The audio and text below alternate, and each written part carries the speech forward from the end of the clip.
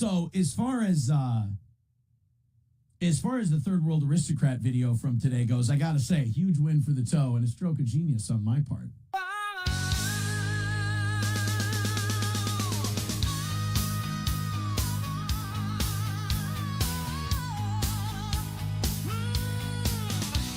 Mr. Radio Voice, he's doing his shows. He's roasting some ass and he's picking his nose.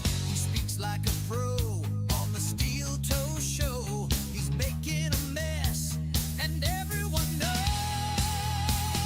Ready or not, he already came. April is a hoe and she's snorting for fame. Another win for the toe. Win for the toe. He spilled the beans. I got to tell you, he's kind of an Ed Till young man cow mix. Gets hurt thrice. Another win for the toe. Win for the toe. He had a felony charge, but he's gonna walk.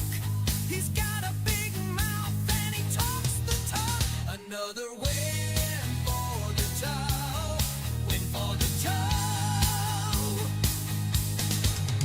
He's always a guest with Alex Stein. He's making a wish. He's taking his time. Another win for the toe. Win for the toe. Oh, hip hop dibbity dop to the wop wop wop wop. Hong dong whittle dangle wang. Oh, he sang dooley mama splatting your hat. Doo to poot cakes. Good morning, everybody, and welcome to the Steel Toe Morning Show. Again, thank you to Monty Graff for coming up with maybe the quintessential Steel Toe theme song. Another win for the toe, and indeed it was last night. We got to catch you morning cats up. Sang dooley mama splatting your hat. I gotta say, huge win for the toe. Doo to poot cakes. We did a 3.5 hour evening show last night, and the reason is very simple. You guys had a big miss yesterday. Steven, Patrick, Tay, Gray, all of them teamed up together, knocked all of it out, got us back to normal, back to perfect for the week, as the evening show is wont to do. So I say, you guys got to pay him back. 320 is going to be the number today. It's a full one, but now I believe that tomorrow is our first day of the Rumble Creator Program.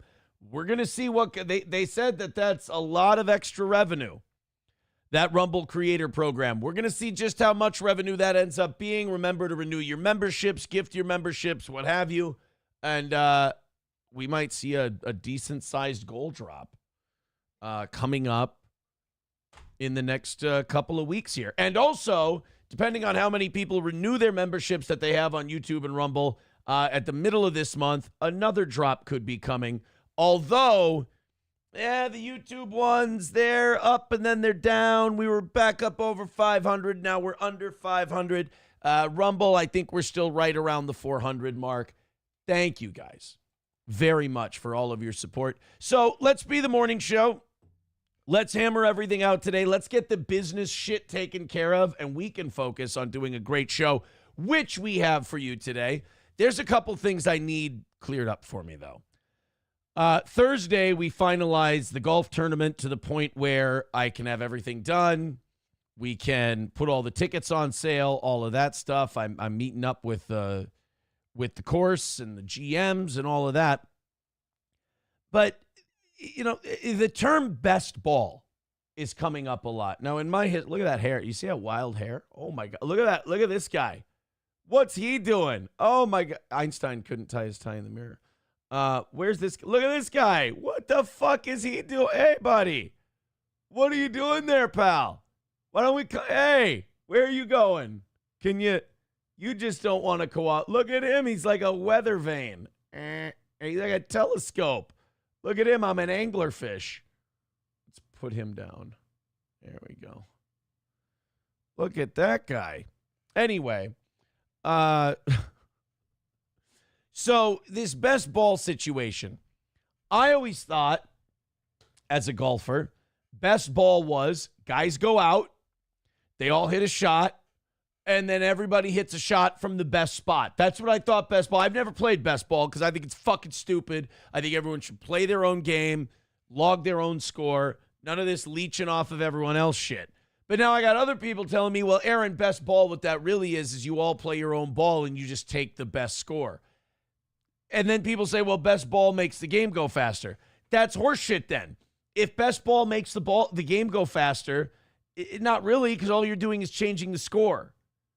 Best ball is you all hit a ball and then you all hit from the best spot. You can't convince me that it's something else. I could be wrong. Papa Shab says, God forbid Aaron runs a comb through the hair. Hey, what about this? I just use this. This works fine. These magic hands right here. I don't know. I think best ball is you hit the, because how else would it speed up the game then? People say, best ball speeds up the, how does it speed up the game if everyone's playing their own ball? Somebody says scramble is where you all hit and then hit from the best shot. Trust me. All right. Scramble's fucking stupid too. Play your own goddamn ball. Hulgamasha Baby says, no, best ball is you hit from the best spot and share score. That's what I thought. You all hit from the best spot. That's best ball. So no, we're not doing that. Golf is golf. I hate there's gambling games you can play within your group when you go golfing, but no best ball. It's horseshit. It ruins the dignity and the sanctity of the game. Bigot on Socialist Media gifting a membership to Packer Backer to start us off this morning. Thank you very much. Packer Backer, don't break that up. Go ahead and gift one yourself. There we go. Packer Backers on the clock, 3:15 away from today. Look at you guys already off on those Rumbles, PayPal, Streamlabs, Venmos, and Super Chats. Papa Shop says we should play Best Baldo. It's a very cumbersome object. I don't think it's going to travel well when struck by a driver. L Train says, who wants to speed up a wonderful day on the links? Precisely. Jailbreak Chat says, this golf tournament going to take 2 weeks with a bunch of non-golfing goons. Well, I would hope if you're in a golf tournament, you'd take it relatively seriously and you wouldn't be a non-golfing goon. MSO says, so it's official, Johnny's dead. Apparently, Johnny didn't do an afternoon show yesterday. If he doesn't do an afternoon show today, I'll shoot the kid a text. But I'm going to tell you this, guys. The last 2 days, I could tell he's been in rough shape. He doesn't want to say it. He hasn't told me anything, but, when you do this long enough and you do a real show, you can kind of tell people's vibe. You can tell how people are doing. Johnny's been struggling. Johnny's been struggling quite a bit the last few days on the show. He's been, I don't want to say he's been in pain, but he's at least been worn down. He's at least been tired. I'm also going to say,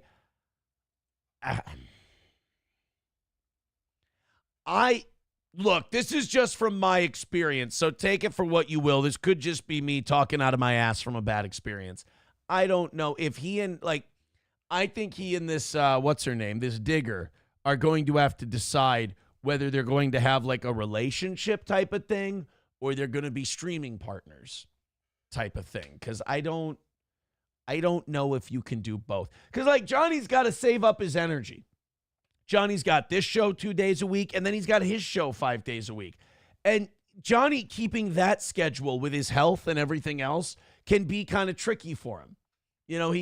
There's days here where he's like, half hour before the show, he's like, I'm not doing well. And I'm like, I've always been very accommodating with that because I want to put on the best product possible for the audience, the paying customers. And so I'll tell him, please, if you're not, I'm that guy, who runs the workplace who doesn't want people coming in sick, because you might get the rest of the office sick. Same way with performance on a show. If you're not feeling well, you may not feel it. You may not see it. but other people can sense it that you're not well, and it's a whole vibe. And I've told him, and because he's always had a lot of pride about this, and I've told him, if you're not feeling well, let me know. I've been doing shows by myself for years. Co-hosts are actually outside of the norm for me, so don't feel bad about calling in. Now I feel bad because yesterday he did the show. He was clearly struggling, and then he didn't do his afternoon show. And I'm like, well, see, now I feel bad. Now I'm the guy who the employee came to work sick, got somebody else sick. Now I feel like shit. But I hope he's okay. I want him to here's the problem. When you don't feel well, you have to rest. There's no ifs, ands, or buts about it. You've got to rest if you're not feeling well. There's no substitution for you. No substitution. Thank you very much, Packer Backer, gifting a membership to Jailbreak Chat. Well, there you go, Jailbreak Chat. You are now on the clock for a Rumble gifted membership. 310 away from today. Hey, everybody, jump on in however you'd like to. Nail it. Drop it in. We're off to a good start today. Let's prove those evening dipshits wrong, that the morning show isn't all a bunch of people who come up big at the beginning and then fade away and suck. Those people are wrong, I believe. Let's go to, oh God, some of these are gross. Guys. I just want Johnny to be healthy. I want him to get his rest and feel better. That's all. Professor Tie-Dye with $1 says, with all of the divots we will have to replace from Aaron, it's probably best Aaron brings up the rear on the golf tournament. I'll let the joke I can make just float there. Go ahead. Los Federales says, I love Digger. She's fun. You know what? I forgot I'm talking to a bunch of autistic people. That's not what I said. There's one thing I miss about the radio days, and your audience is a larger percentage of normal people and not people who like read between the lines and everything and are kind of teenage girlish. Like, but I like Digger. Nobody doesn't like Digger. This is where sometimes I feel like a parent when I go into my own chat. It's like, nope, kids. Son, dad isn't mad. Just relax. But it does make it fun for me. I know some of you get frustrated. You think I'm picking on you. It is fun. It's all in fun. Let's get into shit today, shall we? We've got a busy day. I was telling the evening show audience yesterday, busy day for the toe. We had some the golf stuff we were taking care of.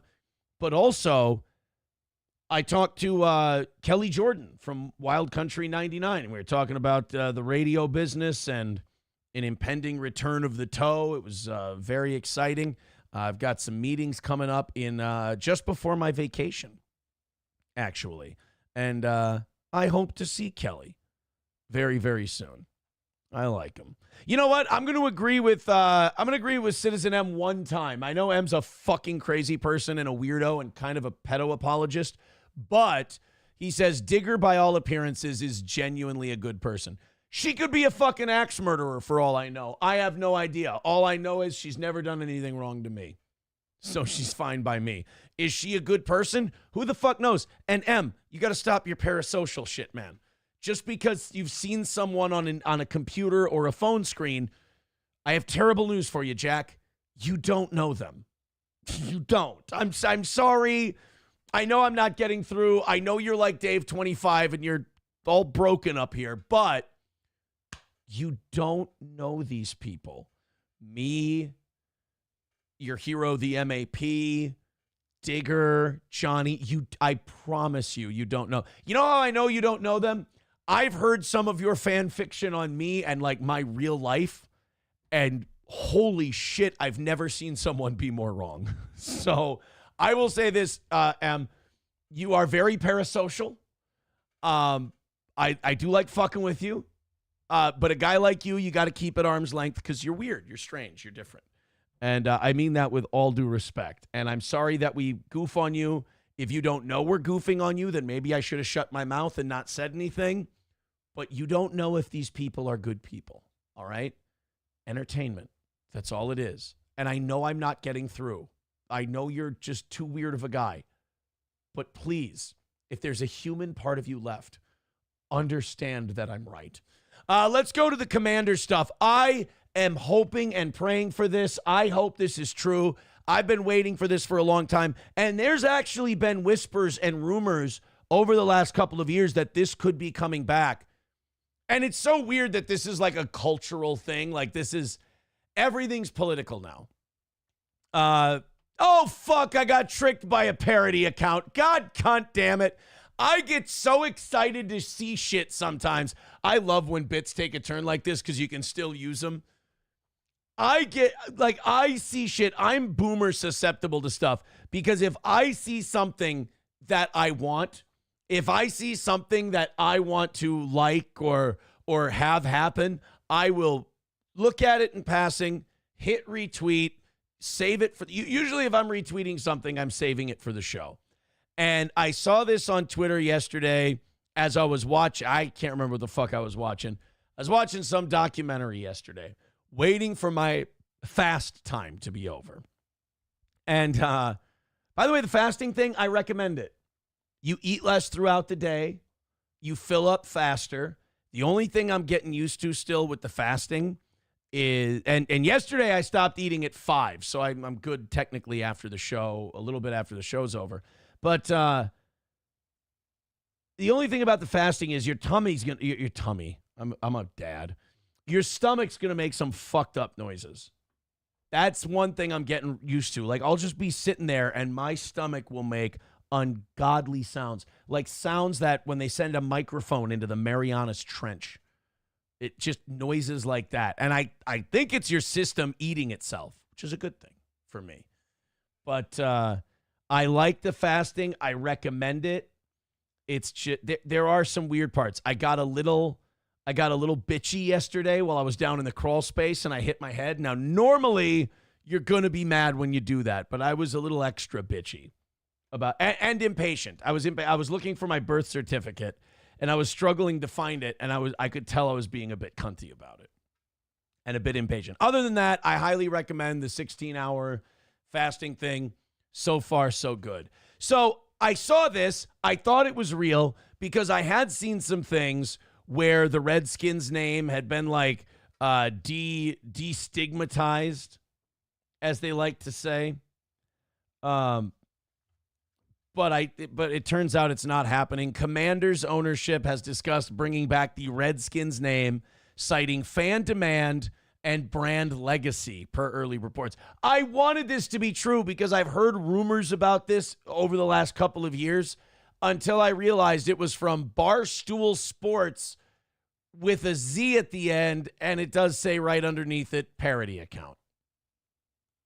Now, I could have saw this. I could have hidden it from you. I could have not let you in on the fact that I clearly fucked this up. I did not do that. I owned it. I got fucking bent over a barrel by a parody account, and I got tricked. And why? Why did I get tricked? This is the important part. Why did I get tricked by this article? I got tricked by this article because I wanted it to be true. I wanted it to be the case. It was I'mRight.com. It was confirmation bias, and I jumped out to, assumptions, and didn't realize that I got boomer taken, as it were. Professor Tie-Dye with $1 says, reading between the lines is fun. Like my wife's cousin who went to high school with you. Like my wife's cousin who went to high school with you has your names crossed out in her yearbook and snail trail written. That's not true. I was never called snail trail in high school. This is all a rumor, Professor Tie-Dye. And a disgusting rumor at that. How dare you? Papa Shab says, is this because you have the brain of a 65-year-old? I mean, kind of. But I want the Redskins to come back. It got, like, something happened with the name Redskins, like, in the last 2 years that did make it possible for it to potentially come back. And as far as the Redskins thing goes, I thought What was it they're playing? Oh, thank you, Scooby Jooby Jew. He says, as the resident Commanders diehard fan, the Redskins name is never coming back, but they are thinking about bringing back the logo. That's what it was, the logo. Because the logo was a tribute to an actual Native American.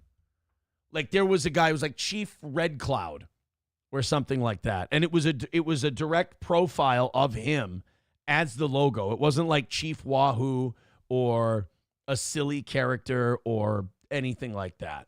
But they want to bring the logo back. I think that would be great. However, Washington Commanders and then that logo wouldn't really make a lot of sense. Maybe the Washington Red Clouds. I'll be honest with you, I liked Washington Football Team. I kind of thought Washington Football Team was badass because nobody else has a name like that. Everybody's got a cat or a bear or a tiger or a lion or something like that. Nobody's got a Washington Football Team. I kind of dig that. It's throwback. But no, the Redskins name is not coming back. The Redskins name is not going to be here ever again. And you know what? We all just need to live with it. We all just need to accept it. Doorman with $5 over on PayPal. Thank you very much. Everybody come with it. He says, have you seen the undrafted rookie lineman the Vikings signed? Tug Buck. Yeah. Oh, have you guys? We haven't talked about Tug Buck on the show. Tug Buck is, I hope he works out. I hope he's like a John Randall. I hope he's an undrafted free agent megastar. I thought it was a bit. I thought the Tug Buck thing was fake. I had to go and I had to research Tug Buck. Wait a minute. Nope, you're not going to fucking get me with this. Tug Buck isn't real. I almost got fucked over on the Tug Buck thing. Yeah, there's no Tug Buck. Wait a minute. The Vikings are... No, this is fake. This is like some Facebook boomer shit. Combine talk with Buck and Tug. There's no Tug Buck. So, here, this is, I knew it. I searched this the other day, and I'm like, this isn't real. And then I found a couple of posts, and I was like, oh, maybe this is not a real guy. Maybe Doorman bought it, or maybe Doorman's trying to fuck with me. But there was this rumor that the Vikings had signed a guy named Tug Buck. And he has a full Kid Rock arm sleeve tattoo. And that the Vikings had signed him. He was an undrafted rookie free agent from Idaho State. And he looks like this. Now, I wanted to believe this is true. That there's a guy named Tug Buck. He wears number 69. He's got a full mullet, handlebar mustache, and a Kid Rock sleeve tattoo. But it's a little too perfect. So no, stop it. Stop making me look like a stupid asshole. First the Redskins thing, then Tug Buck. None of this is happening. Father Justin Queso says, I've only seen Tug Buck posts on Instagram and Facebook.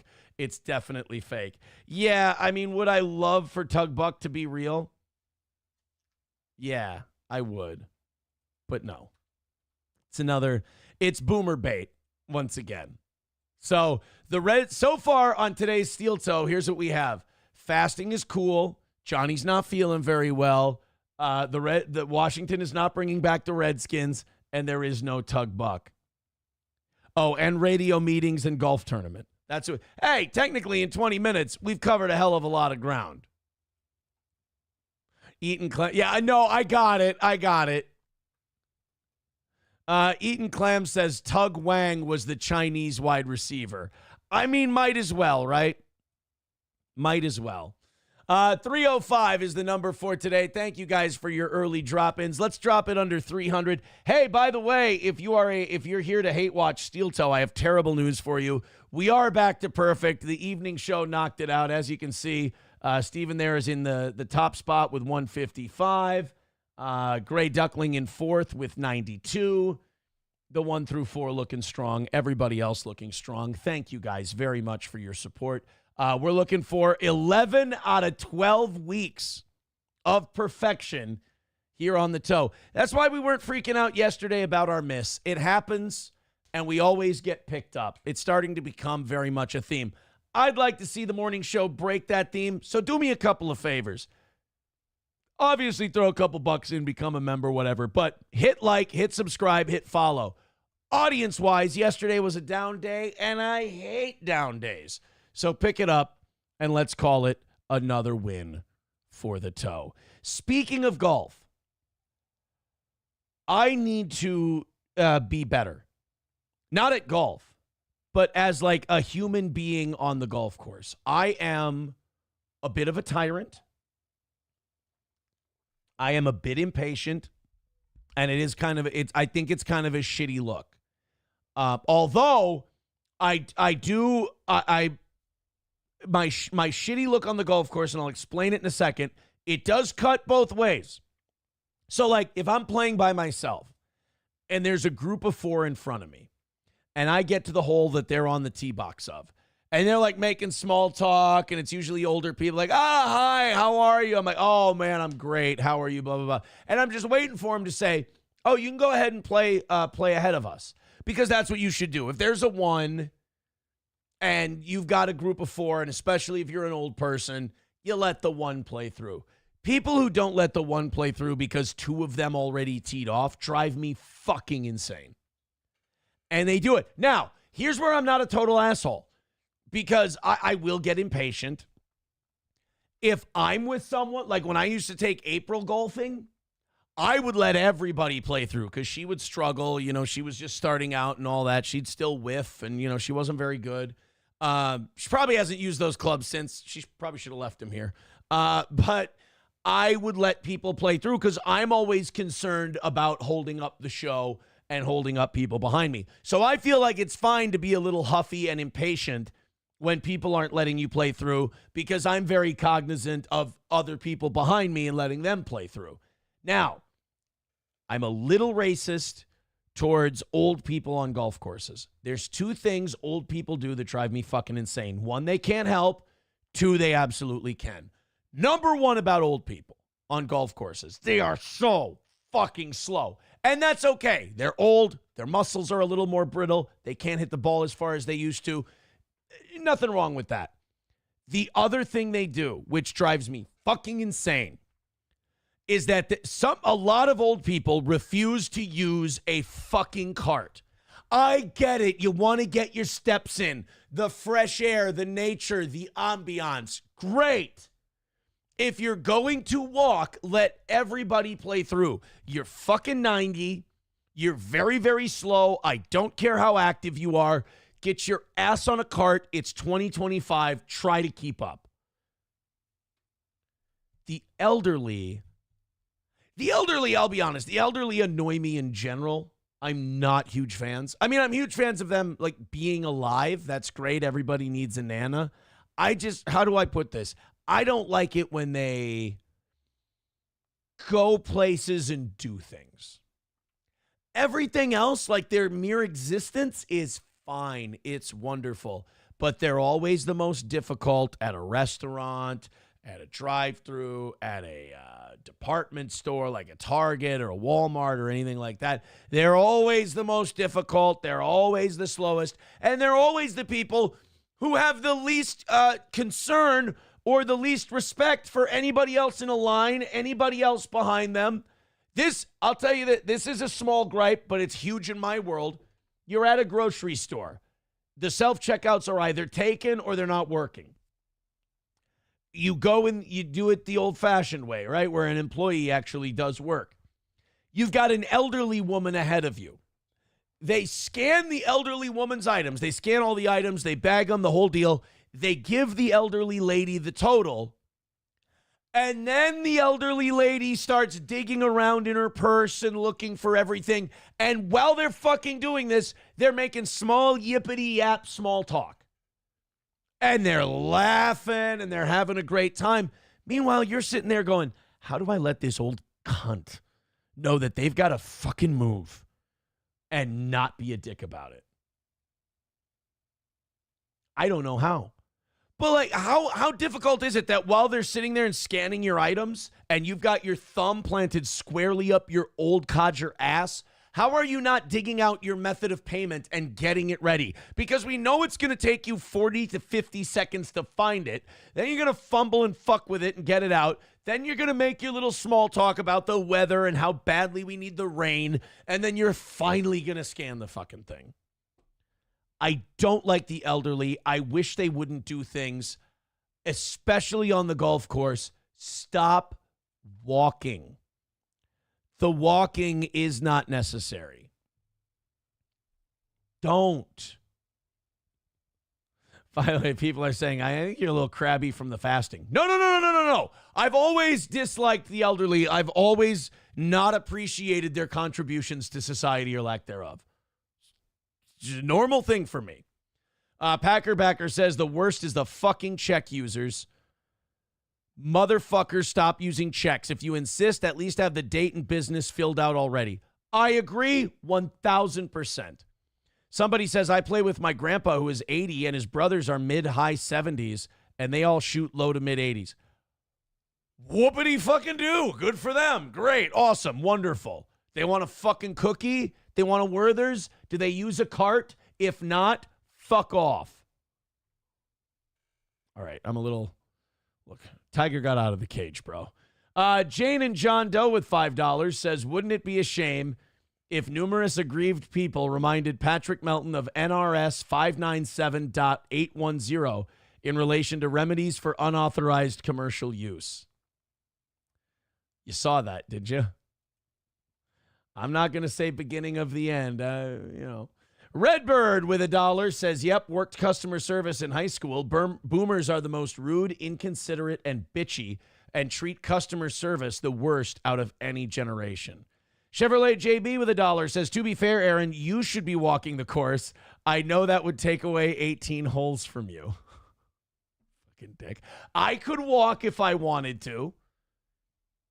It is just nice having a cart and drinking beer. Buffalo Jockey with $2 says, of course, Aaron is anti-walking. All right, we're being unfair. Thank you very much for the contributions, though. I do appreciate it. And even $300 at 6:30. Look at that. Let's get retarded in here. Let's get fucking goofy and let's go on a $100 run in the next 30 minutes. That's what I say. And then we'll yell at old people some more. Streamlabs, PayPal, Venmo, Super Chats, and Rumble Rants. We're ahead of the game so far this morning, but I think we can do better. Streamlabs, PayPal, Venmo, Super Chats, and Rumble Rants. And just as I say that, Brixton with $1 over on PayPal. Thank you very much, Brixton. I appreciate that. What a fucking guy. What a guy. All right, let's go to this 99-year-old golf story. This is where all of this came from, by the way, this rage, this anger, this hostility. A 99-year-old, this next story is about a 99-year-old golfer in Fort Myers, Florida. And God bless her, she's still playing the game. I have not watched this story yet. If this bitch isn't in a fucking cart, I'm not going to be so nice. And if she sucks, I'm not going to be nice either. If you're going to be 99 years old in golf, you should be okay. You shouldn't be like the old couple in Caddyshack. If you're 99 and you can still hit a green on a par 3, I'm impressed. Stay on the course. You're doing wonderful. But get your ass in a cart. And I know what you're saying. She's a woman and she's elderly. Aaron, you're putting us all in danger. Look, man, I just want to keep the course moving. That's all. Let's see how she does. If she sucks and she's holding up the course and she's hitting everything in the sand and the water, I'm going to be mad. If she's better than me, I'm going to be mad. So there's a very small window where she can be passable on the course but not make me feel insecure. And she'd better be using a cart. Let's take a look. She got 2 new clubs. And she just went out this past month. She practiced first and then went out and played 3 holes. Can you imagine? 3 holes? All right. Oh, wait a minute. I thought this was supposed to be some kind of like impressive feel-good story about an elderly person who still golfs regularly. She went out and played 3 holes? Dude, time to retire. 3 holes? Wow, let me get your walker. You must be exhausted. Oh, but Aaron, she's 99. Don't call yourself a golfer and play 3 holes. First of all, you're 99. You have nowhere to go. You have 1 appointment left. If you're 99 years old, you ain't going to miss anything. Push yourself to play 9 holes. What's the worst that can happen? You die? It's literally the only thing you have left to do. I mean, that's just unbelievable. Yeah, unbelievable is right. At almost 100 years old, one Gulf Coast woman is leaving a lasting impression on the golf course. I love Her age is better than my score in some of my 18-hole rounds. She's 100 years old, and her age could beat my score some days. this story. So By the way, I'm breaking 90 this year. I hit a 9-hole 41. I re-hit one shot. Everybody gets a mulligan. Everybody gets a mulligan. One shot. That's it. I topped one, and it went in the sand, and I'm like, I want that back. 41 on a 9-hole. I'm breaking 90 this year. in tonight's cover story, ABC 7's Bailey Smith is introducing us to Gladys Hayes, who can do it all at the age of... No, she can't. She can't do it all. Can she golf 9 holes? She did 3. 99. Few people can All right, not bad. You know what? That's not bad. If she, you know what, honestly, she hits that drive and then she hops her ass in a cart, I'm fine with her. like this.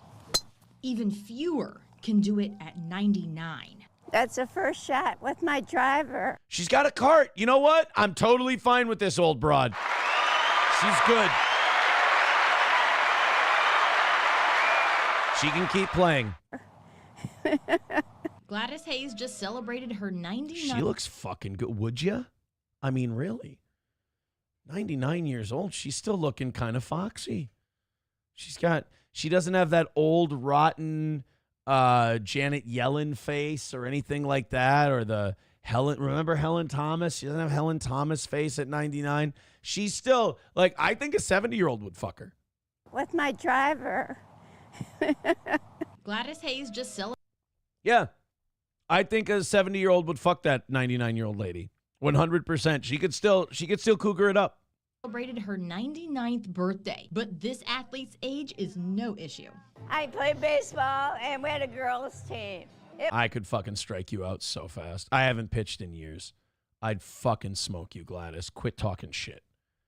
You're gonna speak that shit into existence. You're gonna walk your little baby nuts around the block. You won't get to the corner. But if you're cool, then I respect your athletic acumen. But don't you come in here stepping up talking that shit about baseball.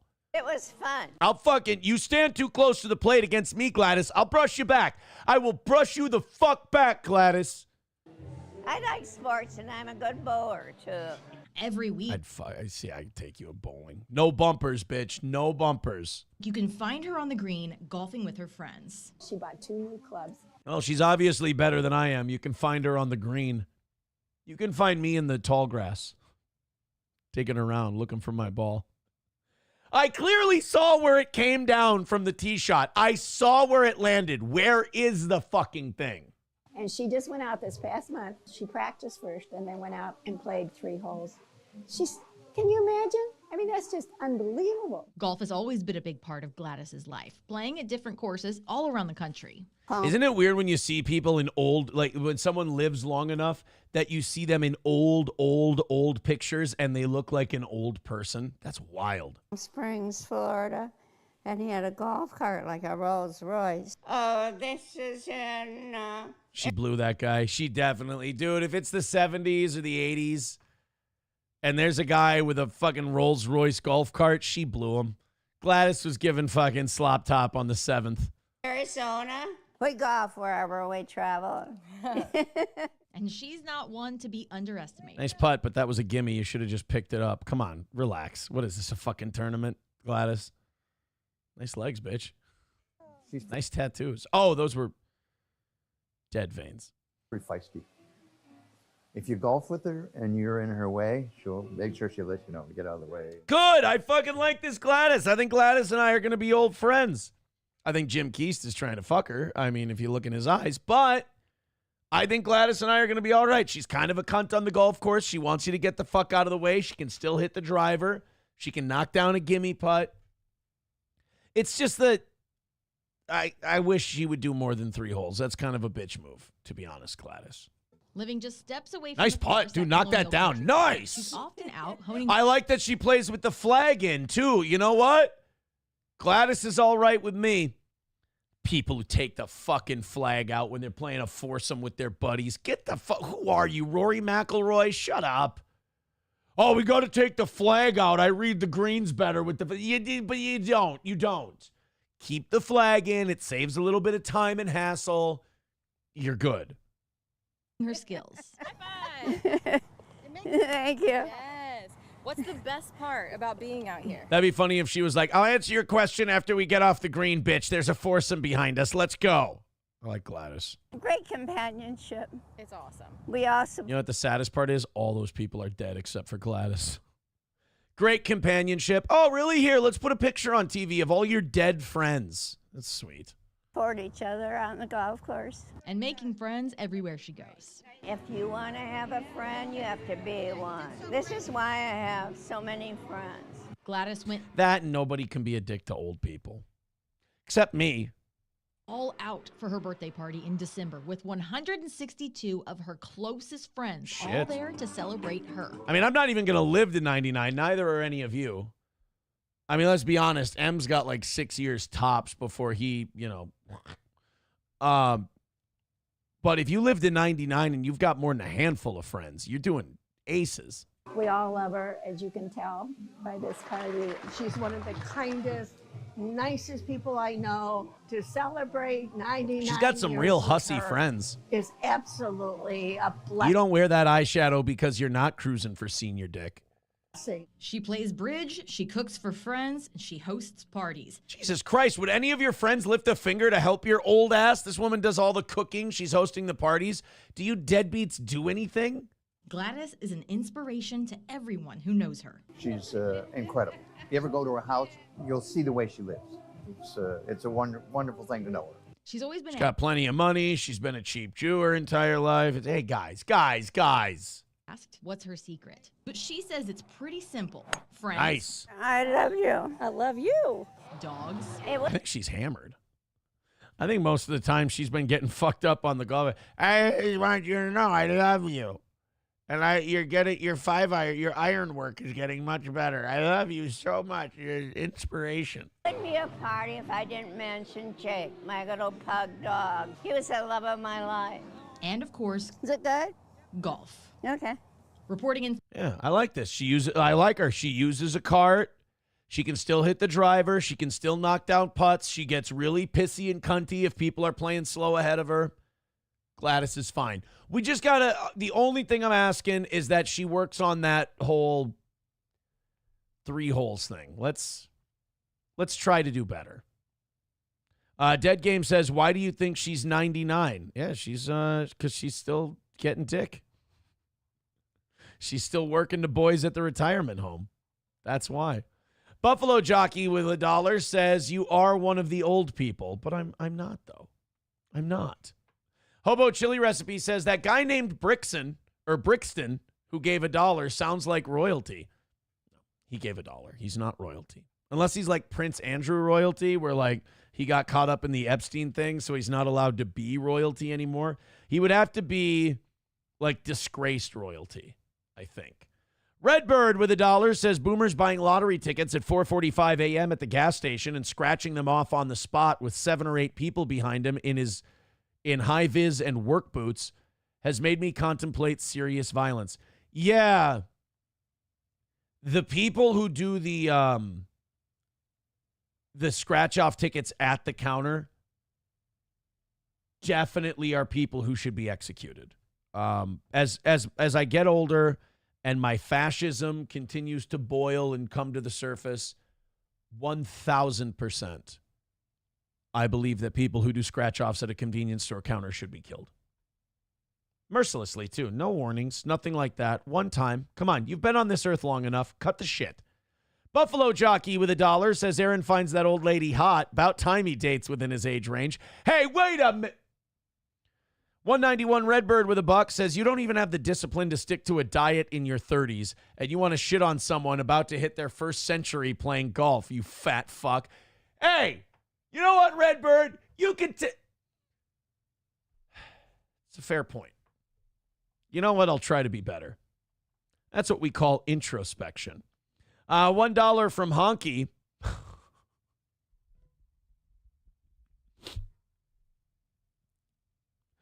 Honky with $1 says, for 4 months in Spicer, Aaron was also doing 3 holes regularly. One of them against my will. He just kept begging for it. It was like a prison thing. Power Windows with $5 says, funny bit and commentary on that segment. Well, isn't that the sweetest goddamn thing I've ever seen? The fans showing their appreciation via just throwing money and saying great segment instead of insulting me and my body type or my diet or anything like that. Now, don't get me wrong. I know when you guys do that sort of thing, it's a compliment. You're saying great job, but it hurts you to give out compliments and you can't say nice things to people. So I understand. But I'm just saying sometimes it's good to feel human once in a while and have people just tell you you're doing a good job. You know, my love language is words of affirmation. Thank you, Power Windows. Appreciate it. Hey, kids, you're 290 away from today.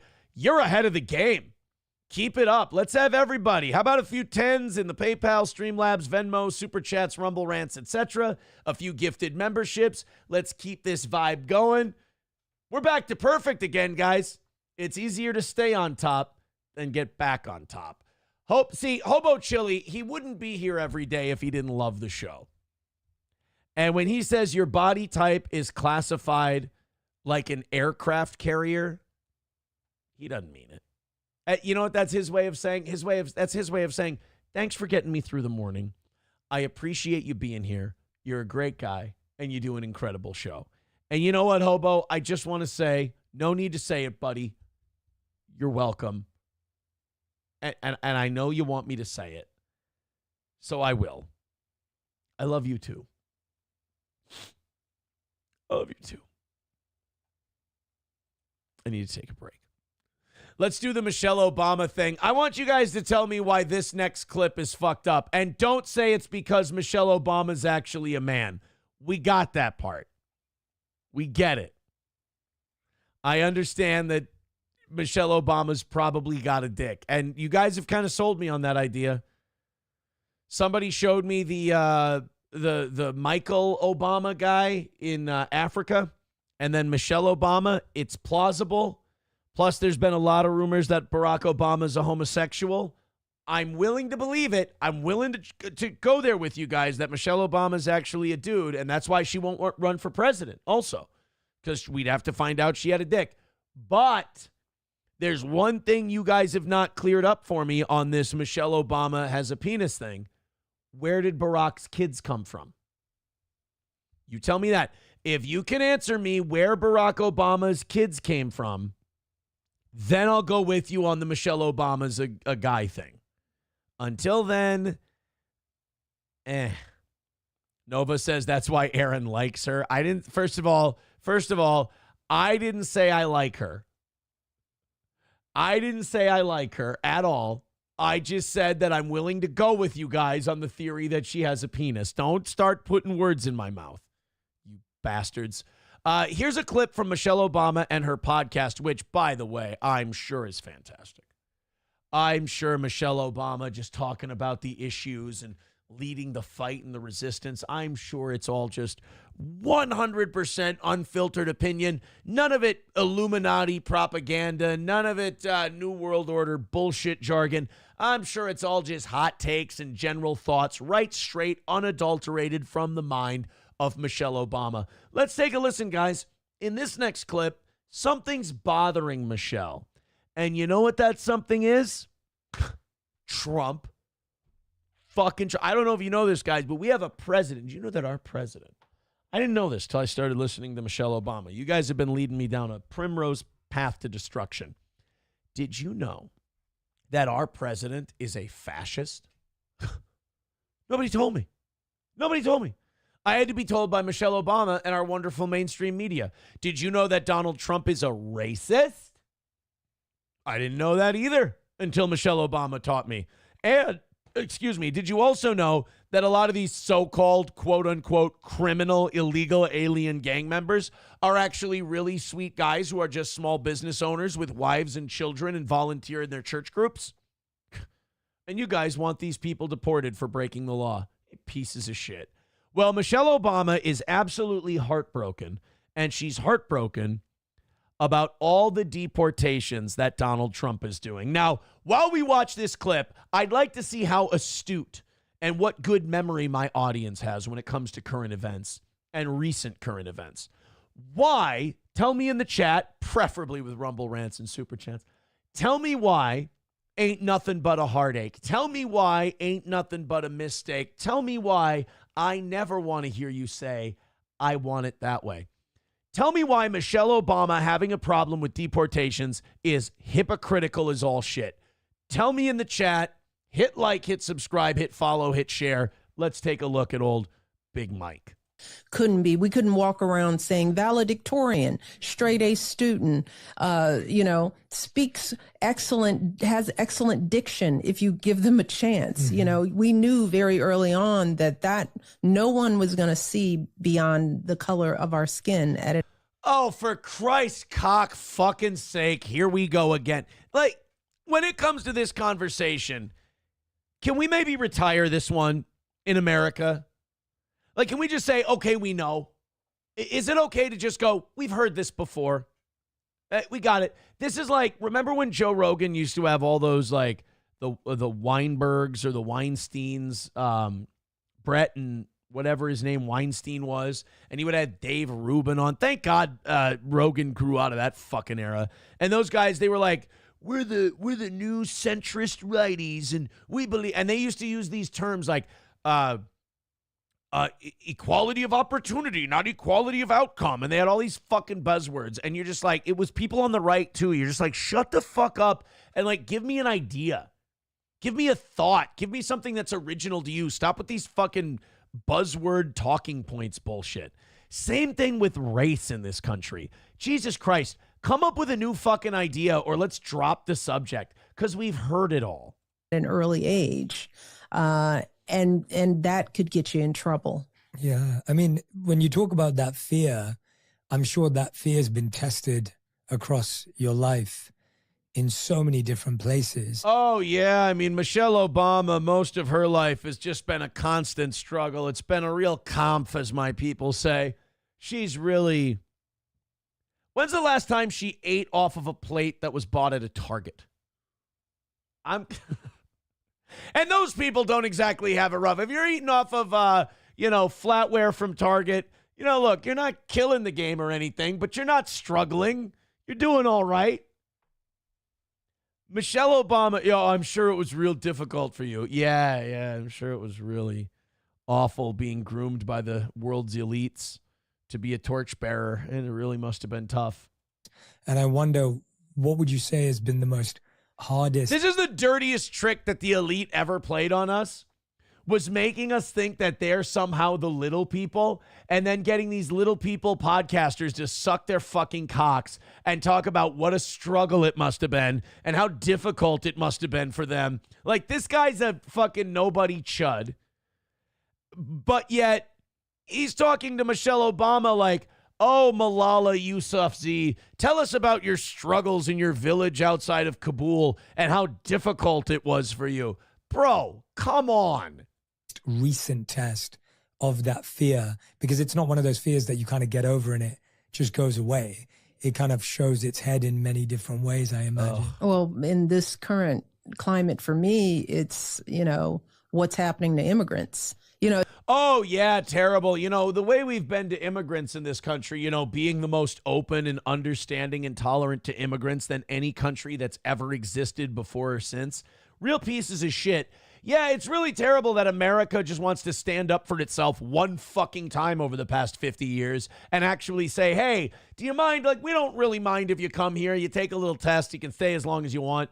Do you mind doing it the right way so we can keep tabs and numbers and know who's here and know if they're criminals and shit like that? Do you mind if we do that? Wow, that's really white supremacist and racist of you. I mean, this bullshit. This is why you can't give the progressive agenda an inch. is because once they've moved that Overton window, any chance to try and move it back a little bit is now unconscionable, unthinkable, racist as all hell. So it's not the fear for myself anymore. I drive around in a 4-car motorcade with a police escort. Thank I'm you. Michelle Obama. I do still work. That's weird. Usually people don't have to say that unless they've cut their penis off and become a woman recently. Worry about my daughters in the world, even though they are somewhat recognizable. So my fears are for what I know is happening out there in streets all over the city. Wait a minute. You're saying that your black daughters born and raised in the USA, you're worried about them because of what we're doing to criminal gang member illegal aliens? Motherfucker, we're not even deporting illegals yet. And I don't know if we ever will. Like, I'm going to tell you guys, I think Trump administration 2.0 might be softer than Trump administration 1.0. I had a lot of hope early on, but I still think it's going to be better than Biden, but I don't think it's going to be as good as I thought it was going to be. Because this country can't even. This country can't even handle it when Donald Trump wants to deport people who are, I mean, such a no-brainer to deport, and people are still, Cory Booker's on the steps singing with some gay Jewish rabbi of, oh, we shall overcome, and blah, blah, blah, blah, blah. And now we've got Michelle Obama saying, oh, yeah, you know all these pieces of shit gangbanger fucking human traffickers we're deporting? I feel so terrible for them and their families. And what's this bullshit about breaking up families? Nobody's breaking up families. They can fucking go with you. The only reason it would be breaking up a family is if you decided to stay behind while your loved one got deported, in which case you must not give a shit about them too much. Again, just the wild, the craziness of we're only deporting like 100,000 criminal aliens. And people like Michelle Obama are like, oh my God, the tyranny that's going on in this country. Wait until, what if Trump gets to the point where he's like, all right, if you're here illegally, that's enough to deport you. Let's round them up and kick them the fuck out of here. Wait until they start doing that. Your goddamn head's going to explode. If I believed you were being sincere, which I don't. This is all performative. This is all to push an agenda. None of this has anything. You think Michelle Obama, living her life of pig shit luxury, really gives a shit about illegal immigrants? She does not care. For all we know, Donald Trump isn't even rounding up immigrants anymore. And if that were the case, she'd still sit here and cry crocodile tears and pretend he was. And if he started rounding up every illegal just for being here with an outdated visa, which is still illegal, Michelle Obama's life would not change one bit. She wouldn't even notice it. And now that we have leadership that is sort of indiscriminately determining who belongs and who doesn't. Indiscriminately, my white ass. Indiscriminately, the rules are pretty clear. Are you here illegally? Fucking Trump's going to let you stay. Are you here illegally and you've got a criminal record? Would you kindly get the fuck out of our country, please? We let you break the law to get here, and then you hurt people once we let you in here. All because Joe Biden wanted a few more Democratic votes. Do you think those MS-13 guys make it to the polls? Do they do? I don't know. And we know that those decisions aren't being made with courts and with due process, and, that it's being made like this cop that pulled my brother over when he was 12. You don't look like somebody that belongs. I can. Here we go. Isn't it magical? She can tie it all right back to racism against black people. Isn't that amazing? I tell you, this victimhood culture that we've built is, I don't even have to point out that it's not good for us, but it's really not good for us. And there you go. Bingo, bango, bongo. FTW Nil on YouTube nails it with $5. He says between Bill and Obama, they deported more than 5 million illegals alone. Correct and incorrect. Barack Obama himself, the deporter-in-chief, deported 5 million illegals. You know how many Trump's deported? 100,000. 100,000 in his first quarter as president. How many quarters is he going to have? 12? That's a little over 1 million people he's on pace to deport. So I don't want to hear from a fucking Obama about how evil and terrible. Remember in Trump's first term where oh my God, they're keeping the babies in cages and separating them from their parents. You know who started that shit? Barack Hussein Obama. That's who started that shit. So please, again, none of this is thoughtful. None of this is genuine. This is all Illuminati horse shit. This is all just pulling at your heartstrings so you'll go away from him and go back towards her. Determined just by looking at you that you're a good person or you're not a good person. That's not what we're judging it on. You could be a fiesta, a great time, a party, but you're here illegally and you fucked people over. You gots to go. I'm not judging you as a person. That's between you and God. You guys can sort that out, but you don't have to go home. You just can't stay here. And knowing that there's so much bias and so much racism and so much ignorance that fuels those kind of choices. Right. I mean, us deciding to have borders. Again, guys, I'm sorry. If you think she's this harmless, innocent person with all these feelings, you're being snowed. You're being played. This is manipulative. This is a manipulative tactic by the globalists, by the New World Order. I'm turning into fucking Alex Jones here. But it's true. This is a tactic by the globalists to pull at your heartstrings so you go away from Trump. They move the Overton window so we can discuss fewer and fewer things honestly. And the only conversation that you're allowed to have is the conversation they want to have, and then they act like that's free speech. They want to get rid of Pepsi, make it only Coca-Cola, and act like you have choices in the grocery aisle because Sprite exists. That's what these people want. So when Michelle Obama goes, oh, well, it's about judging who's a good person and who's not. No, it's about having borders. But they want to make the discussion of whether or not we're allowed to have borders racist. They want to make that a bigotry, so now we can't talk about having borders anymore. Now we're a step closer to one common currency. Now we're a step closer to one world government. Now we're a step closer to, shut off chips in your debit cards so that if your Facebook account puts something out there that's a little too spicy, well, you're not going to buy food today. And I'm not saying that that's going to happen tomorrow, but if you keep letting these demons run amok and play at your sympathies and pull at your heartstrings, that's where they're going to try and take it. You see that guy Canada elected? That guy's trying to, all the bankers, all the people who have bank accounts, we should all be acting as one and we should all be doing this and that. How about Canada doesn't get a fucking say in what anybody does? That'll be the day.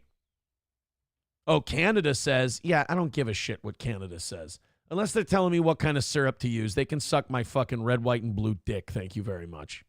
I worry for people of color all over this country. And I don't know that we will have the advocates to protect everybody. And that frightens me. Then you know what? Then you're not qualified to be part of the greater public conversation. I'm sorry.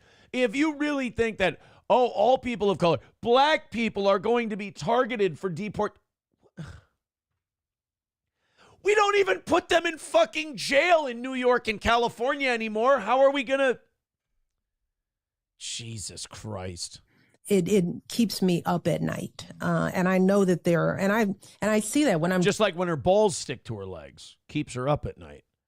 I don't want to hear it from the wife of the president who deported 5 million illegals, that now all of a sudden deporting illegals is this evil, awful, terrible thing. And oh my God, we just can't do it. It's so dreadful. It's so terrible. It's so awful.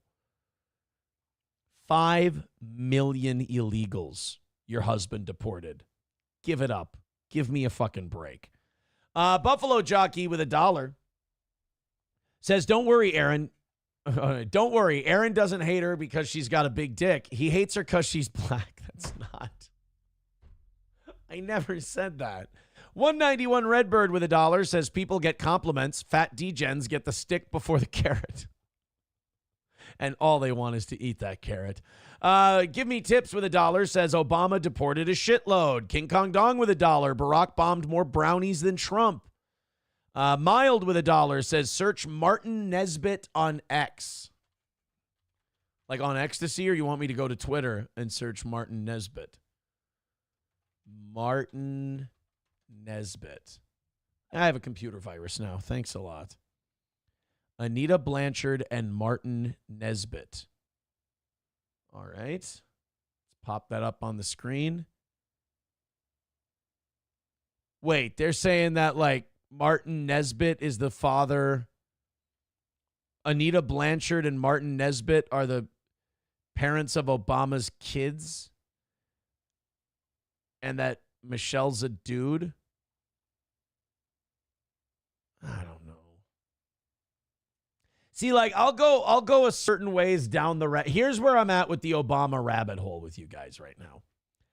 I believe he's probably gay or at least bi. She's a dude. That's a lot of wool to pull over our eyes. I've got to be honest with you. Like that's a pretty heavy one to take. Redbird with another $1 says, if you look at the numbers, Obama went hard after the Cubans who hate communism and any other conservative groups that claim asylum. Same with Biden. Anyone from Cuba got a ride back within 48 hours. That, you know what? That actually checks out. That actually checks out the Cuba thing. They did want to get rid of the Cuban immigrants because the Cuban immigrants, they were very much anti-communist and kind of pro-Republican. Julius Presley with $2 says, Big Mike trying to come out of the Obama shadow. He ain't lying. He ain't lying. Hey, guys, you are on the right track for today. Thank you very much. Our goal is 285. Keep it going. Hey, man, if these ones and twos keep up the way they're going, we're looking aces today. We really are. Keep it up. Let's get to 200 by 8 o'clock. We're off to a great start. I got another thank you to throw out here. Hold on a minute. I just got to get to the damn thing. I saw the notification, but it's taken me a minute to get there.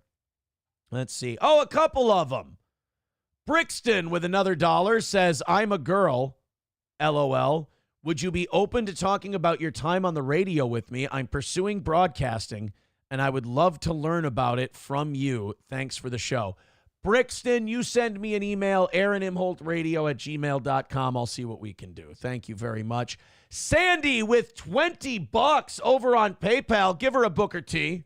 We want the gold, sucker. Hulk Hogan, we coming for you, nigga. Thank you very much, Sandy. Holy shit. Great start today, guys. 265 away from today. You're way ahead of the game. Stay ahead of the game, and let's fire this bad boy up. Thank you very much. Keep it going. Buffalo Jockey with $1 says brownies were lucky to just get deported by Obama. They could have been one of the millions of brownies that got drone bombed by him. That's true. Obama was kind of a savage in that sense, dude. A lot of people treat Obama like he was some kind of softy on foreign policy. Obama fucking savaged people over in the middle. He was murdering American citizens without charges. He was hardcore. 191 Redbird with $1 says Big Mike is a bigger psyop than COVID. I mean, it's weird to me because on one hand, it's like very clear they're trying to make her a thing, but then when it comes time to run for president the last couple of times, she balks at it. And it's like, all right, so what do you guys like? What's the play here? What's the plan? I don't get it. MSO says no pictures exist of a pregnant Michelle Obama. That's true. I've looked that up, too. I can't find it. Somebody texting in saying, Aaron says, well, then who were the kids' parents? Gets an answer, well, I'm still not going to consider it. It's not that I'm not considering it, and thank you for sending that in. It's not that I'm not considering it. It's that I'm not just going to see one thing and go, all right, I'm convinced. You got to admit, in the last 5 years or so, I've come a lot further on the Michelle Obama might be a dude thing. 191 Redbird with $1 says they had a third of the country wanting concentration camps and jabs at gunpoint during COVID, and you think Big Mike is beyond their ability? You know what? Fair. That's a fair take. He's got a good point there. We thought that they couldn't lock us in our houses. We thought that, before COVID happened, I don't think any of us would have said that in the United States of America, they could pull off a thing like COVID. And they did. Nova with a good point. Nova says the guy who thought the Redskins were coming back. Fair enough.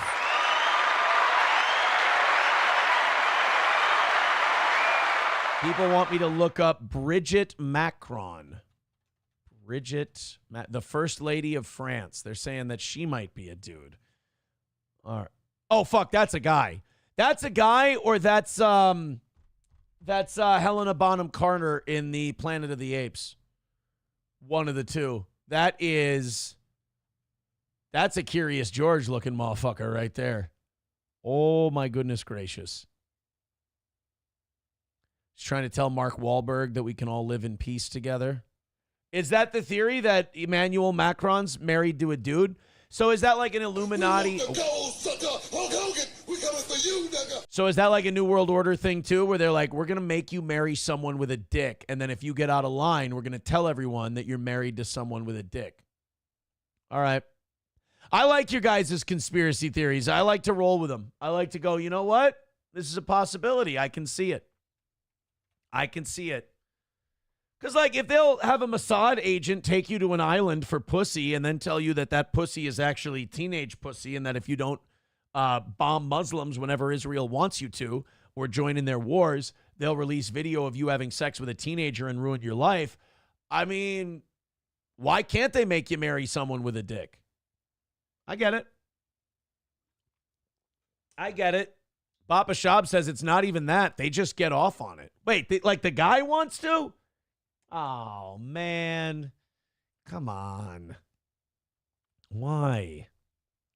It's actually getting to a point in the world where those theories are actually more feasible than the reality at this point. Thank you guys very much for your contributions. You are the best. We are 265 away from today. I mean, I love this part. You're ahead. Stay ahead. You're doing great with the contributions. If you feel like throwing a little something our way, Streamlabs, PayPal, Venmo, Super Chats, Rumble Rants, gifted memberships, gifted subscriptions over on Rumble. Keep them coming, gang. I love you. You're doing great. We've got a perfect week going still. Energy. Oh.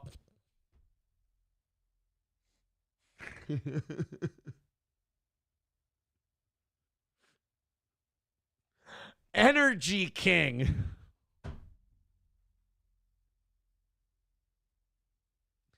I don't want to. Don't ask me about Energy King. I don't want to go to jail. Energy King with $2 says, did you ever see the room under the Rekida's staircase? I mean, technically, there's a room under the staircase, like geographically, if you went around where the stairs are, and you could, but it's like a toy room, like kids' toys. It's like a kids' toys room. It's not like they've got Lego shit on some shelves and like little, play school kitchenettes and shit. It's not like, there's nothing crazy. There's a lot of like lore, and there's a lot of like crazy stories out there. Like, kids, they probably have this. You got to remember, he's a dork. He's a dork who discovered Coke at 40 and basically play acted a life that he thought you're supposed to have when you start doing Coke. So it's not this crazy fascinating thing. I mean, I know I'm sure that the giant dresser with chests and drawers that are just full of like dildos and butt plugs and shit that I don't know if they're for him. I have no idea. Probably doesn't want that coming out because that's probably remarkably embarrassing. But no, there's no like crazy, under the staircase, there's this thing. And no. All right, guys, I found the guy I was thinking of yesterday. I forgot his name, though. It's like Shri Thanedar. This is the guy that I was talking about yesterday. He is, I don't know how this became I don't know how this guy became a thing. He looks like, people are calling him Indian Jimmy Fallon, but he's a representative from Michigan. His name's Shri Thanedar. He's a fucking weirdo. He talks goofy. He looks goofy. He's like the Indian retarded policeman. He's got a fucking honker on him for days. And he's dead staring. He hates Trump. He's pushing articles of impeachment. And really, I need this guy to stop looking at me. That's really all I need. I wanted to play a little clip of this dude because it's going around. People are fascinated. You know, anytime in politics there's a guy who just seemingly comes out of nowhere, he's been groomed by the establishment to like be one of their fall guys. You know, like an AOC or a Jasmine Crockett, you know, people like that. Let's watch a little Shri Thanedar and see who the left's newest wunderkind. See what he's all about. This is Congressman Shri. Ah! Don't talk to me in that voice. It's creepy. It's like Mrs. Doubtfire went to Mumbai. Shri Thanedar. Donald Trump has already done real damage to our democracy, but defying a unanimous 9-0 Supreme Court ruling, that has to be the final straw. It's great. Speaking of the final straw, they need to be refilled over by the fountain drinks, if you could take care of that for me. And also, not to be a dick, why are your roller grill items 20 cents more expensive than the gas station across the street? Answer me that, swindler. Time we impeached Donald J. Trump.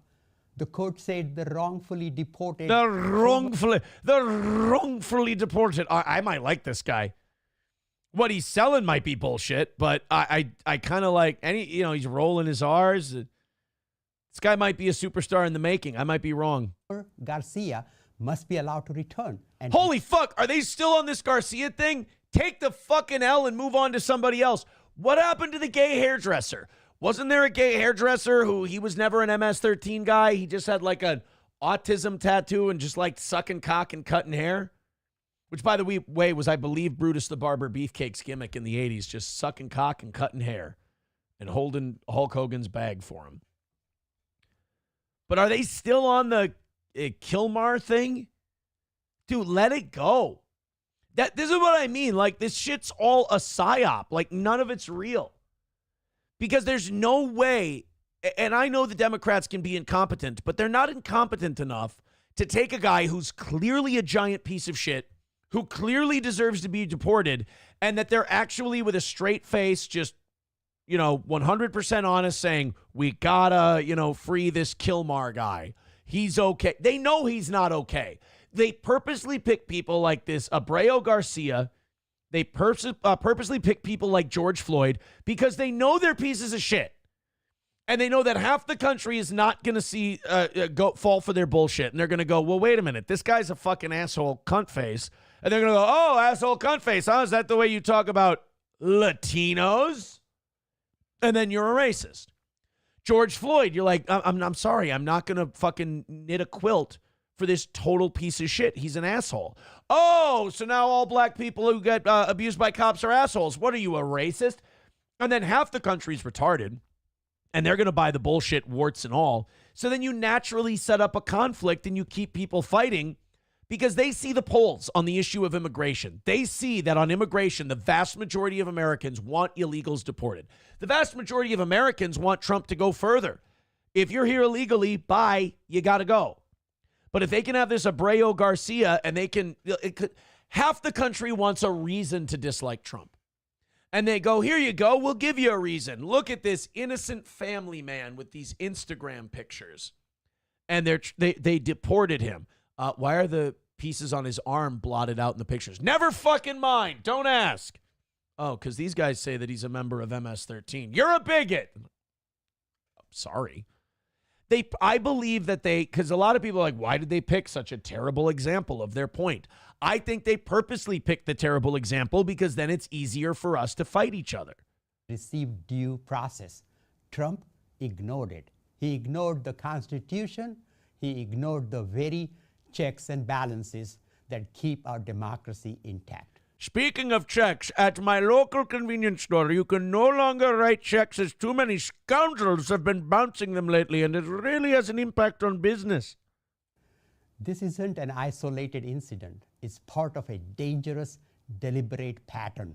That is why we have installed security surveillance cameras at the border, and everyone caught stealing Faygo soda will be prosecuted to the maximum extent of the law. That's why today I introduced a resolution to impeach Donald J. Trump. Oh my God, really? That's crazy. I bet you that's totally going to work. By the way, in order to be impeached, you have to have committed felonies. Outlining 7 articles of impeachment. 7? That sounds like a lot. Article 1. Obstruction of justice. Obstruction? I'm awestruck by this speech. Abuse of executive power. Oh, asshole. From denying due process to unlawful deportations. Oh, Trump can't believe it. defied court orders. Oh, that piece of shit. Article 2. Oh, that was still Taking 1? away I thought that was like Congress's 4. power of the purse. Power Trump of the purse. dismantled agencies and froze funds. Yeah! All right, go Donnie! I'm with you, buddy. That's Oh, wait, he's saying that's a bad thing? Oops. Sorry. I didn't know. I thought you meant like he's dismantling government and freezing payments to departments. I thought you were listing off his positives. You want to impeach him for that? Oh, I want to smooch him for it. Without permission from Congress. Article 3. Yeah. Abuse of trade powers. Well, I can't believe and he would do that. international aggression. He imposed damaging tariffs and threatened military invasions of our allies. Oh, yeah, that's terrible. You know, the United States of America threatening invasion of countries that don't agree with it is something we should never be doing all the time, every time someone becomes president. We should only attack and invade countries that really wealthy, shady shadow organizations that have no elected oversight tell us to invade.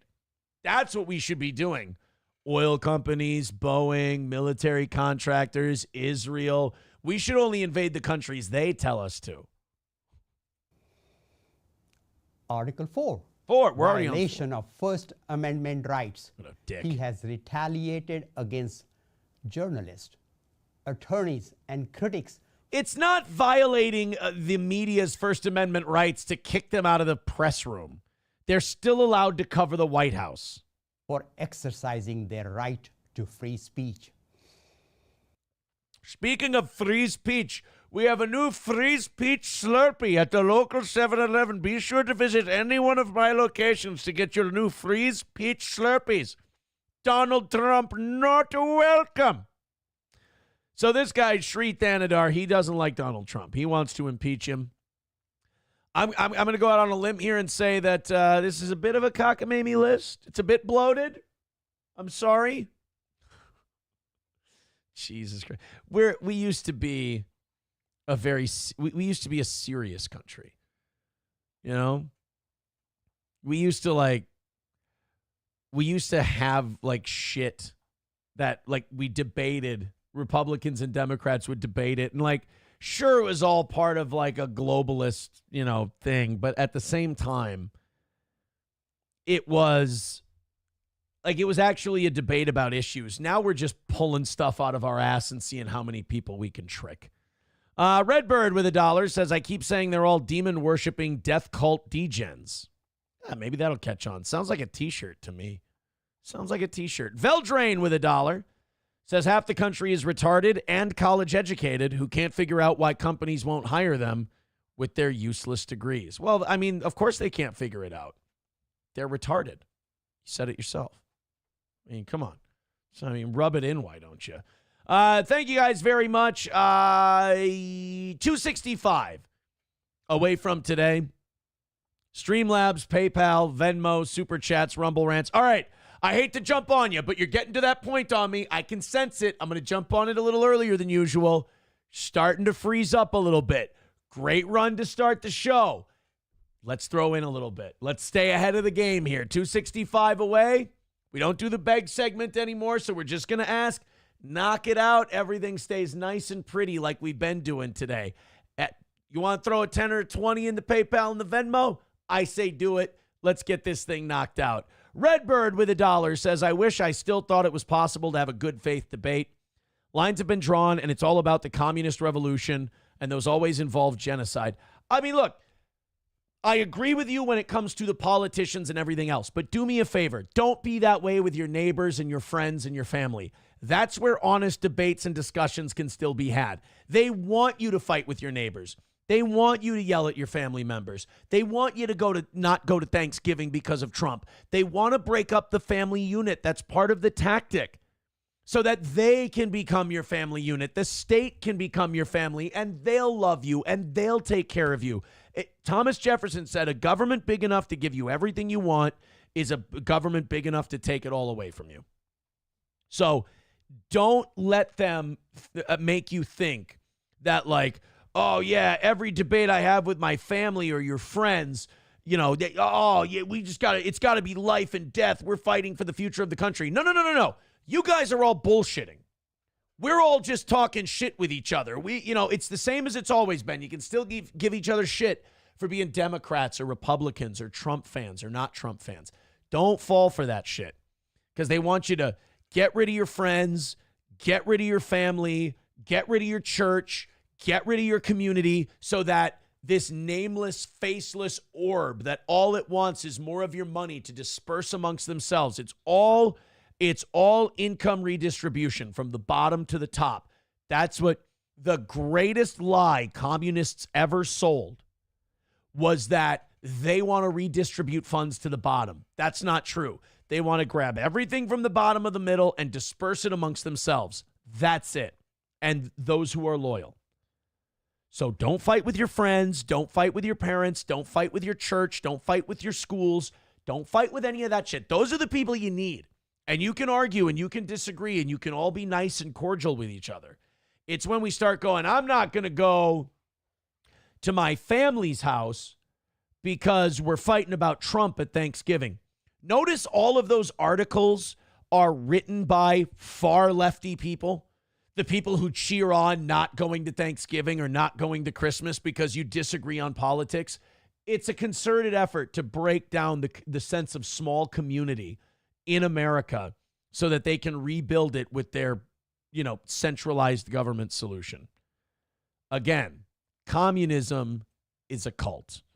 Ramp Tramp says, hooray for Bollywood. No, I'm sorry, guys. That was not a Bollywood director. That's Congressman Shri Thanedar from Michigan. I'm sorry. I didn't mean to confuse you.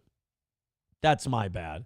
Let's go ahead. We've got another Terrence Howard clip. And I got to tell you guys, I love our boy Terrence Howard. I think he's the absolute greatest.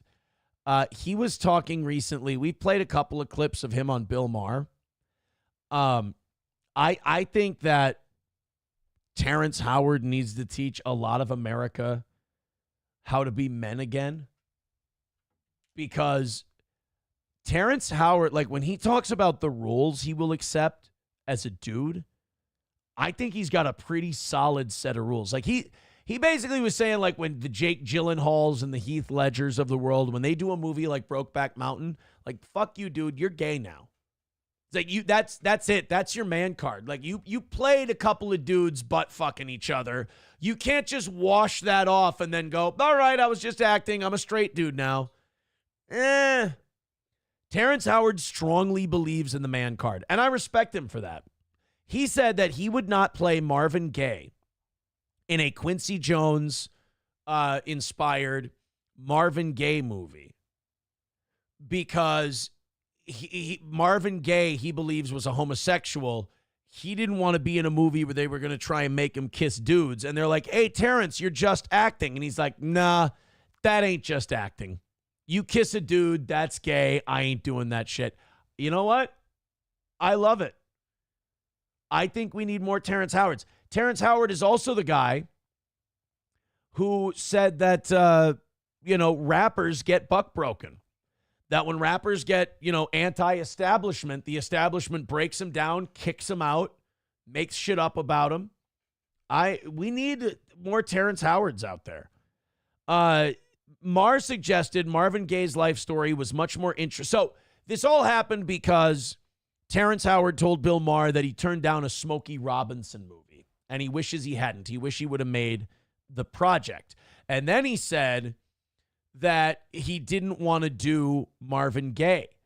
Bill Maher told Terrence Howard that Marvin Gaye's life story was much more interesting than Smokey's, and Howard let him know why the proposed biopic with Marvin Gaye fell through.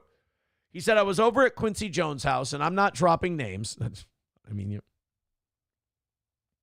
Look, I was having dinner with Kid Rock yesterday, and look, I'm not going to drop any names, but I was over at Quincy Jones' house, and I'm not dropping names. I'm just giving credibility to what I'm about to say. I'm asking Quincy, I'm hearing rumors that Marvin was gay. Quincy was like, yes. They would have wanted to do that, and I wouldn't have been able to do that. Mar asked if that's why Howard passed on the Marvin Gaye movie, and Howard said yes. He said, no, I don't fake it. That would fuck with me. I would cut my lips off. If I kiss some man, I would cut my lips off. Attaboy. And look, in a normal world, if we lived in a normal world, I would say that Terrence Howard is being a little homophobic with that. But I think with the way everything has shifted and how far to the other side we've gone, I think we do need a few people to just be anchors and just sit in the ground and go, nope, fuck that. I'm not kissing a dude that's gay. And they're like, well, it's only acting. Nope, sorry, got to cut my lips off. I'm a straight dude. Like normally, come on, you're being a little picky. You're just acting, blah, blah, blah. But it's because of what they try to do to the culture through shit like that. Like if people look at Terrence Howard as like Billy D. Williams of this generation, Hollywood's going to go, all right, let's get the modern day Billy D, all that is man, masculinity, whatever. Let's get him in a gay movie and have him kiss a man. And then they convince that guy, hey, it's just acting. It's not a big deal. Plus we'll cut you the biggest paycheck you've ever seen. And then they go, okay, I'll do it. And now all of a sudden you've taken John Wayne, you've taken Johnny Cash, you've taken Billy D. Williams, you've taken the dude of this era, and now you've put him on screen being gay. And now immediately you cool his jets, and now there's no symbol for masculinity anymore. And I get it. Like, look, Terrence Howard comes out and says this shit, and Hollywood drops him anyway. I'm not saying there's a win for Terrence Howard in this. The only win for Terrence Howard is that he can go on shows, and he can remind us of this shit, and he can tell us about it. Because once he starts telling us about it, Hollywood ain't going to give him roles anymore. But if he takes roles, they're going to go, oh, we noticed that people are looking at Terrence Howard as a symbol of masculinity. Let's gay him up. It's all, dude, Hollywood politics, all manipulation. There's always something they're saying behind what they're saying. I can't play that character 100%, Howard said. I can't surrender myself to a place that I don't understand. Bingo. I like every time Terrence Howard does an interview, I become a bigger and bigger Terrence Howard fan. Redbird with $1 says family and friends are all you have. The lost idiots in their 20s willing to die to beat that. They see as fascism reborn, and the oppressor class are the problem. Well, that is what they teach you in college. I mean, what is it? Okay. What's the what's the oh God, why can't I think of the word polling? Polling. Oh my God, Aaron couldn't think of the word poll. Weird. The polling says that the only demographic Donald Trump lost was college educated people. So you say, oh, they're teaching you bullshit in college, they're teaching you brainwashing. Well, guess what? I got bad news. It's working. It is working. You got to give them that. It might all be bullshit, but it's working. All right, we're falling behind, boys and girls. 265 away. I watched us take a big, hot, steaming L, and I watched the evening show pick up the pieces yesterday. I don't want to do that again, so let's rally up. Streamlabs, PayPal, Venmo, Super Chats, and Rumble Rants. Let's get a train going. Everybody throw in something, and we can keep doing a show. We're red hot today. We're fucking crushing it today. Awesome show. Thank you for hitting like, hit follow, hit subscribe. We haven't hit 700 yet. Come on, guys. Hit those thumbs up and hit those share buttons. The steel toe numbers are dropping like a rock this week. Not a great week for the toe. Hit like, hit subscribe, hit follow, and throw us a couple of bucks for God's sake, and let's pick this thing up. There's a park in Seattle. I found this story yesterday, and it's one of these it's one of these attempts by Seattle to show the world how forward thinking they are and what prudes the rest of us are. And so they made this public park a place where LGBTQ people could be safe.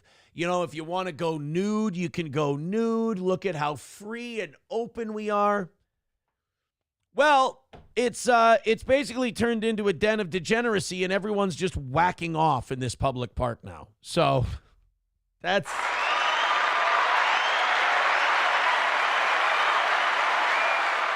There you have it. Hey, guys, I got a great idea. Let's have a park that shows all of these squares in the middle of the country that we can be open about ourselves. We can have an LGBTQ park and a nudist park and everything else. We're going to show all these squares in the middle of the country that you can be more open, and it's a better... What's that? Everybody's just jacking off? Fuck. I mean, how many times does this have to be the case before you realize that, you know, maybe the nudity stays inside the home? All right?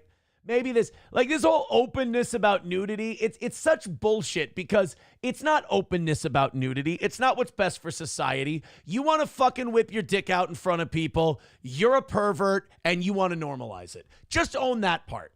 I know it's not as good of a sales tactic, but let's be very honest about what nudists want. Everyone should see my dick. Everyone should see my tits. Everyone should see my asshole. I would really like people to see that. But, you know, I can't go out and say that because then people want to put me in a straitjacket. So what if I pitch it as like openness and freedom and all those things? Motherfucker, clothes ain't that itchy. We're not all wearing wool anymore. All right? It's all synthetic fabric. It's remarkably comfortable. Just say you want to whack off in the park. You fucking chicken shit. You coward. So we have this story now about Denny Blaine Park. Now, first of all, I want to know who Denny Blaine is because I have a theory. Denny Blaine. Neighborhood in East Central Seattle. Oh, it's named after streets. Okay. Oh, wait. The neighborhood is named after its developers, Albert F. Blaine and Charles L. Denny. I thought it was after Josh Denny. Charles L. Denny. No, he's just some fucking guy. That's all he is. Not a big deal. All right, I thought maybe there was something a little more clandestine about it. But anyway, they decided to have this place where people could go and they could be naked and they could be free and everything else. And it just turned into a whack-off spot. Seattle sued over nude park as city considered public masturbation deterrent infrastructure. That's the first time I've ever heard that term, by the way. Public masturbation deterrent infra. What the fuck is public masturbation deterrent infrastructure? What does that entail? Is it like a park bench that as soon as it senses a bare ass with a boner on it, it just shoots spikes? Like how do you, or like it electrocutes? Like how do you detect whacking off and then stop it where it begins? It's just, you know, it's an amazing coincidence too. You know, a lot of these perversion spots that we see popping up always seem to be related to LGBTQ shit. What a strange coincidence that is. Seattle neighbors. Oh, by the way, no mainstream media places are covering this story.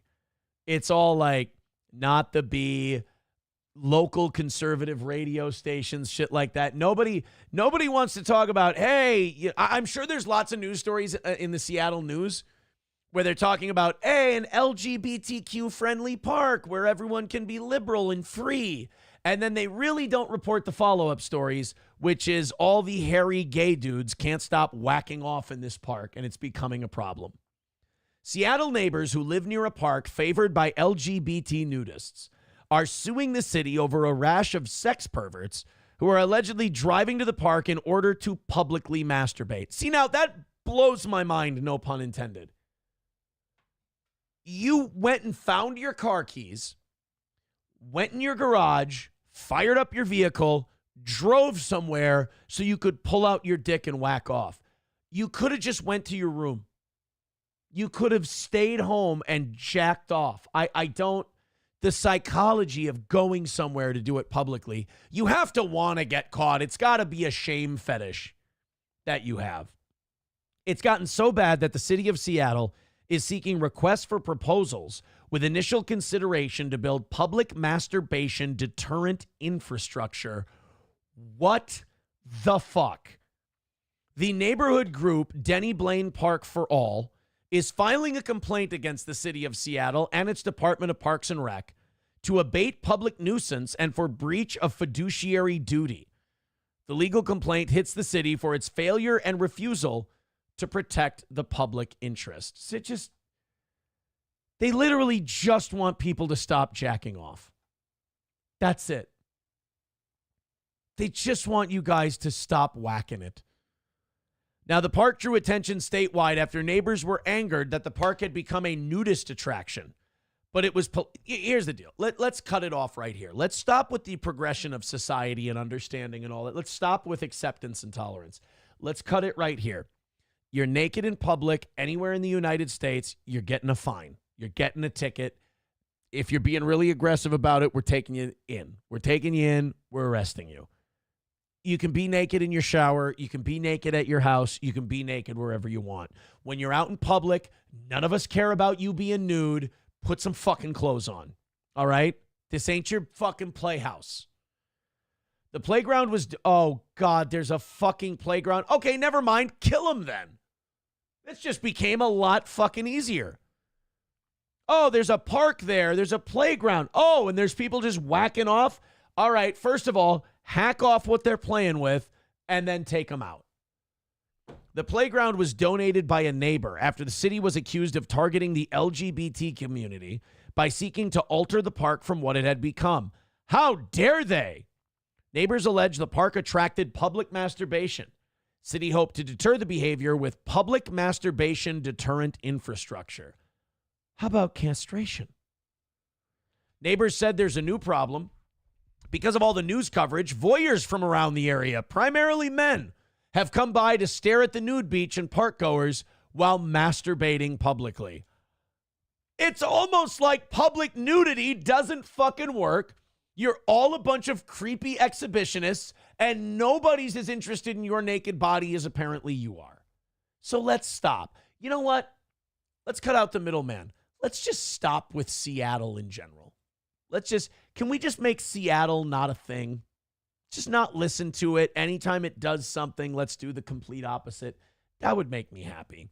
Redbird with $1 says that KGB agent said they infected our education system top to bottom, and it would take decades to clean it out if we started the day he did that interview. We did nothing, and we're paying the price. Yeah, that was back in the 80s. Honky with $5 says, public masturbation park. I'm sorry, come again? Now say it in that Michigan representative's voice. 383 Novocaine with $1 says they are practicing for the sperm racing Olympics. Oh, yeah, that's right. We had the sperm racing thing yesterday. That's what they were getting ready for. Thank you guys very much. 260 away from today's goal. Thank you very much. Keep it going, guys. Keep it going. We can get this done. Redbird with $1 says, I'll put money on most of them showing up right after school lets out. That'd be nice. That'd be nice.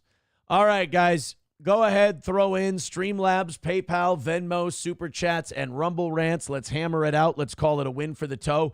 We need some likes. We need some shares. We need everything else. We're at about 700 for today, which is fine, but it's on the lower end, and Steel Toe is having a the numbers are a little low. We're low by about 100 right now. So hit like, hit share. We need to grab some people today. That sounded fucking terrible. Also, 260 away. We're slowing down. Let's pick it up. Let's knock it out. I don't want yesterday to happen again. Streamlabs, PayPal, Venmo, Super Chats, Rumble Rants. You guys take care of that part so we can just keep doing the show. We've been rapid fire killing it today. Hey, did you hear about Chicago? Chicago's doing great. You know, they got rid of Beetlejuice mayor, Lori Lightfoot. Remember, they had to get rid of her. She was awful. She was terrible. Just a complete mess. Well, they got a new guy in there. Brandon Johnson, the new healer of the city, the new rescuer of Chicago. Brandon Johnson, Republican, right? Because I'm just kidding. They found a guy just as liberal, same exact thing as Lori Lightfoot, but he had a dick. That was it. Because with cities like Chicago, it's more about identity than it is policy. So they were like, well, I got an idea. Let's pick a guy instead of a girl this time. And they went, oh, and like a guy who's going to do different shit with the city. And no. He's not going to do anything different with the city. He's going to do the same shit, but it'll be different because he's a dude. It's like, it's not going to work that way. You're going to fuck the city up further. We're not going to fuck the city up further. Watch. Well, a couple of years later, we got the news. The city of Chicago is facing a $1.5 billion deficit. Great job, Brandon.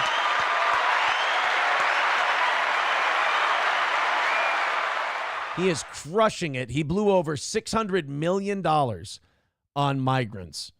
That's a lot better than, I'd rather blow $600 million on migrants than blow migrants over $600 million. It's a big difference. While the city was drowning, now he's begging taxpayers for a bailout and pushing progressive revenue schemes. I hear there's this herbal powdered drink. You could try selling it to people. If you sell it to 10 people in Chicago, they then become part of your team. And then you get a percentage of the herbal shake dry powder supplements that they sell to 10 people each. And then that's how you make your money. And then they start getting their teams of 10 people. It really is amazing. And I bet you that the city of Chicago could probably raise that $1.5 billion in no time. And we'd all have powdered energy drink shits. I think this is workable. Try it out. Senator Craig Wilcox of Illinois, because you can't find any Republicans in Chicago. You got to go outside to the state government. He said taxpayers shouldn't bail out Chicago's financial mismanagement again, because that's what happens. So, like, Chicago gets in the shitter. Chicago mismanages itself. They fuck everything up. And then they go to the state of Illinois. And they go, oh, well, we'll just go to the state government and we'll just make up the difference. And it's like, at some point, well, the state government's going to get tired of bailing you out. But what are you going to do? It's Chicago. Like, you can't let your biggest city just drown. That's going to look shitty for the state. So the city of Chicago just gets to be this giant albatross around the neck of Illinois. It's great. But that's kind of what you get for, like, kicking out the old boss, bringing in the same boss, and just making sure it's got a dick. That's the only difference. I'm just looking up one thing. Yeah, $1.5 billion. It's the biggest deficit in the history of Chicago. I don't know. Like, I often wonder, what's it going to take? Like, what's it going to take for these cities to try something different? Because remember, the city of New York got so bad in the 80s that they picked a Republican. They picked a Republican. He cleaned it up. He did a great job. Then they picked a moderate independent in Bloomberg. He kept the city clean. And then they went, okay, oh, thank God those righty, tough on crime guys are out of there now. Let's get ourselves a big lefty progressive in Bill de Blasio. And he went, oh, this city's doing so great. Why do we have these draconian measures on crime? Let's get rid of all those. And he did. And the city went to shit again. And now you got to wonder, how long until you guys decide you're going to go back to trying it the other way? How bad does it have to get? King Kong Dong with $1 says, I'm shocked Melton wasn't the main mascot for that playground. Oh, that's not very nice. 2:55 away from today. Throw it in. Let us know we're doing a good job today. We are 15 minutes away from falling behind like we usually do. 2:55 away from today. Let's go, guys. Let's have a day where we don't get to this point. We're already dropping in numbers. We might be heading for a lull for the toe. I mean, all the drama's done. This is kind of the agony of victory. Like, we defeated all the people we had drama with, and now a lot of those, honestly, you know what it is? A lot of those people that hate watched kind of got tired of going, fuck, they got us again. And now they're kind of edging their way out. The surrender is complete, but we're going to miss those guys. Just a little bit. We're going to miss them. Like, right now, we're just barely over 700. That's really shitty for the toe. So hit like, hit share, Find us some new blood. Let's get some new blood in here. We're doing great shows. We're doing awesome, but things are falling off a little bit. 2:55 away from today. Streamlabs, PayPal, Venmo. No more. We haven't begged for a month. Just asking. Help us out. Thank you very much. And by the way, fuck you guys. I was talking about this yesterday. If you don't think this Bill Belichick shit is interesting from a human interest standpoint, I don't understand what show you've loved for the last 10 years, because we thrive on shit like this Bill Belichick thing. You know, this woman, this Jordan Hudson, it's like the average news cycle is like 24 hours, right? For us to go from story to a new crop of stories. This Bill Belichick thing is like a 3-hour news cycle. Every few hours, this 24-year-old that he's letting, get on the field and wear her high heels out on the football field while he's trying to coach practice. Every few hours, this chick is making news. Like, I think Dave Portnoy made a great point. I think she's taking these pictures of Bill Belichick and her being flirty and being cute, and he doesn't know that she's putting them on social media. And that's why during that CBS interview, she was sitting right there. And when they asked about the Instagram photos that she posted, and he started to look confused, she went, "We're not going to answer that. We're not going to answer that." It's like, first of all, bitch, this ain't the Jordan Hudson CBS interview. We don't give a shit about you. You could drop dead and we'd still do this interview. This is about Bill Belichick. And she jumps in, and I'm thinking she's jumping in on all these answers because I think she's taking advantage of old 74-year-old Bill, who doesn't get technology or social media. He's always been a very private person. And she's like flaunting the relationship as like a status symbol for her. And he doesn't know she's doing it. So when the media brings it up to him, she wants to be right there over his shoulder so she can go, "We're not talking about that. We're not answering that." Meanwhile, he's getting 24-year-old pussy, so he just goes, "Yes, They got to save Bill, man. Apparently, CBS higher-ups had to get involved to salvage that CBS interview due to interruptions and delays caused by the 24-year-old Jordan Hudson, the coach's girlfriend. Hudson reportedly stormed out of the interview for 30 minutes and expected Belichick to follow. Bill, dump her ass, dude. She pulls something like that, that's it. Like, she walks out of the room. To me, that's a breakup. That's goodbye. All right, don't come back. I got shit to do. Hudson reportedly stormed out of the interview, expected Belichick to follow. The interview quickly ended after the tension finally de-escalated. The report also shares that Belichick's employer, the University of North Carolina, are concerned over her influence on the legendary coach. She's an asshole. She really is. She's an absolute asshole. And she's controlling Bill. Apparently, Bill's family is not happy about it. Bill's family is raising red flags about this chick. She's completely got her hooks in the guy. Now, look, I don't want to totally blame Jordan Hudson. Bill's a big boy. Bill's confronted 350-pound football players on the regular. So he's not a weak, timid dude. But Bill lost his balls in this whole thing. And he's got to get him back. I mean, imagine, first of all, the fact that she's sitting in on these interviews, period, is bullshit. The fact that she's sitting in and then she's storming out because she doesn't like what they're asking Bill, and she's expecting him to follow. I mean, that's another strike. And then showing up or walk around on the field, I fucking hope not. That's not how you win 6 Super Bowls. And North Carolina's paying him a king's ransom for him to get them to the national title or at least the championship playoffs. They're not paying for distractions. Rational Redhead says, "Do you think she's a handler?" I think she's appointed herself handler. That's the thing. She's getting shit on social media. She deleted her social media. Now she came back and she's like fighting with people who are saying like she's Yoko Ono or saying that she's controlling or she's Anna Nicole Smith with J. Howard Marshall, basically. Now she's fighting with those people. She released one of Bill's private emails. Bill sent an email to his team talking about what he'd like to do in these interviews, what he'd like to talk about, what he doesn't want to talk about. She released that to the public as a way to go, "Look, this is why I'm in the room with Bill. Bill doesn't want to talk about these things, so I'm in there to make sure that everyone behaves." Like, bitch, you ain't a publicist. Who the fuck are you? You're like a dance girl from a college somewhere.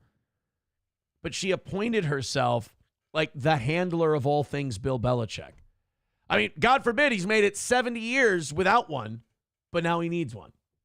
And it's the girl who's sucking his dick. Redbird with $1 says they make things worse and say the only solution is giving them more money and power. It's almost like it's on purpose. I mean, I would feel better if it was on purpose, because then at least there would be like a rhyme and reason to it, instead of like just them being incompetent. Eric with $1 says it is May 1st tomorrow. What are you doing for the 1-year anniversary of their arrest in 2 weeks? Anal sex with another man doesn't count. Well, I mean, take away my best idea I had. Thanks a lot, Eric. And thanks for the buck. I appreciate it. We need you guys. We need you. I can't do it with just Redbird. Redbird with $1 says, isn't it frustrating to watch a lifetime of work get thrown away by a guy forcing a young, pretty face into things she has zero experience while she isolates him from anyone that will call her out? Why do you think I'm trying to warn Bill? I know this same thing happened to me and I was pussy struck and retarded. I'm trying to help Bill. For Christ's sake. King Kong Dong with $1 says, I hope Pat McAfee addresses this on Pat McAfee's show. Boston Connor won't hold back. I mean, I hope that I hope that Bill's got friends. I hope Bill's got somebody that he still listens to and who will help him out, because he needs it right now. Rational Redhead says, man, I hope she doesn't have access to his bank account. Yikes. Yeah, no shit. I mean, access to that bank account would be a fucking nightmare. I'm sure he lets her buy whatever she wants, though. Like, I'm sure that she ain't exactly going without. All right, let's open up these 7 o'clock hour stories. While we do that, why don't you guys do me a favor? We got all the links in the chat. Why don't you throw... You know this show costs money. You know that we don't do this for fun. You know, people are like, oh, I don't care if I have 10 viewers. I do this for fun. We don't do this for fun. This is my job. We run on your contributions. I know it's not the best way to do it. I totally get that. I understand. But we are getting in a very dangerous cycle on this program. We have been doing great. We have been doing amazing, but we've been doing it in a very weird way where it's kind of the evening show carrying the tab, especially after 8 o'clock in the morning. I know we're doing a good show. I know we're better than everybody else out there, but let's make sure we can get that goal knocked out. We never ask for anything more.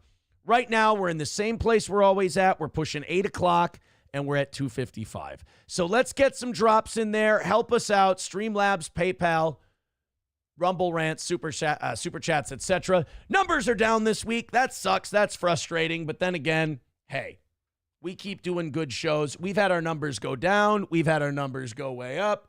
We've had our numbers go way down. We've had them go up. Let's stack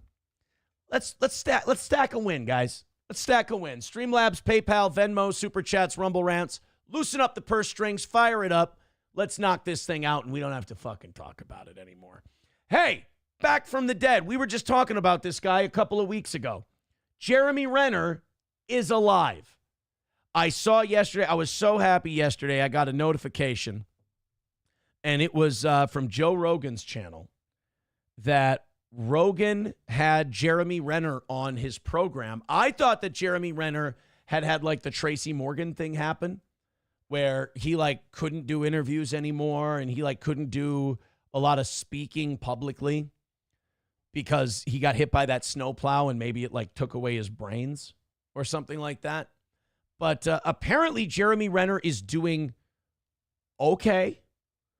He got hit by that snowplow about 2 years ago, and it almost killed him. As a matter of fact, he writes in his new book, and that's why he's out there doing interviews. He's writing a book.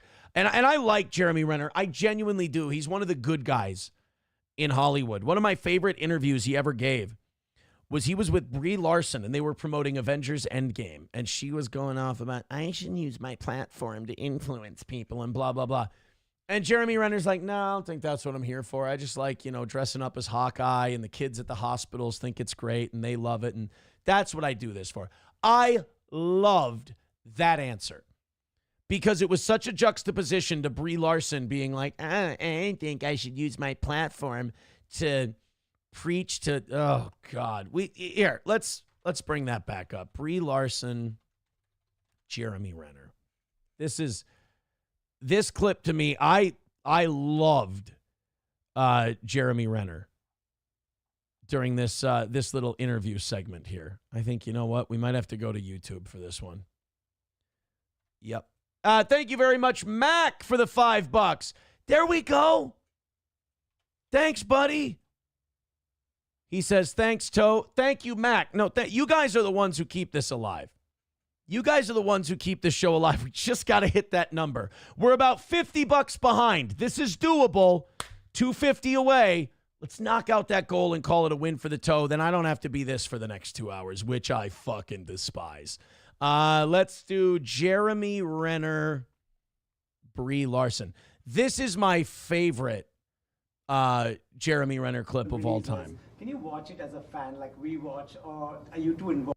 Being the best person come with a lot of celebrities. Tell me. Oh, hey, it's Shri Thanedar. He's back. This is him before he was in Congress. Good for him. Ask you, does this position come with a lot of responsibility? Do you look at it that way? Look at it with responsibility. I mean, I am committed to self-improvement, and I work at being the best person that I can be and using this platform for as much good as I can. But it doesn't mean that I don't make mistakes. But it doesn't mean that I don't make mistakes. Is she from Wisconsin? By the way, that's a very kind of a Wisconsin accent. Comfortable with that and allowing myself to learn from those mistakes. Yeah, I'm pretty. I love that he just looked, because the rumor was that everyone was really annoyed with her on the set, that she gave everybody the ick. And so Jeremy Renner gets this question. He looks like they're making him eat black licorice when she's talking about, I'm accountable and I make mistakes, but that's okay when I make mistakes because then I tried to correct them. Ugh. She gave such like a self-important Hollywood answer, and that set Jeremy Renner up for one of the greatest juxtapositions of all time. Myself to learn from those mistakes. Yeah, I'm pretty accountable and responsible in my own life, at any rate. So celebrity is not something that I use as any sort of platform to be more responsible or accountable. Snowplow, look out! Oh, sorry. I was trying to help him. I was trying to do like a Time Stone thing where I go and I yell. Or like, you know, maybe like a Bill and Ted thing where I'm like, trash can, Jeremy, trash can. Didn't work. I suppose. It's certainly an absolute blessing to see the joy on kids' faces. Yeah. That couldn't be I don't think there's a feeling that comes close to that. Absolutely. So this is fun because, like, what sucks about this, that's a beautiful answer. That's a regular guy answer. Makes you really like Jeremy Renner. And then he's the fuck who gets hit with the snowplow. I'm not saying I want Brie Larson hit with a snowplow. That's definitely not what I'm saying. But what I'm saying is, of the two of these people, the tragedy is that if the snowplow had to hit one of them, it hit this guy. That's what sucks. But he's back. He did say in his book that he died. That when he got hit by that snowplow, he was dead. He didn't make it. They had to bring him back to life. Pretty wild shit. This is him on CBS. Now, he didn't have a 24-year-old telling him what to say and what to talk about on his in his CBS interview. Let's play just a little bit of this clip from Jeremy Renner. And that you didn't want to write this book. In the first line of your author's note, you write, I did not want to write this book. I did not want to relive moment by moment the events of January 1st, 2023. Take me through the process that ultimately... You think that's bad, Jeremy. Don't you ever think about January 6th, 2021? Is that all you can think about is your snowplow accident? There were people that were insurrecting. Bastard. By the way, like, how it kind of shows you how, like, managed all these Hollywood actors are, all these high-grossing Hollywood leading men and women, like how led they are, where he's like, yeah, I didn't want to write a book that, like, recounted the tragic incident where I was killed by a snowplow and then brought back to life. But I have managers and staff who told me I pretty much had to. Led you to change your mind. Yeah, it was. I wrote that. That was sort of like the prologue to the book. I'd written most of the book at that point, but He sounds I really good. wanted to voice why I didn't want to write it. I did because I just don't think it was valuable in my life. Because I lived it, and the thing I didn't think. Look, it was a private incident that happened in my driveway. Why does anybody care about it?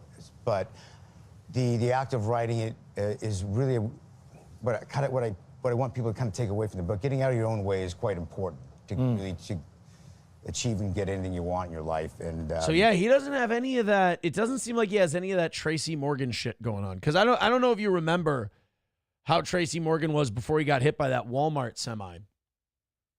But like when he came back and he gave interviews, you could tell there was fogginess. You could tell that it wasn't the same Tracy Morgan.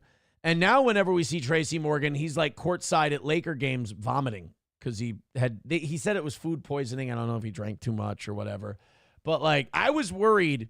I actually didn't watch the Joe Rogan thing yet. I didn't want to because I didn't want Jeremy Renner to be like, because again, I like him. He's one of the good guys.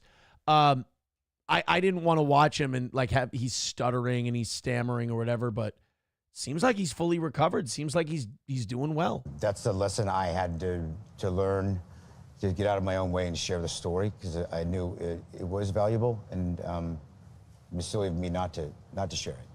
I want people to read the book, but you describe in excruciating detail those 5 seconds that 14,000-pound machine crushed your body, and the 45 minutes of painful consciousness. Do you remember what he was doing when he got hit by that snowplow? He was helping someone who got stuck in the snow. He had stopped to help someone who got stuck in the snow, and this plow came by on this narrow, it was like a mountain road, and just crushed him. Breathing that you had to do until the paramedics arrived. Yeah. Just give us a sense of that, a flavor of that moment. Well, that's why I didn't want to. Hey, he's about to say, he's like, that's why I didn't want to write the book. Hey, Jeremy, remember this traumatic incident that you barely wanted to write about? Do me a favor. Don't just tell us about it. Give us an excruciating blow-by-blow detail of how that 14,000-pound machine crushed your bones and you had to barely stay breathing while the paramedics got there. Go ahead, Jeremy. Give us the gruesome second by second and spare us no dirty details.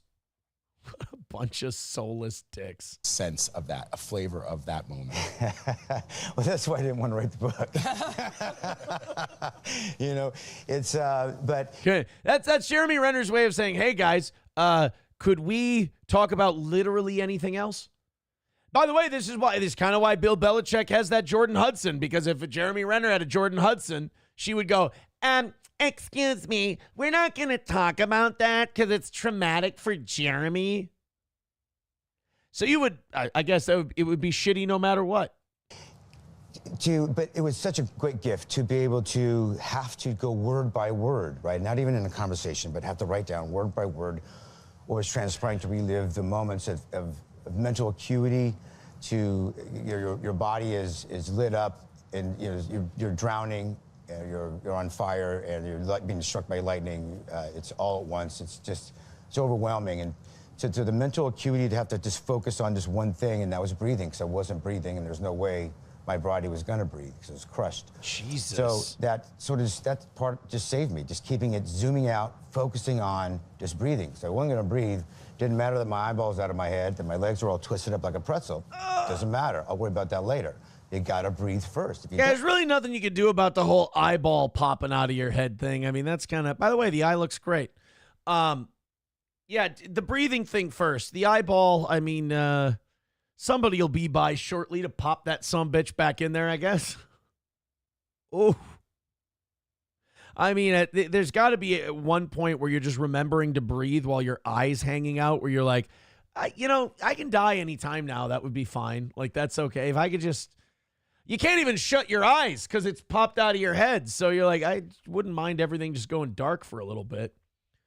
Holy shit. I can't imagine going through it. I can't imagine reliving it. Good for him, man. I'm just glad he's back. I'm a big Jeremy Renner fan. Probably an even bigger one now. Mersh ROTC with $1 says Aaron prefers giving head in the golf cart while his golfing buddy pats his bald spot. I don't have a bald spot. I have power alleys. How dare you? Tin Man Taylor with $10 says he got run over by his own snow cat in his driveway, getting his own vehicles out of the snow. Oh, that's what it was. It started rolling towards his nephew, so he tried to get in and stop it. That's what it was. He was trying to stop the machine from hitting his nephew, and it hit him instead. And he got sucked underneath it. Motherfucker, that's awful. Now imagine, you probably feel like shit if you're the nephew, because you're like, the damn thing was coming for me, and now my uncle, I watched him get crushed and split in half and then live through it and to tell the tale, and I was the guy he was trying to help. Honky says, in Spicer in 2024, Aaron did a lot of snow and plowing. Oh, wish I would have popped his head out of the socket, or his eye out of the socket. King Kong Dong says, if Bree dies tomorrow from an accident, it's Aaron's fault. It is so not Aaron's fault if Brie Larson dies in a horrific snowplow accident. Although I have a feeling some people would thank me. I wouldn't. I would feel terrible. But I think some people would go, hey, the guy said, spoke it into existence that Brie Larson got hit by a snowplow. People did get like unreasonably mad at her. I mean, I found her nauseating too. I thought she was fucking cringe. But like, some people wanted bad shit to happen. Like, I hope everything she does fails and it's terrible and everything else. I don't really feel that way. Like, good luck to her and all the shit she does. I just hate listening to her.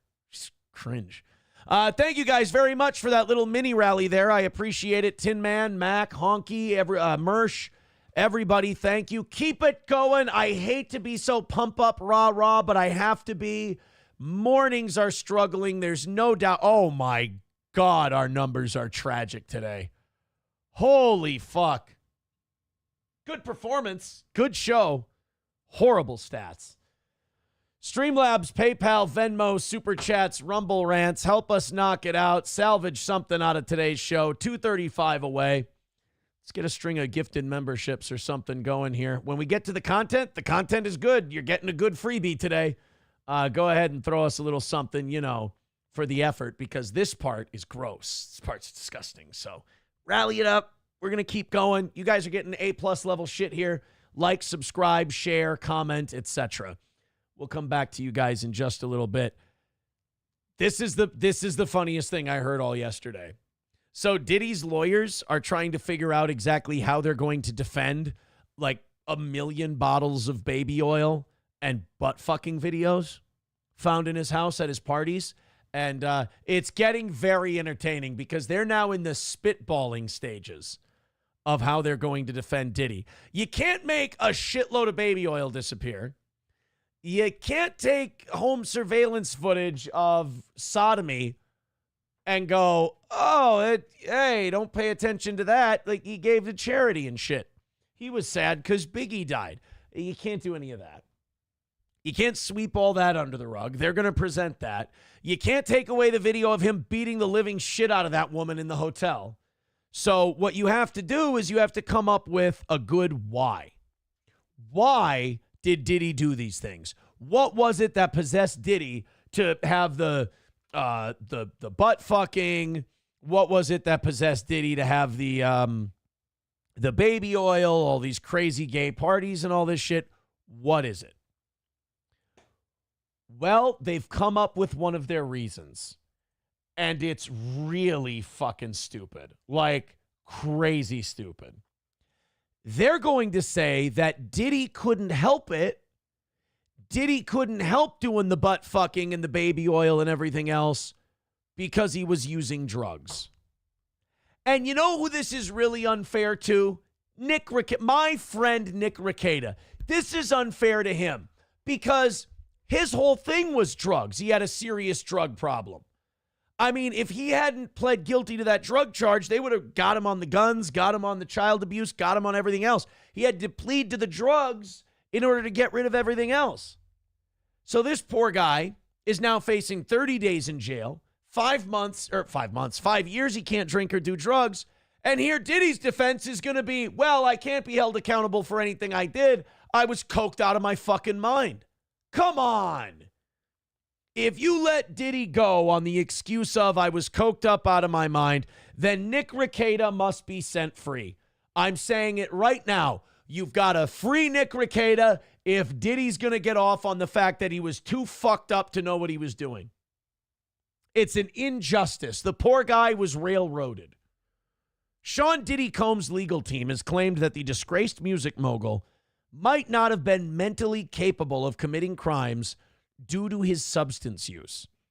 The 55-year-old Combs faces a minimum of 15 years in prison after being charged with sex trafficking, racketeering, and fraud, and is locked up without bail until his trial starts May 5th. Oh, that's right, the Diddy trial. Is everybody just going to abandon that fucking what's-her-name trial and go right to the Diddy stuff? Gotta be, right? On Sunday, prosecutors filed a motion to dispute any testimony that might suggest the rapper did not have mental capacity to break the law. I mean, this is desperate. This is his legal team basically going, look, if they're not going to accept the I was too fucked up to know any better defense, we got to cut a deal. Because this is like bottom of the barrel shit. I was too fucked up. Because usually being fucked up can make your punishment worse. You know, you're driving inattentive, you're going to get an inattentive driving ticket. You're driving inattentive and you're fucked up, well, you're going to get a DUI too. But in Diddy's case, it's like, hey, you know, these underage girls were being cornholed at your party. There was baby oil all over the place. We got all kinds of fucked up video. What do you have to say to yourself? Ooh, I don't think you can hold me accountable for this one. I was doing blow constantly, Your Honor. Oh, well, I didn't know that. He's free to go. Luigi Mangione is watching this case very closely. He's like, maybe we can go with the coked out of our gourd defense. Something tells me this isn't going to work. Why doesn't Diddy just name names? I know we don't snitch. I get it. But like, you know, Diddy's got a lot of powerful people that they would love to prosecute. Just get it down to that 15 years. You can get out by the time you're in your 60s because they'll let you out in 6 or 7. You can do a little bit of time. You can get out. You can have all your money. Just start naming some names and take a deal, Did. Otherwise, they're going to lock you away until you're dead. You're going away forever. There's a lot of fucked up shit that they found in that house, and a lot of it we don't even know yet. Redbird with $5 says, guess who's live right now? Yeah, I know. Meme is live right now, but he's not doing crazy numbers right now. So I don't think he's taking too much away from us. I think what it is the drama's over. Everybody who wanted to see Steel Toe die failed, and now they're kind of leaving in a huff. And that's okay. We're stuck with our fans, the people who love us. I think that's, and the people who love busting balls. I think that's great. It is, look, when April and I were here, we were doing about 700. We were doing 650 to 700. For the last year or so, we've been doing 700 to 900. It's been great. If we go back to where we were before, hell, we were making it then. We'll just grow nice and slow. Thank you, Redbird. King Kong Dong with $5 says, get me the tooth hurty jokes, please. I would love to. Hey, guys, our goal right now is the time that you need to go to the dentist. Why? Because it's tooth hurty. We're tooth hurty away from the goal today. Hey, there we go. Tooth hurty is the number. I don't know if you guys get that or not, but as a dentist, because your tooth, if a tooth hurts, you're a monster who rips them out with a pliers, or you go to the dentist. Well, guess what? We only get one of those today because Zen Man Builds gifted a membership to Lab Glass. Thank you very much, buddy. That's going to put us at $225 for today. Guys, we just let's get a nice hundo rally in right now. Let's get this thing where it needs to be. Let's fucking go. I love you guys. Thank you very much for chipping in and throwing these dollar bills in. Let's go. Let's fucking get it. Let's crush it. Let's knock this thing out. Call it a win for the toe. Eric with a couple of bucks says if Jeremy Renner wants another snowplow accident, he can ask J.D. Vance. Yeah, I mean, J.D. killed the Pope. He seems to have the Midas touch. Eric also says crazy gay party is what they called 2024 in Spicer. Newest zodiac sign Year of the F rhymes with bag. Flag? I don't get it. I don't get the joke. What does he mean? Rhymes with bag, starts with F. Frag? Year of the frag? That doesn't make any sense to me. Paul with $2 says, I love you in a non-homo way. Aw, gee. Thanks, buddy. I appreciate that. And we've got a gifted membership from Lab Glass. There we go. Let's start the train. Mild, you're on the clock.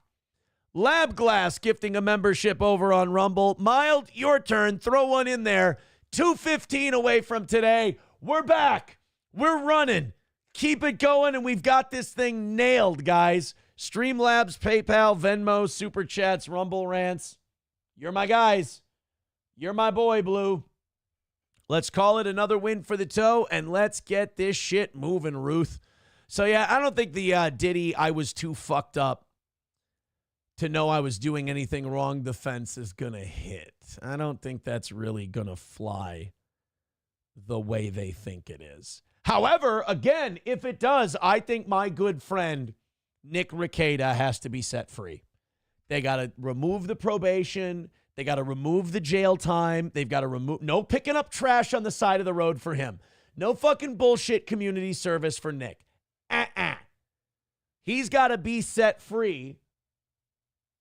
If Diddy gets set free because he was so fucked up, because he was so, shithouse on the drugs.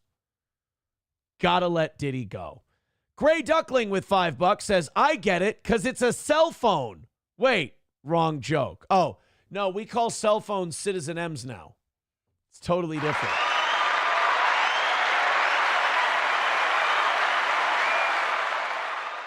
$210 away from today. Thank you guys very much. 5s at a time, and this shit's rocking. Keep it going. I'm loving this. Mild, you're on the clock for gifted memberships. Let's make it go. Mersh ROTC says, should we do a GoFundMe for Johnny? He's going to be out for a while. Thank you for putting that in a Rumble rant, buddy. I appreciate that. Well,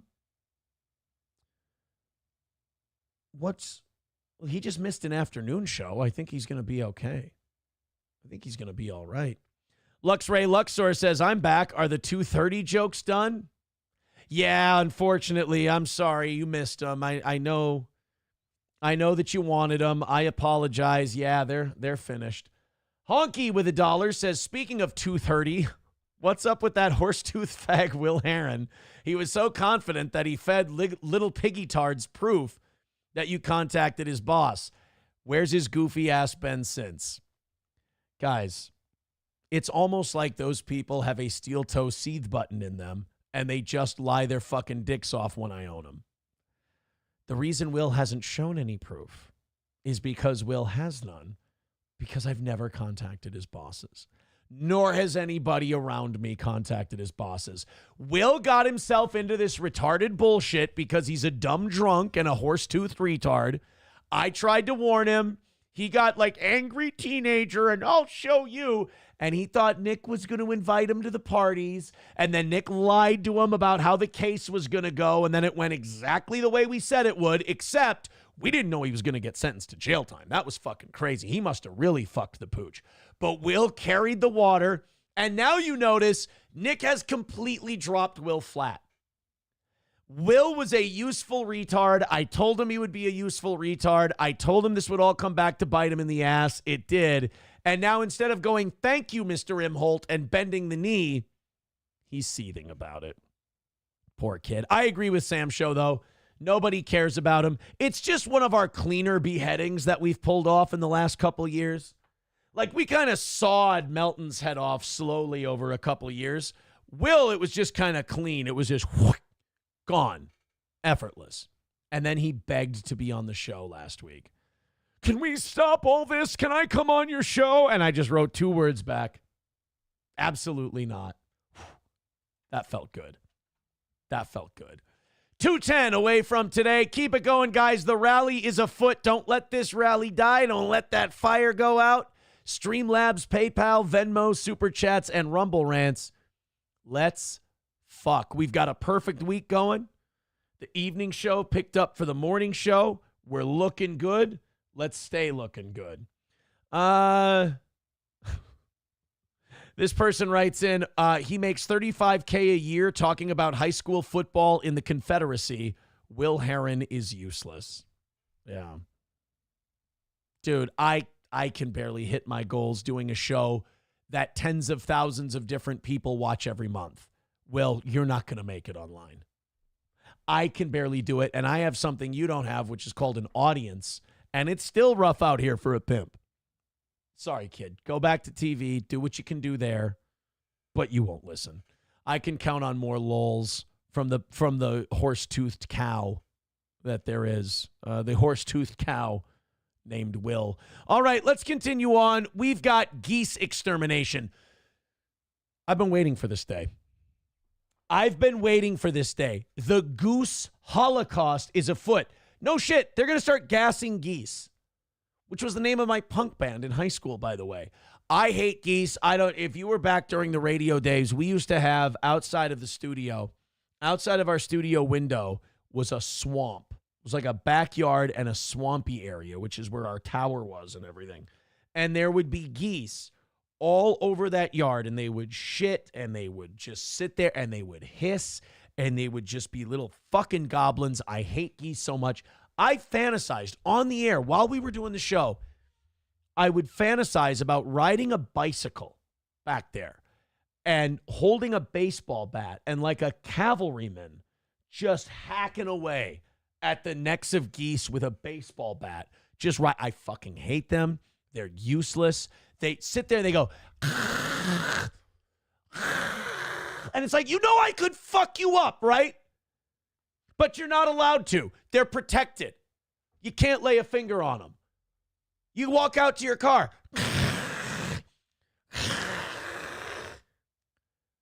They deserve to have to be grabbed by the fucking neck and you go, and you just, and they're quiet forever. And you take that dead fucking goose corpse and you throw it down right in the middle of the rest of them and you go, now fucking act right. I hate them. They're so killable. I've never seen anything with a more strangleable neck than a fucking goose. I hate them. Anybody who likes goose is a cunt. I don't know what the hell you see in them. I don't know what you like about them. To me, people who think geese are cute are people who enjoy Kesha's music. I have no use for you. And I don't understand how you got to the conclusion that you came to. Well, the only thing I've seen Gretchen Whitmer out in Michigan do right is she's going to gas them, which I think is wonderful. I cannot be more for Gretchen Whitmer's fucking Treblinka-like treatment of these geese. Michigan moves forward with plan to gas geese to death due to overpopulation. I don't even think, in my mind, it doesn't even have to be because of overpopulation. Let me tell you something. I don't think you need a reason to gas all the geese. Just take them out. You don't even need to tell us you're doing it. We'll just be really happy. We won't, one day we'll go outside and we'll go, wow, it's been 6 months since I've seen a goose. And you don't need to tell us you gassed them. You don't need to tell. Just one day we'll walk out and we'll realize, that pain in the ass is gone. This is a legit story out of Michigan. Hey. And I guess they're doing this next month. Give us your 2 cents on this story. It's all systems go for a controversial new program in Michigan aimed at bringing down the Canada goose population. As the state prepares to round up and gas the geese to death, animal rights groups are calling foul over this. Oh, fuck off. Do you have to defend every animal? I know you're an animal rights group and that's your gimmick, but can't you give us a couple? I would give a lot more credence to animal rights groups if once in a while they went, you should stop. Oh, geese? Yeah, fuck them. No, they're annoying. Okay, cool. No, we'll let you have that one. And then I would be like, okay, when you want to save a fucking baby dolphin from a net, I'd be like, yeah, let's fucking do it. Come on. Guys, remember they let us gas the geese? Let's go help out the animal rights people. But you guys fight for everything. The most annoying little cocksucking animals, you want to save them all. I kill a spider in my house. You want to know why? Because they're icky and they're like aliens. SP was telling me the other day that she's fucking grossed out by grasshoppers. She doesn't want to go anywhere where grasshoppers are because they suction to you and they're obnoxious. And if you kill them, they're very gutty. I don't know if you've ever killed a grasshopper before, but they're very gutty bugs. You smack them and you're just like, you get a handful of black jam after you kill them. So yeah, I can understand. Grasshoppers are motherfuckers. But take like a cricket bat into a field, ironically, that has grasshoppers and just start swinging. Just start crushing them. You know how accomplished you'd feel if you knocked a fucking grasshopper right out of the sky? Like it hops, boing, like it does that little boing jump, and you just go, whoom, and you turn on it. High and deep to left center field, and that one is gone. Bug guts all over the field. So let us kill a few of the obnoxious animals, and then maybe we'll help you with the cool ones. Like, okay, for example, you got the goose thing, right? But it's not just geese.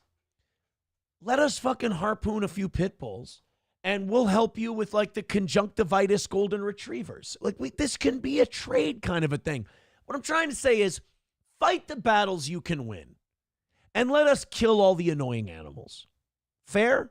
And demanding answers. Which is it, public health or is it just convenient justification? Michigan residents and both. Ryobi with $2 says that hiss sounds like Nick and April's nasal spray. Well, when you're doing coke from the time you wake up to the time you go to bed for a couple years, it's you need to clean them out.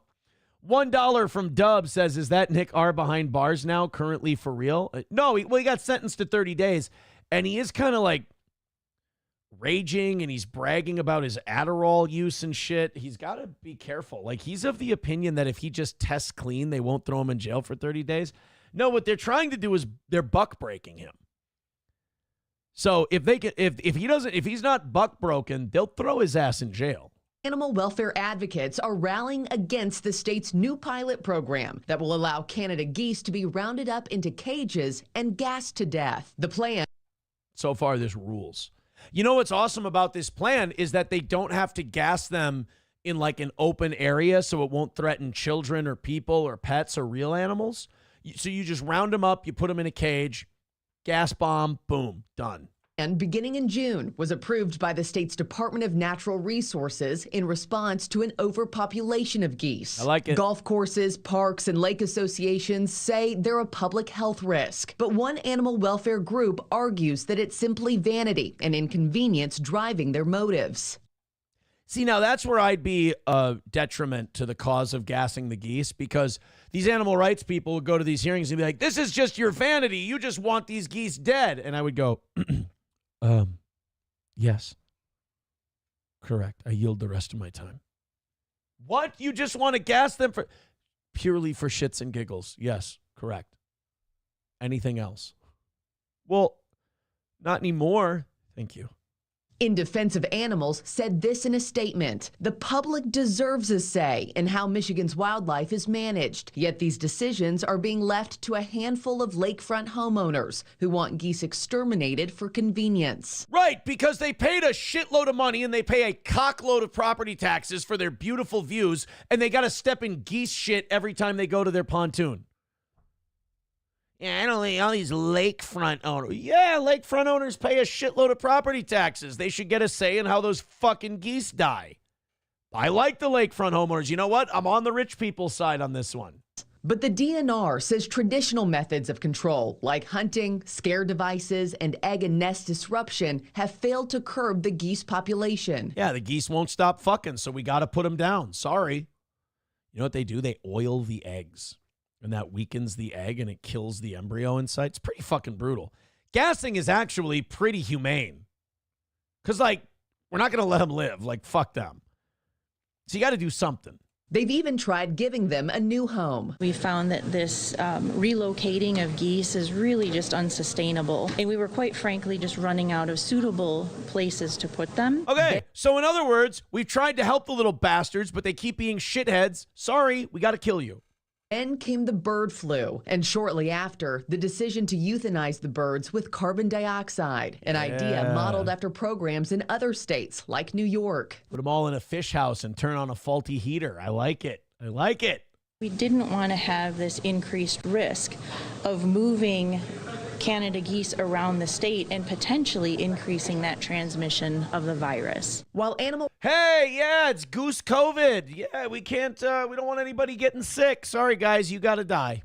Rights advocates are upset. The guidelines show they're in the clear for the geese gassing program because the location first participated in the state's nest and egg destruction program and has at least 100 geese on property or an approved human health crisis. Great. Now the sites will have to pay USDA crews to collect the geese in June and July when the birds are flightless and molting. Honestly, great use of my tax dollars. Go ahead. Aaron, they're going to use your tax dollars. It's about time it goes towards something I want. This is great. Hey, you know who, hey, get your donos ready for this one, guys. Get your donos ready. You know who's going to round him up? The Gestapo. The I don't think you guys got it. Hold on. You know who's going to round him up? The Gestapo. You know how they're going to do it? They're going to goose step. Come on. It's pretty good. It's, you know where they're going to take them to? Honkschwitz. Because it's geese. And they're going to murder them. That makes me happy. Bo Beardington with $1.99 says, who do you hate the most, geese, cats, or Nick? I want to put this to bed. I do not hate Nick Rekieta. I think he's foolish. I think he's a cow of the highest order. I really do. But it's all self-inflicted. Like, I don't hate Nick. I got the fuck out of there. I'm so happy I got the fuck out of there. Like, I'm grateful. I've told you numerous times, I've used Nick as a cautionary tale of how I don't want to be. It's a waste of a life. So I don't hate him at all. I think, honestly, he lies to himself. He lies to other people. He's created a fantasy world for himself. He's acting like he's never been an addict, like it was all cool and fun, and the only thing he's sorry for is he got caught. And then everybody who was right about him and everybody who called it out and everybody who tried to give him help, like any other junkie or any other addict, he lashed out at them. He yelled at them. And he's just in total self-protection mode versus honesty mode. And I think that can be funny. I also think it can be frustrating. Also, he let his 9-year-old get into his cocaine. And that pisses me off, but I don't hate him. This idea that I hate Nick, to me, Nick is content. To me, Nick is a news story. To me, Nick is comedy, you know? I don't hate him. At all. It just, I guess, doesn't occupy that space. To me, he's like P. Diddy. You know, it's just another news story where shit happens. Dr. Silverwolf with, so I would say geese. No, to answer your question, geese. I fucking hate geese more than cats. Cats are fine as long as they leave me the fuck alone. I'll let you in on a secret. I'll pet a cat from time to time. I will. I'll pet a cat. But geese, fuck them all. Dead. Silverwolf with $5 says, "We must exterminate all the geese with gas. Führer Imholt says the word, we will destroy them all. Sieg to! Oh, I found one of my bobbleheads, by the way, that I had made for me. Somebody made this for me during the Randy Rothstein thing. I found another Randy Rothstein bobblehead, by the way. I have like 3 of these. I don't need this one. The next person to contribute $50, I'm mailing this to him today. I forgot. I was going to give away the Randy Rothstein bobblehead, a piece of steel toe lore, to a $50 donor. So $50 comes in. You're getting a Randy Rothstein bobblehead. Just send me your address. I have to do mailing today, this week anyway. I think we're probably going to do it Friday. I got to send out stickers, Stonies, and probably this. So I found some duplicates of some shit yesterday, and I thought we'd let it out. Here we go. Let's finish up the goose gassing story. I don't want to miss a second of this. And while the Michigan DNR says this program is a last resort option, anti-gassers worry about due diligence and just how humane the practice is. What due diligence? You grab the goose, you gas the goose. Lots of luck, smartass. They need to do like 2 or 3, methods. They can't just do one, do it for a day or a week and say, I tried. Listen, bitch, you don't shut your mouth and let us kill these geese. We'll just drone bomb them. How does that sound? Yeah, hard to wrap your head around and kind of hard to stomach this early. I can wrap my hands around the goose's neck. You want us to just break them like twigs? We can do that too. Chuck them in the water when we're done. Feed the fish. It'll be humane as fuck. In the morning, Michigan's Department of Natural Resources says the program won't take away opportunities from hunters. Thanks for watching, everyone. Oh, so they're worried about taking away opportunities from hunters. So we're killing them one way or the other, see? What's the big deal? Either way, they're dying, guys. It'll be fine. It'll be fine. Let's go to Honky with $1. Says in England, the geese are also a nuisance, but the media spreads propaganda about them. What's good for the goose is good for the, because of the gander. No, Gestapo. Do you get it, though? Because the Gestapo will goose step and round up the geese. I don't know. I don't think you guys get it. I really don't. I don't think you guys get it. Let's go to You Need Me More with $1. Says, tell Johnny he needs to take up goose jerky. Oh, yeah, there's going to be ample supply. Red Slime says, who's going to get all those gassed geese? Let's give them to the geezers. They'll be the gas geezers. This show's awesome. Fuck you guys. What do you want? Drama every day? Suck my dick.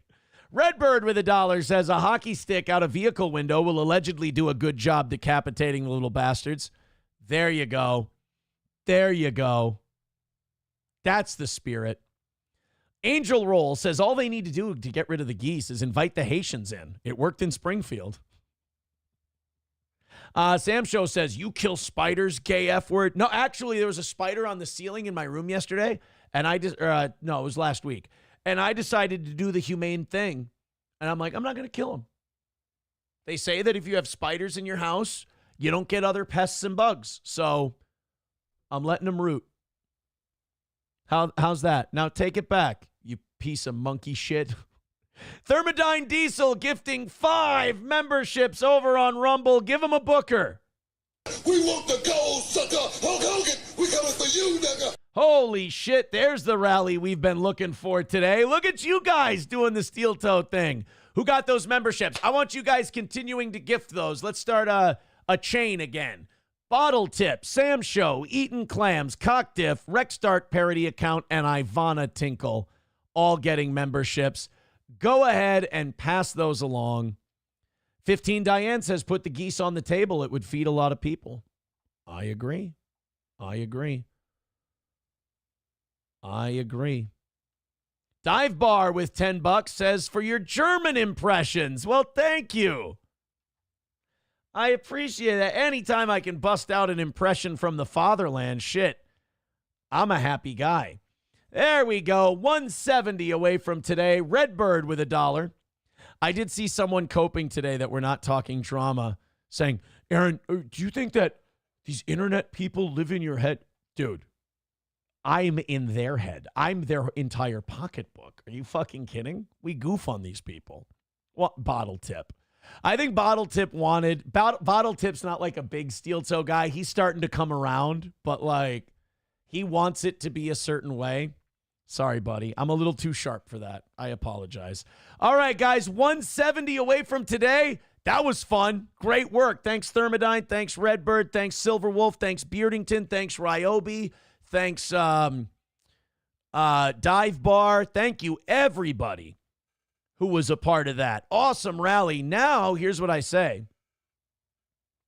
I say $70 in the next 20 minutes, and you guys are right there for the kill shot. Thank you very much. Awesome work. Hit follow, hit subscribe, hit like, all of that happy horse shit. Share the show with a friend that you know you can trust. It's Steel Toe Wednesday. Numbers down quite a bit today, but we'll be okay. We'll bounce back. We always do. We've had down days before. I'm just a little bit of an autist. That's all. 170 away from today. Eric with 175 says, geese, pickleball, cats, pit bulls, or blacks. Which do you hate more? I don't hate blacks. Where did you get this idea that I hate blacks? Oh, because of my sleep talking. Well, I don't know. I would say I hate geese. I hate geese more than pit bulls. That might surprise some people, but I do. I hate I hate the geese. Hey, I saw who that Harley Morenstein was going to fight at iDubbbz Creator Clash.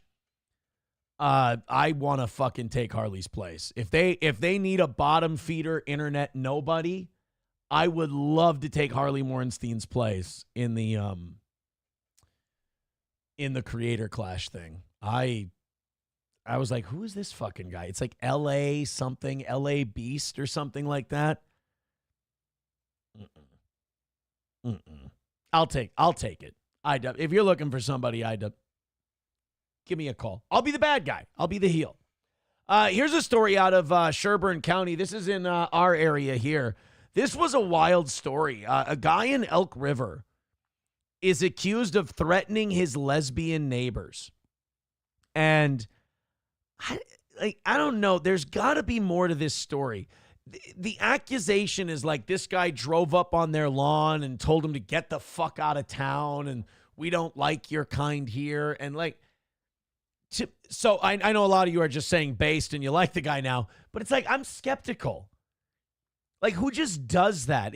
When I find out there's still people like that around, it's just weird to me. It's like people who unironically still call black people the N-word. Yeah, it's like, wait a minute. I only say that word because I'm making fun of the fact that I don't think that person exists anymore. You're saying that this guy still, that's a fucking thing? That people pull up into a lesbian's front yard and go, hey, why don't you get the fuck out of our Christian town? I didn't know that guy still existed. And also, it sounds like these outside the metro towns and these counties, they really want to nip shit like this in the bud because it makes them look bad. It gives them national attention. LGBT groups descend upon them and they go, you need to do something for us. This is terrible. This is a hate crime. And nobody wants to be associated with that. So they're not offering this guy a deal, or if they are offering him a deal, he's like, fuck it. I want to fight this case till the end. And they're going to go to trial on this thing. His name is Mark Stinson. As of Monday afternoon, his trial is set to start July 21st. Now, I know better than anyone that if you feel like you're not getting a fair deal, that you just go, all right, fuck it, let's go to trial, and they'll give you a fair deal. Like I said, I have no problems with the way the process worked out for me. I think I got a very fair deal. I think that I admitted to what I did, and I got the punishment that fits what I did. They dropped the thing they couldn't win. They dropped the thing that was a long shot, especially, well, both of them might have been a long shot because Keanu and Gino weren't coming, which a lot of the anti-steel toe people got wrong, and that's fun. But Gino and Keanu weren't coming. This picture doesn't exist. Nobody has it. I don't have it. Gino doesn't have it. Nick sent the prosecution like 6 pictures. And they were all not it. He was obsessed with getting me on this thing. This was a Nick Ricada production. And it kind of blew up in his face. Because now, I mean, this has been embarrassing for everybody. And now, what is it? It's a $50 fine and a misdemeanor. And I thought that was fair. Like, look, sending your buddy a picture, even if it's a picture that was taken, it was consensual, it was posed for, whatever, it's still not okay. Just because you get the picture consensually, a lot of people think, oh, if the picture was posed for, it's like your picture now. No. You still can't send it to your buddy. That's not okay. Now, should that be a crime that you have to pay money for or shit like that? I don't know. We'll leave that to smarter people. People have their opinions on that. But a lot of people think, oh, this is bullshit. It never should have been a thing. Aaron got railroaded, blah, blah, blah. I don't know. My opinion is more, I did a shitty thing. I'm getting punished for that shitty thing, and I think that punishment is fair. $50. Don't do that again. I agree. Good punishment. But for this guy, they might not offer this guy a very good deal. And I think the reason they might not offer this guy a very good deal is because they don't want to become the center of the LGBTQ universe. They don't want it to descend upon little Sherburne County, Minnesota, if they offer this guy a deal and he skates. He has a pretrial hearing scheduled for June 9th. Stinson was arrested in November for reportedly pointing a... Oh, shit. I didn't know. This must be a different guy. You know what? I'm thinking of a guy in Cold Spring. He crashed his car into the front yard of a mixed-race couple who had mixed-race children and was screaming at them. That's it. You know what? I'm having a hard time keeping my racist, bigoted Central Minnesota story straight. That's on me. So Stinson was arrested in November for pointing a gun at a woman he threatened due to her same-sex relationship. Now, this could absolutely be what happened. I'm not saying it isn't. It just, you ever hear a story and you go, this is missing something. Like you just get that gut feeling that something's missing from it. I'm not saying this guy didn't pull a gun. I'm not saying this guy wasn't in the wrong. I'm not saying this guy's not an asshole. But just the way they're pitching this hate crime story is that, oh, this crazy redneck just came up to a couple of lesbians out of nowhere and just pointed a gun at them. I don't know about that. This is the lovely couple. And again, they don't deserve to have, guns pulled on them and shit. And, this guy's probably a complete dick. But I have a hard time believing that there wasn't like a fight or an argument or something. Again, if there was, it still doesn't give him the okay to point a gun at these people. That's fucking insane. But the woman, Corinne Foser, was bagging up leaves with one of her foster children on a Sunday afternoon in November. Stinson allegedly confronted the child about Foser's same-sex relationship. See, it's not illegal yet, but it's already a cuntbag move for this guy to go like, let me talk to you about your foster parents' relationship. It's like, bro, that's so not your place. That's like people who like try to tell people, oh, you shouldn't let your kid out like that. Or you shouldn't let your kid be on their bike at this time. It's like, how about shut the fuck up? How about mind your own business? Same thing with this guy. Mind your own business. I think the foster kid understands that he has, there's two ladies who raise him.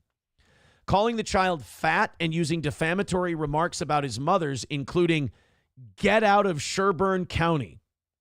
Now, in fairness, I would tell a lesbian couple with children, get out of Sherburne County, but it would be more like, hey, it's kind of a backwards fucking place. Don't you think you should fucking get out of Stearns County? Like, it wouldn't be like, hey, you lesbos, get out of Sherburne County. It would be more, fucking not really the friendliest lesbian place. Are you sure you don't want to get the fuck out of Sherburne County? It would be like the way people tell people to get out of a small town, Just like, get the fuck out of here. After a police officer responded to the incident and Foser confronted Stinson about his alleged comments to the child, he reportedly pointed a gun at the mother. Not long after the November 17th, that escalated pretty fucking quickly. That's it. So the guy comes over. He goes, you're a fat little kid. Your moms are gay. Get the fuck out of here. And then pulls a gun? We're either dealing with an incomplete story here or we're dealing with a guy who just needs to be locked in a padded room.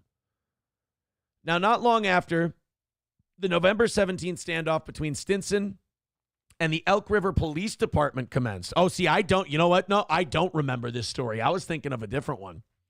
Lasting from mid-afternoon into the early morning hours. All of this because you got a couple of lesbians living in the neighborhood? Dude, how much have you inconvenienced yourself because those two have sex with each other? The juice doesn't seem worth the squeeze, brother. So he's pulling a gun, then the cops show up, and he barricades himself in the house, and he has a standoff with the police. Really? You're willing to get shot because the lesbian's down the road? You see what I mean? Like, minding your own business is such a peaceful thing. Not worrying about what your neighbors are doing is such a peaceful thing. I mean, might you miss a school shooter or two warning signs? Yeah, okay, fair enough. But also, you're not going to end up going crazy like this asshole. In January, Stinson pleaded not guilty to felony charges of second-degree assault and threats of violence. And now he's going to... Now, I don't know if he's necessarily fighting the thing or if they're just not offering him a deal. I don't know. Honky with $1 says, doesn't Sherburne County have a serious flooding problem? He probably was pissed that the dikes were useless.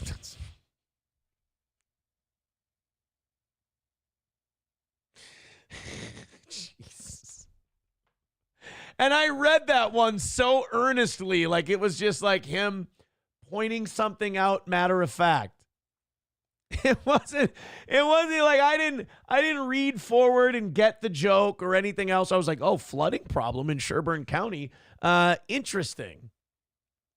I don't really get it. I don't understand. I don't really understand why the dikes were useless. Speaking of useless dikes, the Pretty Antisocial show will be on at 10 Central today.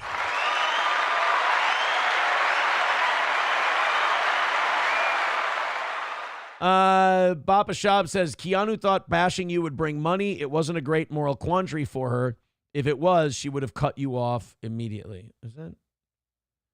Professor Tie-Dye says, Gino and Keanu were not going to come like all of Aaron's sexual partners. That's mean. After you shared that kind rib meat sandwich story yesterday. No, Keanu has told the story numerous times.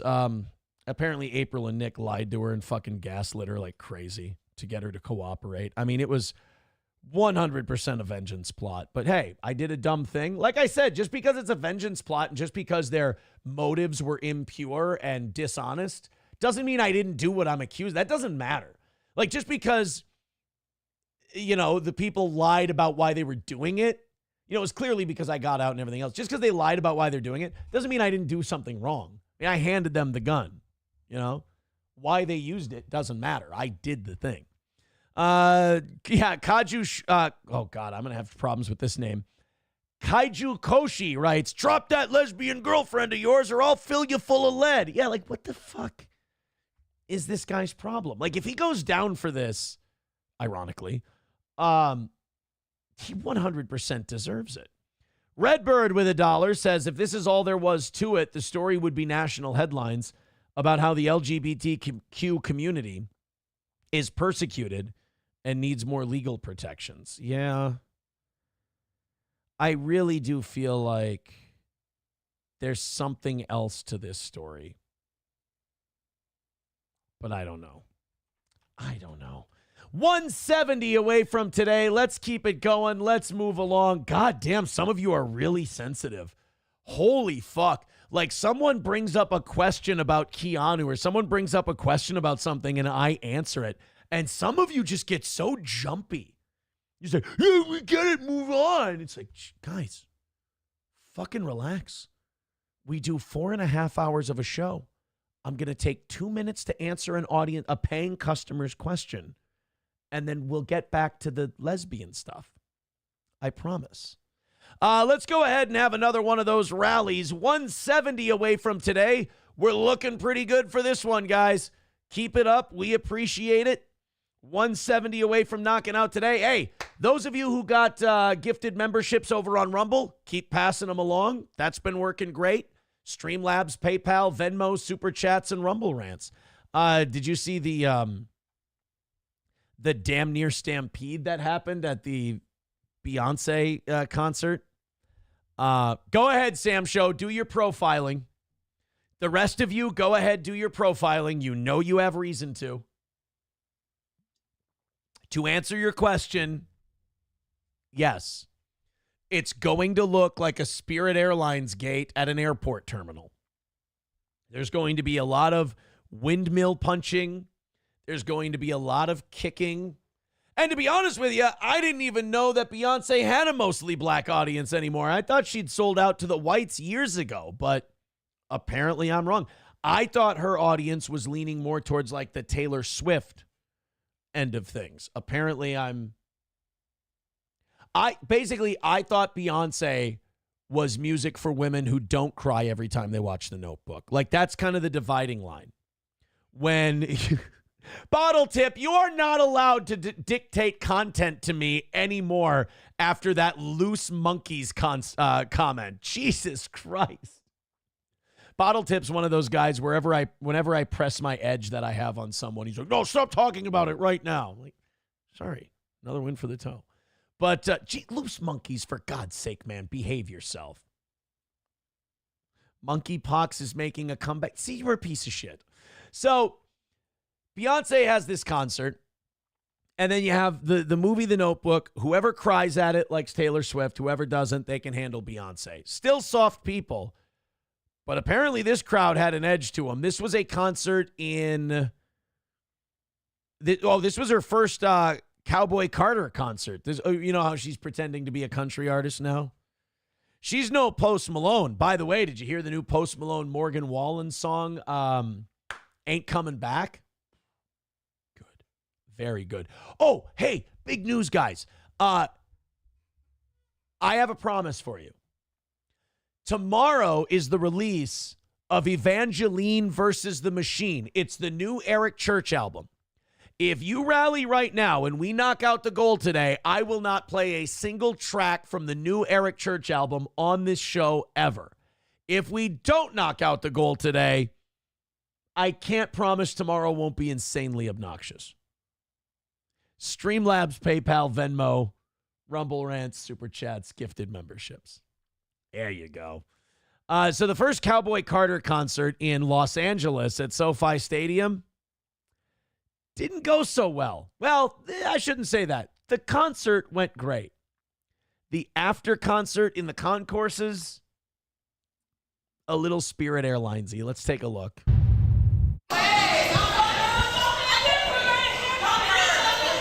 Damn, that's a big bitch. Oh, is this that 100 men versus a girl? You know what? Never mind. Never mind. No, never mind. It doesn't matter. I didn't say anything. It would. Although I'm sure all of them would like to take 100 men, so it does kind of fit. All right, no. Look, here, girls, this is great. This is now your chance to diffuse and de-escalate a situation that doesn't need to be an embarrassing public spectacle of a bunch of people fighting and fitting a stereotype. You can back down, you can walk away, go to your car, go to a bar, grab a couple of drinks, and go home safely. Or, door number 2, you can all start windmill punching each other and pulling your weaves out and totally reinforce Sam Show's beliefs. The choice is yours. Let's take a look and see which direction they went. And there we go. We're smacking. Why is Linnell there? Oh, boy. Hey, what the fuck did she do? What the hell? That was a bull. I'm throwing a flag. Blindside block. Offense, fat chick. I know I'm not being very specific on that one. Watch it. So she knocks her hat off. She did nothing. She was literally standing there. That's because this fucking gremlin right here didn't want it with the big, tall Penn Jillette looking lady. So then she attacked this thing. And by the way, when these particular people get fat, why is it all just giant, like just huge fucking thighs and asses? Like not like sexy big ass, but it all just goes into this ass, waist, and thigh area, and it just looks medically concerning. I don't understand it.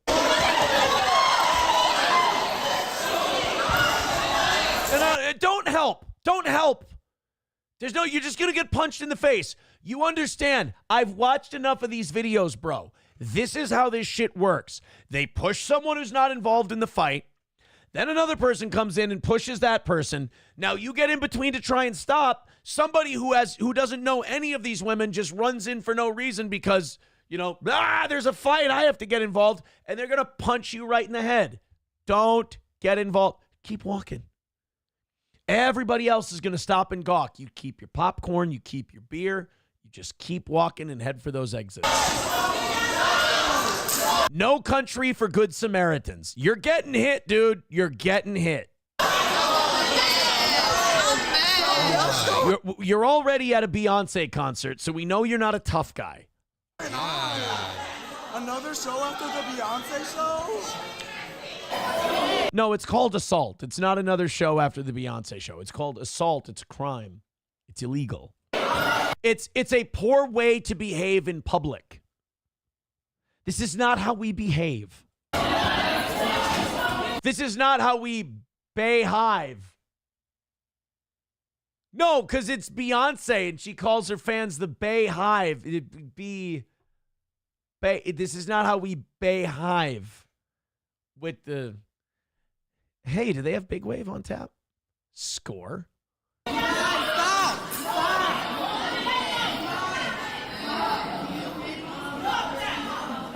You know what? I will say this. Good restraint by Freak the Mighty over here. They did. And by the way, is this the lady that pushed her to begin with? Fuck. What is that? Like, what is it? You're at a fucking concert.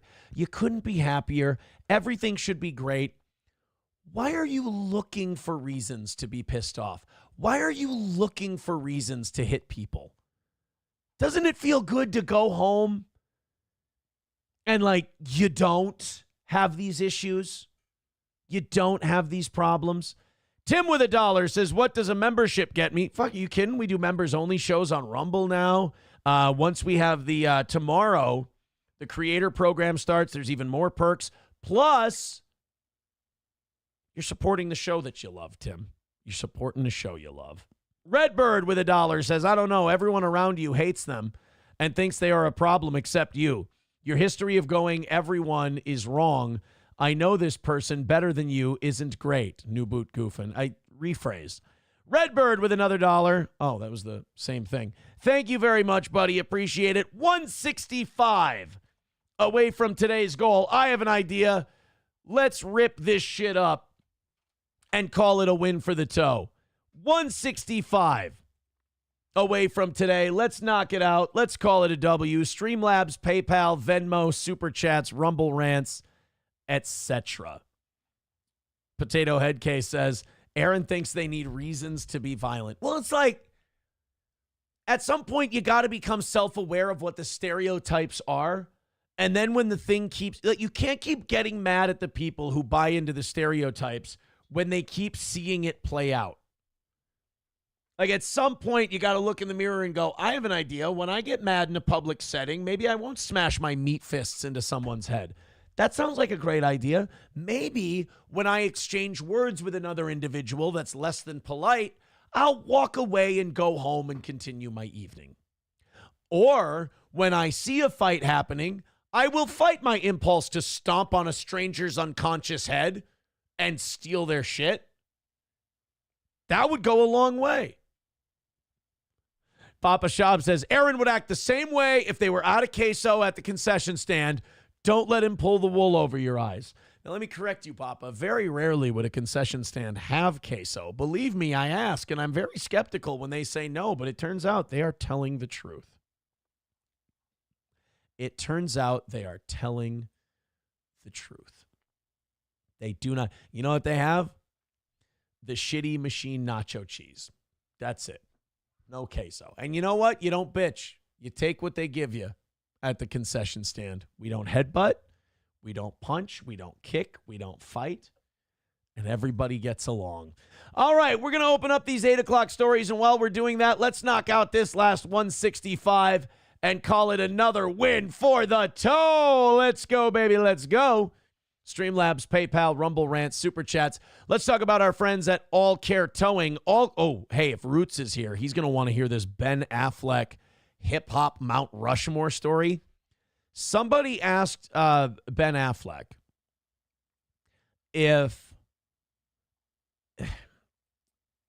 who would be on his Mount Rushmore of hip-hop? My thing would be this. We don't ask Ben Affleck who belongs on the Mount Rushmore of hip-hop. That would be like asking Master P who should be on the Mount Rushmore of folk music. It's no reason to do that, and no reason to take Ben Affleck's recommendations with any kind of seriousness either. But before we do that, let's talk about... Aaron the Cheese and Imholt. Thank you, Sam Show. Let's talk about our friends at Midland Armory in downtown Foley. If you're looking for suppressors, you're looking for our friends at Midland Armory. Not only that, but they handle the whole process start to finish right there in-house. Downtown Foley, Minnesota for Midland Armory. Ammo, knives, optics, parts and gear, you name it. What do you need for sports shooting? What do you need for hunting? What do you need for home defense, self-defense, carry? They've got it all for you. That's Midland Armory in downtown Foley, Minnesota.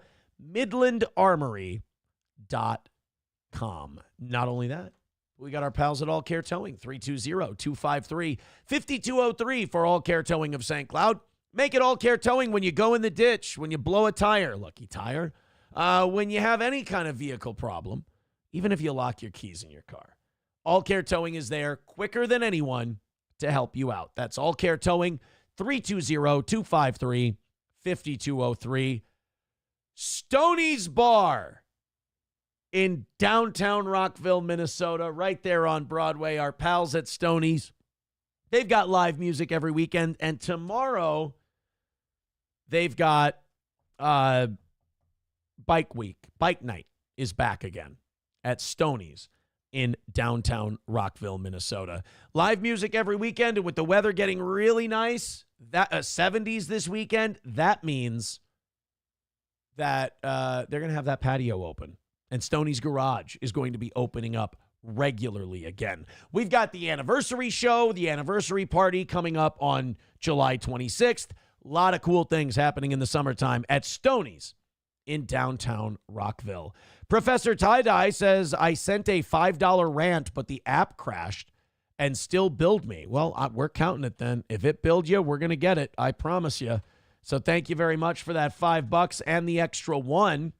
Let's go to Professor Tie-Dye says, I sent a DM on X about the Michigan Muppet representative leaving dogs to die at his pharmaceutical company. Wait, we're talking about Shri Thanedar Dibidodu or whatever. He's a dog killer? Oh my God.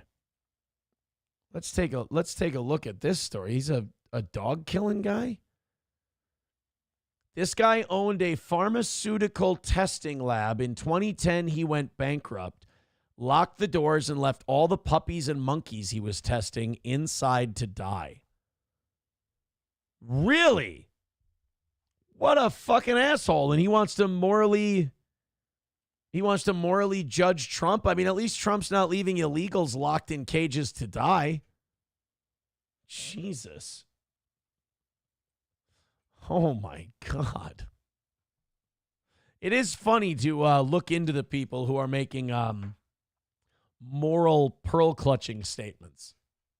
This guy just lets animals rot and die when they're not profitable for him anymore. What an asshole. Streamlabs, PayPal, Venmo, Super Chats, and Rumble Rants. 160 away from today. Let's rally up and see if we can't knock that thing out. We're getting close. We've got well over an hour to do it. Let's do it $5-10 at a time. I mean, I'm not going to say no to 20 or 50. Oh, by the way, any 50s come in today. Randy Rothstein bobblehead is yours. We'll ship it out to you. Thank you very much for your contributions to this program. I found a lot of steel toe stuff going through some old boxes yesterday looking for my birth certificate to get my real ID. I found a steel toe Rockin' 101 2X t-shirt that I didn't know I had in pristine condition. I found the bobblehead someone made me after the Rothstein thing. I got an extra Rothstein bobblehead. All kinds of cool shit.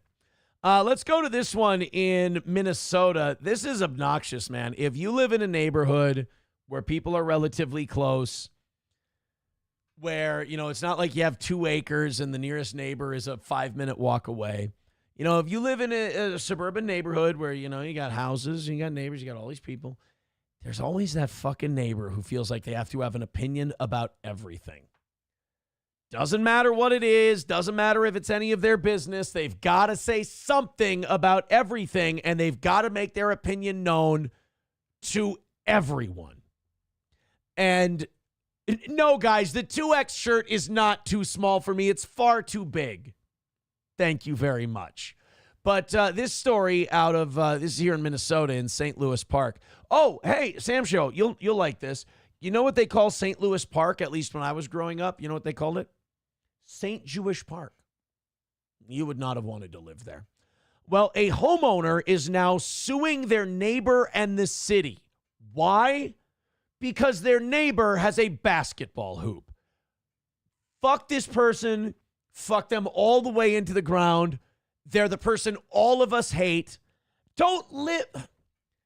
This idea that you have a right to dictate what your neighbor does on their own property. You don't like people putting basketball hoops in. You don't like people, changing up shit in their backyard or putting in a certain type of garden. Sell your house, move out to the country. Sounds like you're not built for neighbors.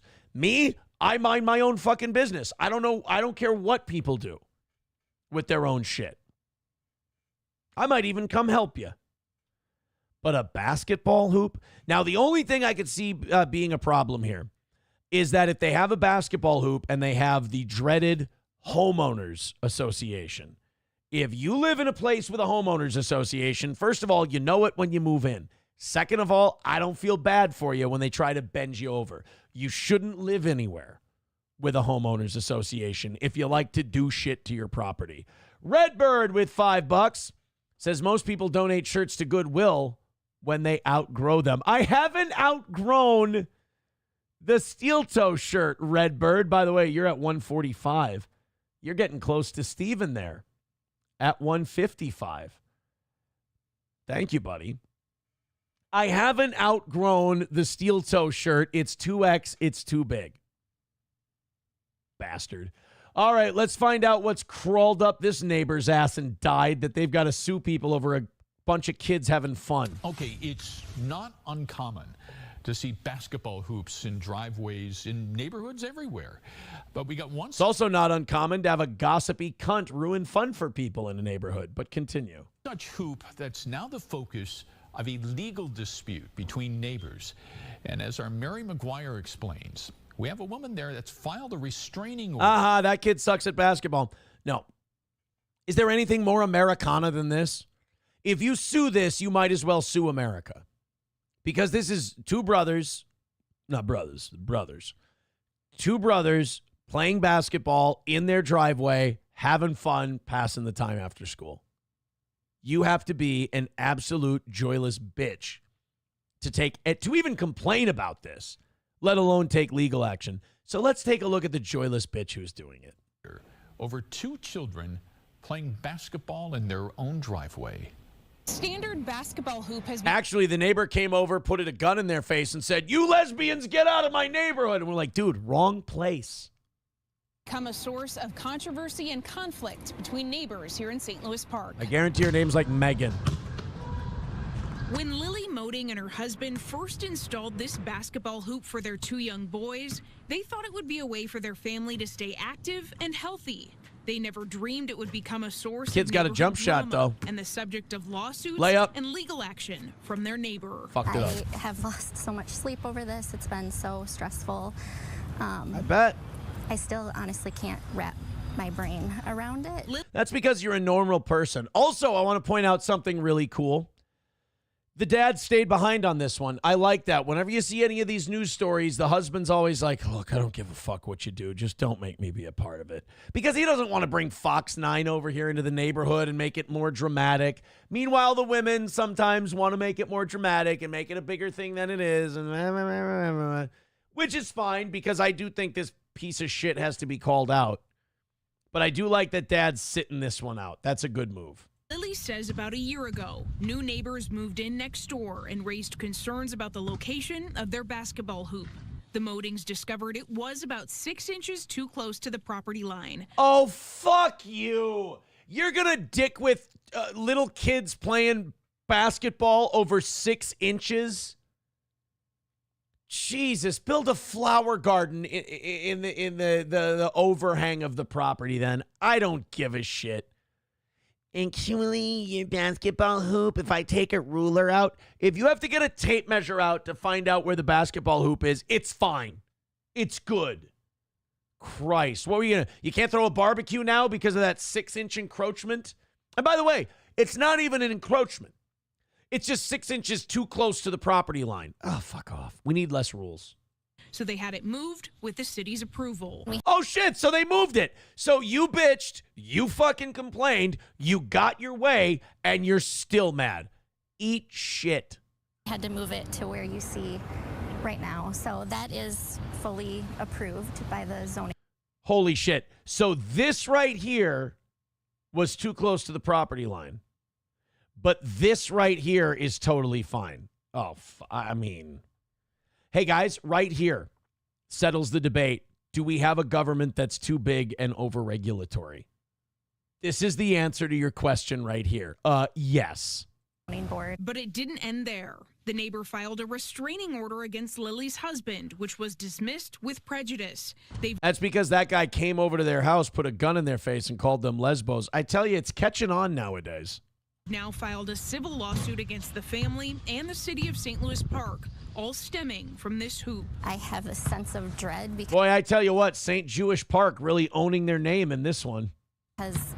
we've just been under attack for a year. The neighbor also asked the court for a temporary injunction to prevent the boys from playing basketball in their own driveway through. Oh, fuck you. You filed in and you went to a court. You went to a judge. And you said, stop these little boys from playing basketball in their driveway. Not only do I hope you lose this case, I just hope bad shit happens to you karmically. You lose your job, you get foreclosed on. I hope people who love basketball buy your house for cheap. I hope you have very little equity. I hope you're leveraged to the gills. Throughout the summer months, citing safety concerns and nice shot, kid. Trespassing by fetching balls that bounce onto their property. Oh, big fucking deal. Again, you decided to move into a neighborhood where people are. There's going to be inconveniences. And by the way, like most neighbors, kids come over, a basketball goes into their yard, and you go, oh, yeah, hey, you boys playing basketball? All right, hey, the hoop's that way, huh? How about we try to make a few? You give them a little shit, then you carry on. I just keep thinking, when we get through this next thing, we'll be done with this, and it just hasn't been the case. Lily tells me they set limits on what time their kids can play, and they aren't out dribbling all day long. It's like 20 minutes, and then they're off to do something else. So we truly don't feel like we're being unreasonable. Fuck her, Lily. You don't owe an explanation. Here's what you do this weekend. Ready? It's going to be really nice out, okay? It's going to be like 70-some degrees. What you ought to be doing is you ought to be getting everybody together in the neighborhood.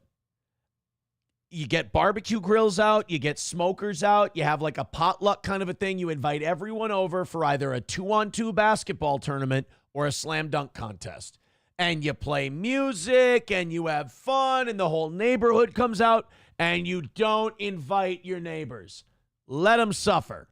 About any of this. The continued legal filings are taking a financial and emotional toll on the Modings, who say they just want this all to end. We've been silently suffering for a year, and it's just become very apparent that it's not going to stop. Now, I did reach out to the neighbor who is behind this lawsuit for comment about all of this, but I really need to know their last name. That's all I need. I just need to know what their last name is, because I have a theory. I have an idea. I don't want to run with it unless I'm sure, but I have a theory on what the last name might be. But haven't heard back. Reporting in St. Louis Park, Mary McGuire, Fox. Just, I mean, imagine being such a joyless piece of shit that you can't let little kids play basketball in their yard. What a shithead. Again, this is where I wish that we had England's rules, where if you sue someone and you lose, you got to pay their bills. Mersh ROTC with $1 says HOAs are the best because they maintain your lawn for you. I should say that if you are like elderly or infirmed or you can't mow your own lawn or anything like that, then HOAs are great for you. If you're someone who likes projects and improvement projects and things like that, stay away from the HOA. No HOA for YOU at that point. Eaton Clam says, I'd invite all my degenerate friends over to jerk off in the backyard like we were in a Seattle park. Somebody, too, writes, yeah, you damn kids. Stop being kids. It's not that type of world anymore. Dive Bar says, what, Aaron? You think their last name is Rodriguez? Yes. Definitely don't send super chats, Rumble rants, PayPals, and Venmos guessing what the neighbors' last names are so that we can also have fun and knock out that $160 goal. That would be awful. Das Optic Nerve guessing that the last name is Dribblestein. How ironic. How ironic. Labglass says, keep in mind that neighbor moved in a year ago. Right. The basketball hoop was already there. So you moved in and were already, you just decided to be a dick. Rusty Grammar says, throws Jew down the well so the children can be free. We don't know that they're Jewish. Just because it's St. Louis Park and they're taking legal action as an impulse does not mean. Yeah, Jay Fish, it doesn't mean that their name is Hoopberg. Ivana Tinkle says Goldstein. It's not Goldstein. Mersh ROTC, you're wrong. Some HOAs do maintain your lawn. I'm sorry, I shouldn't say they maintain your lawn. But with your HOA, they pay a lawn service. I don't know if you knew that or not, but that's absolutely the case. Some HOAs will pay a lawn service for you. It's included in the service. It's included in the fee. 100%. That is a real thing. I'm glad I could teach you that today. I'm an educator over here. Bottle Tip says, commies always think they'll get to pick and choose the tyranny applied on them. 09 Canyon says, I'd never live in an HOA if I was in a single family home. Townhouse makes sense because of the shared roof, walls, etc. Mersh ROTC, I'm not going to argue with you. I know people who live in HOAs and they have a yard service that the HOA provides with the fee. This isn't an argument. This isn't I'm right, you're wrong. This is fact. It happens. I didn't say all of them, but some of them do. If this is news to you, that's okay. 160 away from today. Go ahead and throw a couple of bucks at us. Let's rally up and knock this thing out. We are close. We can get this thing done, but we need your help. Streamlabs, PayPal, Venmo, Super Chats, Rumble Rants, etc. Thank you very much. Apparently, Donald Trump called Jeff Bezos yesterday to bitch at him about the tariff charge thing. So is Amazon doing it or not? Because yesterday morning it was announced that Amazon was going to start listing how much of the item you're purchasing has had their price increased because of the tariffs. Then the Trump administration got pissed and they went after Amazon and they went, this is bullshit. They shouldn't be doing this, blah, blah, blah, blah, blah. Well, I guess Donald Trump called Jeff Bezos personally and said, what the fuck are you doing? I thought we were pals. You're making me look like shit. And it must have worked because yesterday Amazon said it has scrapped the idea to display a tariff cost. It's not happening. They're not going to do it. I didn't think that this was a crazy idea for Amazon to do. I mean, a lot of people are going to be pissed when their prices go up because of all these tariffs. They're going to want an explanation, and this is just Amazon's way of explaining it to them. I think it's fair. I can also see why the Trump administration is super pissed. Because, again, like, you've got you got a Jeff Bezos that was at your inauguration and is, acted like he's got your back. And now all of a sudden he's like, yeah, I'm going to tell people just exactly how much more money you're costing them. And he's like, wow, way to kick me in the dick, pal. But apparently Amazon's going to scrap the whole idea. I don't know what it would have accomplished anyway, other than just maybe getting some heat off of Amazon. I get it from both sides, but oh, God damn it. Why do I do that? Why did I have to do that? Why did I? And I paused after too. That's the worst part. I wasn't going to spend a lot of time on this story anyway. This was just going to be a transitional story before we got to Ben Affleck's Mount Rushmore of hip hop, which who's the better authority on something like that than Ben Affleck? But why? Why did I have to do that? McBuster says, clipped.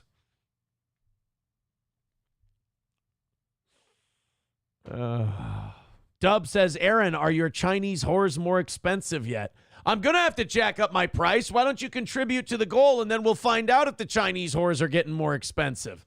160 away from today. We keep stagnating. I got to stay on top of this. We got to make our money, you know? We can't keep dropping these morning L's.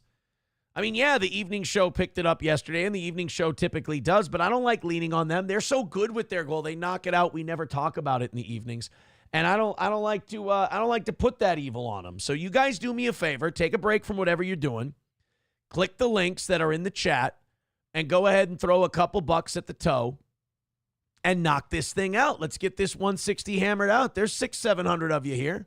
We can do this. Sure, numbers are down a little bit today, but come on, 160. Let's pick it up. Let's do this, guys. All right, Ben Affleck wants to tell you who's on his Mount Rushmore of hip hop. And quite frankly, I don't know about you. I've been waiting for this list. And by the way, he's on a podcast with John Barenthal when he gives it. So John Barenthal, who played Shane in The Walking Dead, is asking Batman who's on his Mount Rushmore of hip-hop. And I got to tell you, two multi-millionaire white guys telling us how the Mount Rushmore of hip-hop should be is the conversation I didn't know I needed to hear, and I think you need to hear it as well. Oh, and also, I'm about to warn you, this is the most dog shit fucking Mount Rushmore of hip-hop ever. I'm going to give you guys a couple of minutes, not only to throw $50 at the toe in donations so we can knock out our goal right away, but also, I want to give you guys a couple of seconds here to come up with your rough Mount Rushmore idea of who belongs on the Mount Rushmore of hip-hop. I mean, I'm going to say you got to have one of the old school guys. I think if I'm going old school, like who changed the game, I'm going to go Ice-T.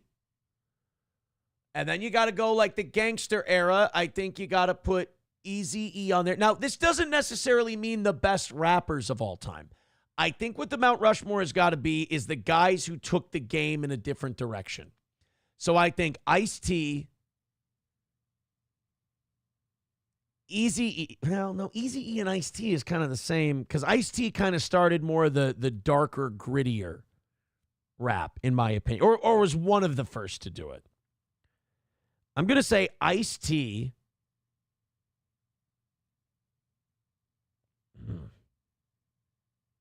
Tupac has had a huge influence. Tupac is such a white girl answer, and I fucking hate making it because it's such a white chick answer. But he influenced a lot of people. So I'm going to go Ice-T, Tupac, close your ears, Eminem, and Jay-Z. Those are the four I'm going to put up there. Because I just feel like Jay-Z or Diddy were the ones that kind of taught rappers that you can own the company, you can own the production, you can become not just rich, but wealthy. I think that's a big part of it. Eminem came in, completely shook things up, introduced hip-hop to a different audience, and changed the game. So I'm going to say Ice-T, Tupac Shakur, Jay-Z, and Eminem. Those will be my four on the Mount Rushmore. Now, let's hear from Ben Affleck. Let's hear what he thinks. I'm sure his Mount Rushmore is just phenomenal. What's the rapper Mount Rushmore? Depends if you're talking about historical or like, I think Lil Wayne. Why? Why does Lil Wayne belong on Mount Rushmore? Because he made lame suburban white chicks think that hip-hop was fun? No. Lil Wayne does not belong anywhere near the Mount Rushmore of hip-hop. I like Lil Wayne as a guy. I do. But he's just a guy who drank cough syrup and went, ah. We're not putting Lil Wayne on Mount Rushmore, but continue. Should be on there, but I also think that like you're talking about like Eazy-E today. We're talking about like I'm okay with Eazy-E being on there, but like so many of those guys from NWA contributed different things. Like I don't know how successful Eazy-E would have been on his own. I know he had a little bit of a solo career, but I don't know how successful he would have been on his own. Like Ice Cube was a good writer and a good MC. Eazy-E was the guy who had the actual gritty street background. Dr. Dre and I think Ren and Dre were both really good producers. I think they all kind of needed each other. I don't think Eazy-E belongs there. I'd give Ice Cube that spot. Or not Ice Cube, Ice-T that spot. Like back, when we were young, I mean, a lot of people talk about like, well. Also, wait, before he gets to Slick Rick and his other shitty picks for his Mount Rushmore, don't forget that I know this is a little more rock than hip hop. Ice-T had the Body Count band and the song Cop Killer, and that was a big song when it came to like censorship and what was allowed and pushing the boundaries. I think Ice-T, because he's Finn Tutuola in Law and Order SVU. I think a lot of people kind of forget what an influence he had on music. Back, when we were young, I mean, a lot of people talk about like, well, Slick Rick or, and then of course there's like Kendrick right now. So you got Come on. But here's the problem. Kendrick Lamar is a product of the commercialization of hip hop. I feel like Kendrick Lamar is like end game hip hop. It's like after the game was beaten, Kendrick Lamar didn't pave any roads. He traveled the roads that were already paved for him. I feel the same way about Drake. Lil Wayne, Kendrick, Slick Rick, and Easy? Yeah, I don't hate the Slick Rick and Eazy-E pick. The other two are fucking dog shit. And also me, John Barenthal, and Ben Affleck should not be talking about who's on the Mount Rushmore of hip hop. It's fucking embarrassing. And I kind of at random, but yeah, I'd take that Mount Rushmore. I'd take that. Well, there you go, guys. So, that question that's been keeping you up late at night? What does Ben Affleck think about hip hop? You now have your answer. Congratulations.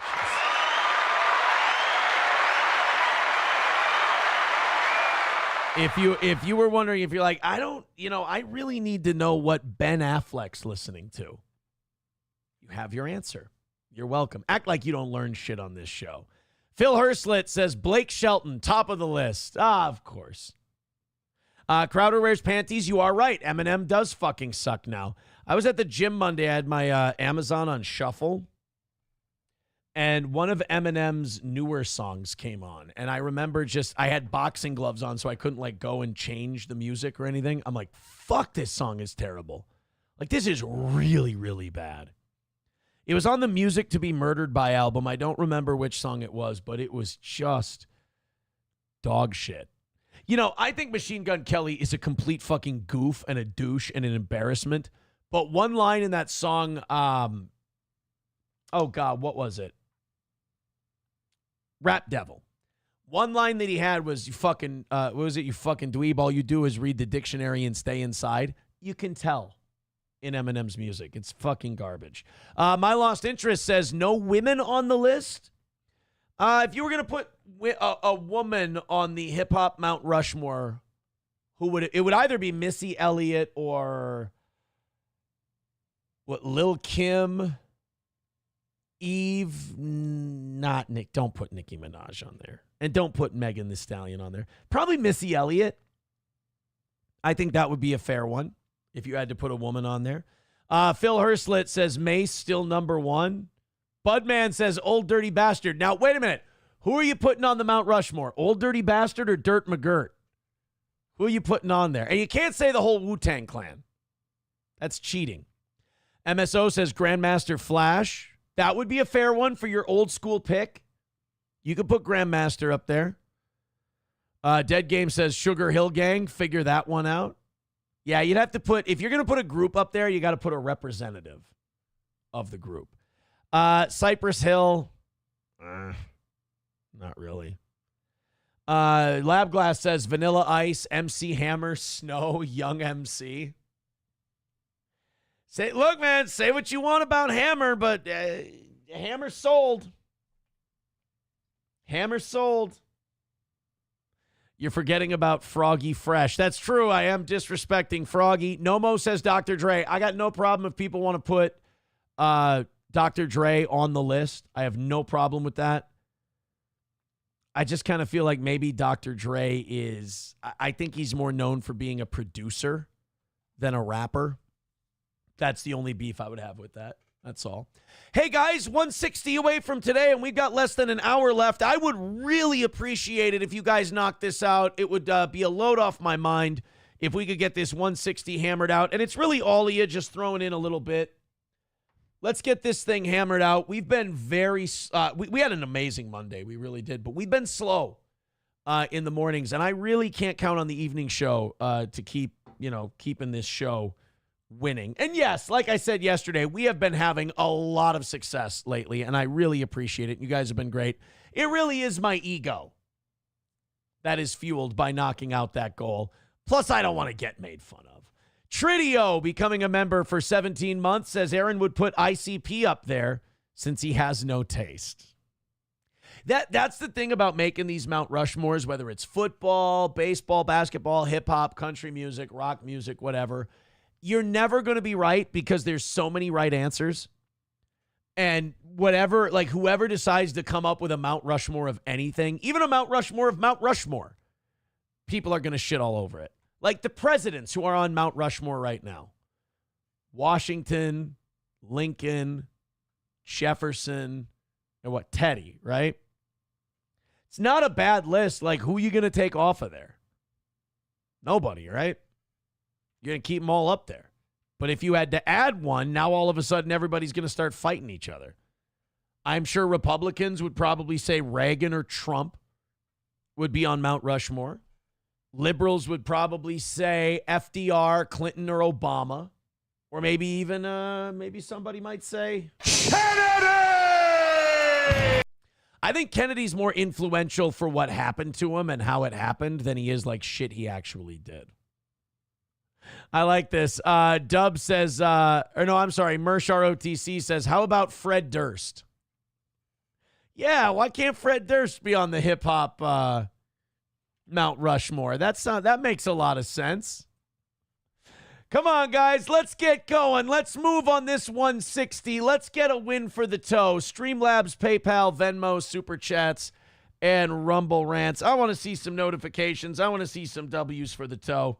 We don't do that 5-minute bullshit beggy shit anymore. We just ask you more and more the closer we are if you could knock it out for us. So the way to get me to shut my mouth is to shut it with cash. Donald, speaking of Mount Rushmores, it's kind of a similar thing. So the Papal Conclave has been called for May 7th. They're going to pick the new pope, and I think they're going to pick the black African dude. And the good thing about them picking the black African dude is that he's super conservative, like totally based. He's the complete opposite of the Jesuit commie they just had in there. But they decided to ask Donald Trump yesterday, hey, who do you think the new pope should be? Ask the president of the United States, the leader of the free world, the most powerful man in the world. Worth asking him, who does he think the pope should be? And I will tell you this, the answer he gave was a very Trump answer on who should be the pope. As pope? I'd like to be pope.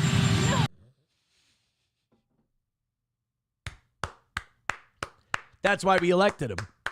Right there. Shit, well, I mean, that and, fixing the economy. But look, guys, one thing at a time, right? Answers like that. Obama ain't answering that way. Clinton ain't answering that way. George W. ain't answering that way. Joe Biden wouldn't even understand the question. I don't think drugs are good. No, we said pope, not dope, you dipshit. But you asked Trump who should be pope. Me, motherfucker. Why don't they vote me pope? That sounds like a good idea. As pope? I'd like to be pope. That would be my number one choice. No, I don't know if the guy who's been married 3 times and gives $250,000 to a porn star after he fucks her, I don't know if they're going to put him. Well, you know what? Maybe they will. I mean, at least he fucks of-age women. I know that's kind of a no-no in Catholicism for your pope, but it's less of a scandal than what you guys have been dealing with. I don't know. I have no preference. I must say we have a cardinal that happens to be out of a place called New York who's very good. So we'll see what happens. Yeah, that's right. He and Dolan are good buddies. So he probably wants Tim Dolan to be the pope. I don't think we've ever had an American pope, come to think of it. I think an American pope is a concept that's escaped us. It's our turn, goddammit. Then again, if you have an American Pope, that's more like molestation cover-up because they all did it. I bet you Dolan did it. Has there ever been an American Pope? Well, Beetlejuice. There has never been an American Pope. The idea of an American Pope has often been dismissed given the geopolitical influence America already has across the globe. You know what, though? At least an American Pope would have the fucking balls to call a crusade. You guys want some entertainment in the Catholic Church again? You want to go retake the Holy Land? We should anyway. Like, why don't the Christians retake the Holy? Let's raise a Christian army. And let's take out the Muslims and the Jews and take back the Holy Land. I'm kidding. Fucking relax. I've got meetings coming up with people that don't want to hear that kind of talk. I do have that in the back of my head. I'm like, God, we're so fucking close again. We're so close. Don't be an asshole. Don't be an asshole. And then at the end of every show, I go, fuck, too late. But if we got an American Pope, we could call it crusade. We could take back the Holy Land. It's what we need. Why not? You're with me, right? Let's put Dolan in there and take back Jerusalem. God wills it. God wills it! Kyler with $5 says, when is the last time you heard someone say, sup, home slice? Strange day today. Home slice, it's an oldie but a goodie. Hey, Miss Tay is jumping in, helping out the toe.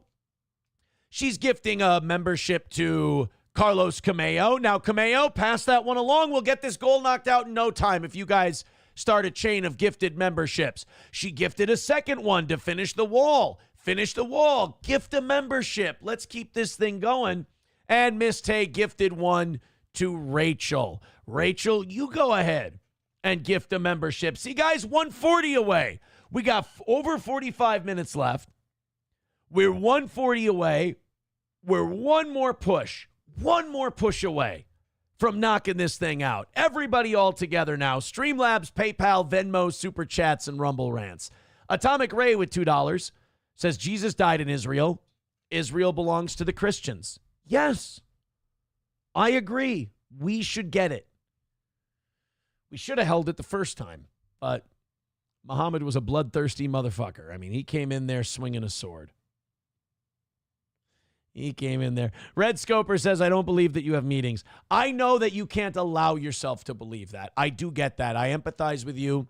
I understand how much you've put, like how much energy in your belief system you've put in to that not happening. And I get it, dude. Sometimes I want something to not happen so bad that I feel like if I wish hard enough, it won't.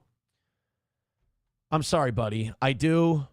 And I'm not going to brag at you. I'm not going to gloat at you. A, because nothing's done yet. But also because B, I know how much it hurts. I've been there before. I get it. I'm not, you know what? Today, I'm not here to rub it in. Miss Tay says, Lisa Marie thinks I'm SP. What a dumb cunt. Yeah, again, that's kind of cope because a lot of their wishes didn't come true. So they're just trying to make shit, the way they want it to be, the way they need it to be. I pity them. It's understandable. That's why, I'm a little smug and then I back off because they're kind of hurt.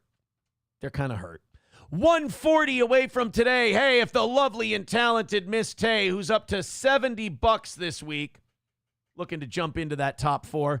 If the lovely Miss Tay gifted you a membership, pass that along and contribute to the show. We're only 140 away. Let's hammer it out. Let's knock it out. Let's go. We got 45 minutes left. Start chipping in so I don't do this the next 45 minutes. So Trump wants to be Pope. I don't think Timothy Dolan is going to... First of all, Timothy Dolan took his vows in like 76. He's an old fucking guy. How old is Timothy Dolan? 75. You want a 75-year-old Pope? How long is he going to be Pope? 5 to 10 years? Nah, his time is past. What are you going to do? Chevy fan says SP is watching meme copium. Oh.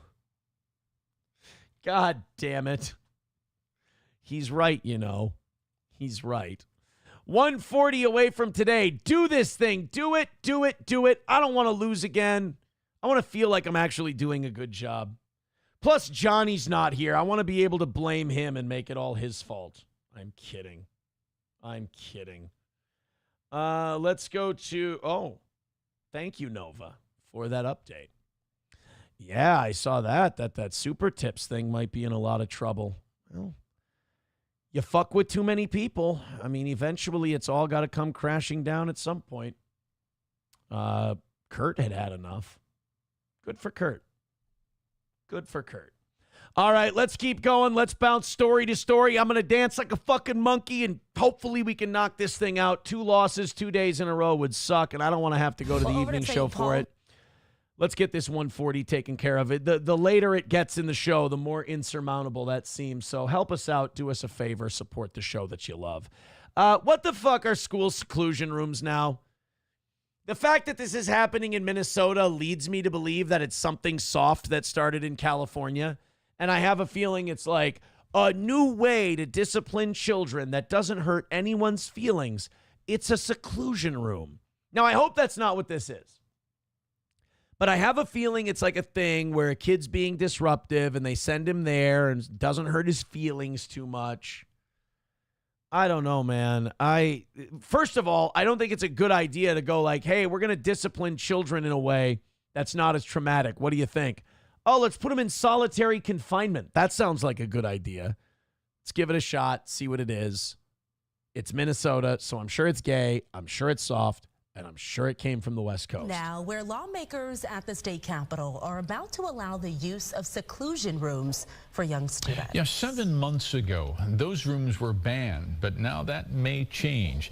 The Minnesota Senate has passed an education bill giving more leeway for schools to seclude children as long as they have parental permission. So it is. It's literally a room with brick walls. And you sit in there and you stare at the wall. It's literally the teachers going, oh, I don't want to have to work today and actually discipline a child and teach them something. So let's just lock them in this room. Let's lock them in an empty room. That'll be good. They've done studies on that seclusion stuff and the what do they call it? Solitary confinement. People go fucking nuts in there. Cornhaggard dives into this very personal debate over a very controversial strategy. Seclusion rooms were a necessary evil in the school life of Senator Judy Seeberger's son. He's on the autism spectrum and was late in learning how to control aggression. Oh, good. Okay, so there we go. That's what the seclusion room was for. When we want to just give up on kids with autism, we just lock them in a room. Okay, see, I thought it was something bad. Jesus. Especially towards authority figures like teachers. He's a wonderful young man today. And when I asked him about the use of seclusion, he shakes his head. He said, you know, it wasn't great, but it needed to be done. Under Minnesota law, a school seclusion room has to be at least 6 feet by 5 feet. So that's less than me each way. Wow, so solitary confinement. Wow. So you can't hit a kid across the knuckles with a ruler anymore. That's cruel and unusual punishment. That's not okay. But you sure as fuck can lock him in a closet. That's, wow. Oh, don't worry, guys. It's a walk-in. It's a walk-in. He'll be fine.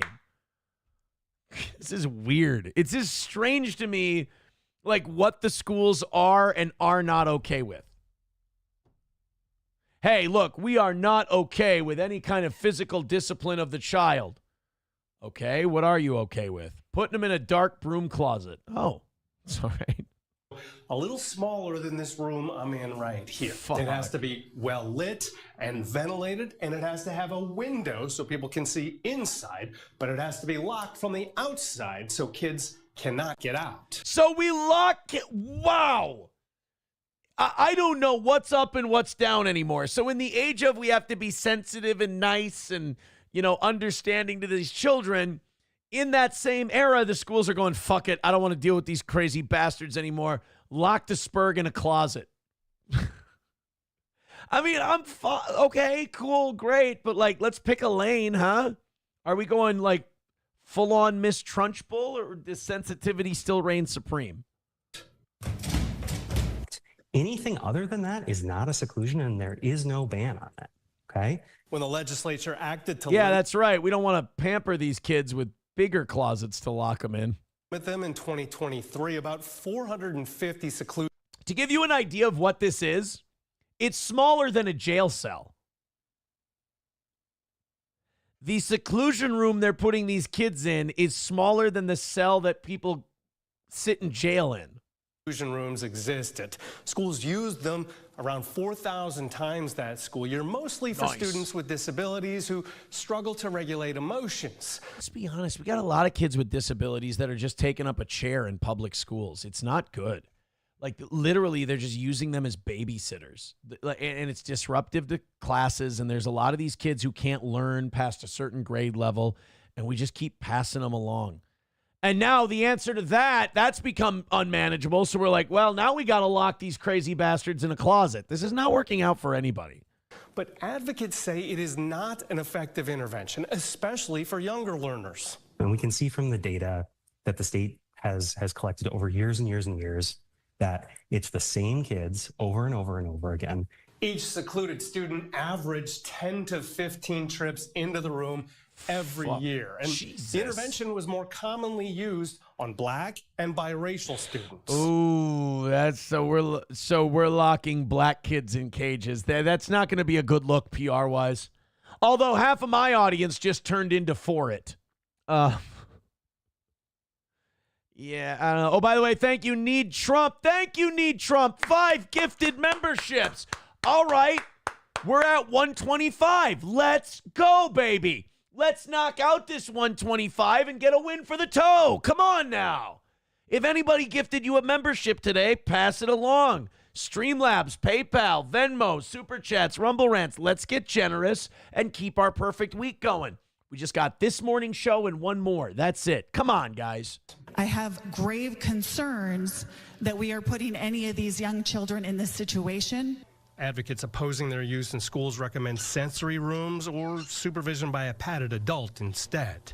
When Fox 9 reported on abuse of seclusion rooms in 2017, we found schools often use the rooms as punishment. It's a jail cell. Well, yeah, what I can't believe it. They locked these kids in a 5x6 room, and they used it as a punishment. Well, I didn't think it's what you got in place of the pizza party for the Scholastic Book Club. As part of what prompted the legislature to ban seclusion rooms for kids in 3rd grade and below. Senator Seeberger says her update to that law requires parental... Her name is Cuntberger? I mean, I'm glad they censored it to Seeberger for the news because I agree that's not appropriate, but what an unfortunate German name. Cuntberger!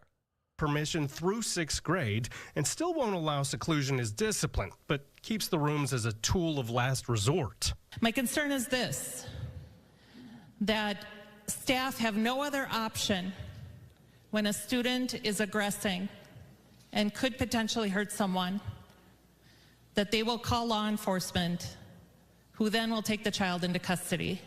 It's crazy, but it is very fitting that Democrats are like, yeah, maybe we should lock the black kids in cells. It's like, okay, that's wild. All right.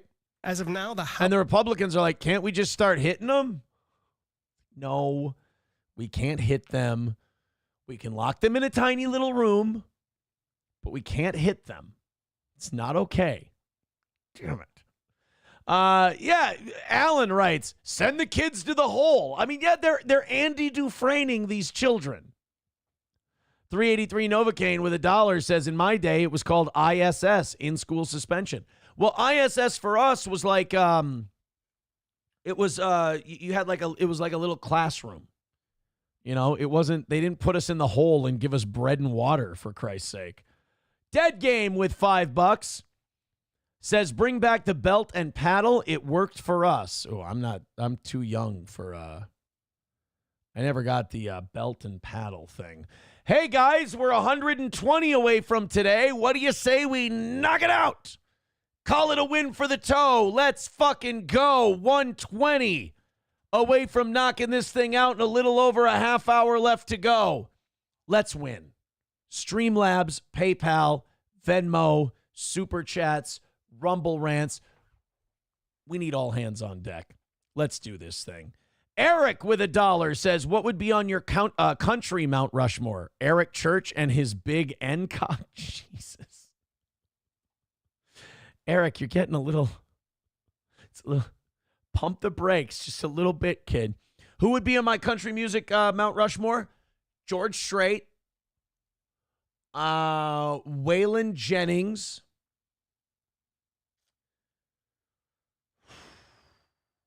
you're going to hate me for this. You're really going to hate me for this one. But he was so goddamn successful. Garth Brooks. And you got to have an old school guy. I'm going to say Porter Wagner. No, Hank Williams. Sorry, Hank Williams Sr. Hank Williams Sr., Waylon Jennings, George Strait, Garth Brooks. That's my Mount Rushmore of country music. And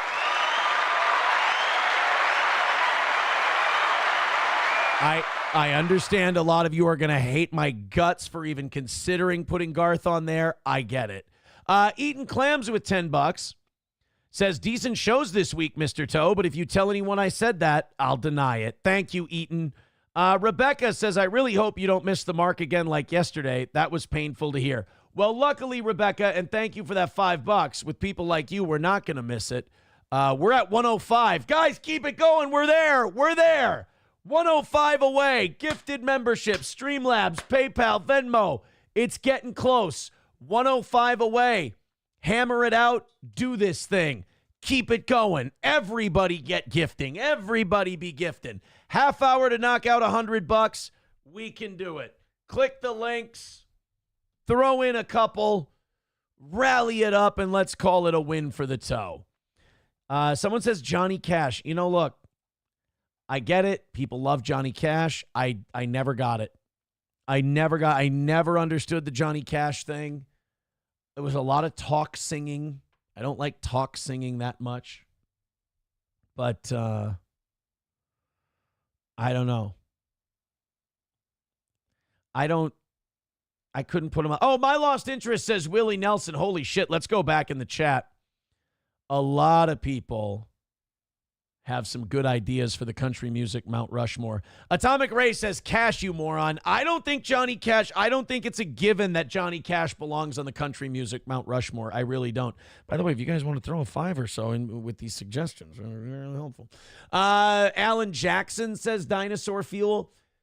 I feel like Alan Jackson is in that same, like, George Strait, Garth Brooks, like in that kind of era. I don't think you can argue with Garth just because, like, the what he did for country music, the way he expanded it. And I know it kind of led to Kenny Chesney, which led to the Luke Bryans and the Florida Georgia Lines and shit like that. So you have a point there. But Garth Brooks is to country music kind of what Hulk Hogan is to wrestling. Like, people want to shit on Hulk Hogan, but it's like Hulk could work. Hulk could go. Just like Garth Brooks was country. It's just really successful. Someone saying Merle Haggard. I can't argue with wanting to put Merle Haggard in there. Sit Here and Drink is one of my favorite country songs of all time. So I definitely cannot argue with you on that one. Patsy Cline. Yeah, if you got to have a woman on there, Patsy Cline's probably, or Reba. I could put Reba McEntire on there. She could belong. The biggest one that people have a problem with, though, is me saying no Johnny Cash. It's fair enough. I get it. Charlie Pride. I get it. I get that one. Dolly Parton. I think Dolly Parton was more gimmick than good music. You can string me up for that one. That's fine. Willie Nelson. I think that's a fair one also. George Jones is a fair one. If you put George Jones on there, someone else said Vince Gill. Randy Travis could be on there. I believe L Train says, you know who belongs on the Mount Rushmore is JEFFJARRETT Double J Jeff Jarrett.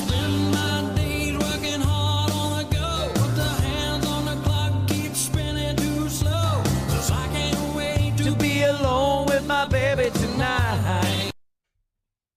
Dinosaur Fuel with $1 says Toby Keith and Shania Twain. yes to the first one, no to the second. She's a Canadian. Casey with $2 says, let's go, Pores. Flinty Gecko with $50. Jump starting the old toe. Sanford. Oh, hey, guys. Call it a day. That's it. But I'm afraid I've got some bad news.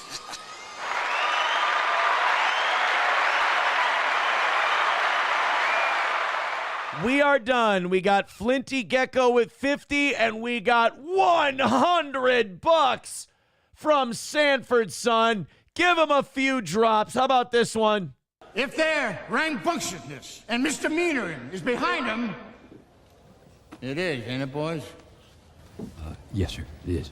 Hey, Sanford, son, thanks for the hundo. Why do they come to me to die? Why do they come to me to die?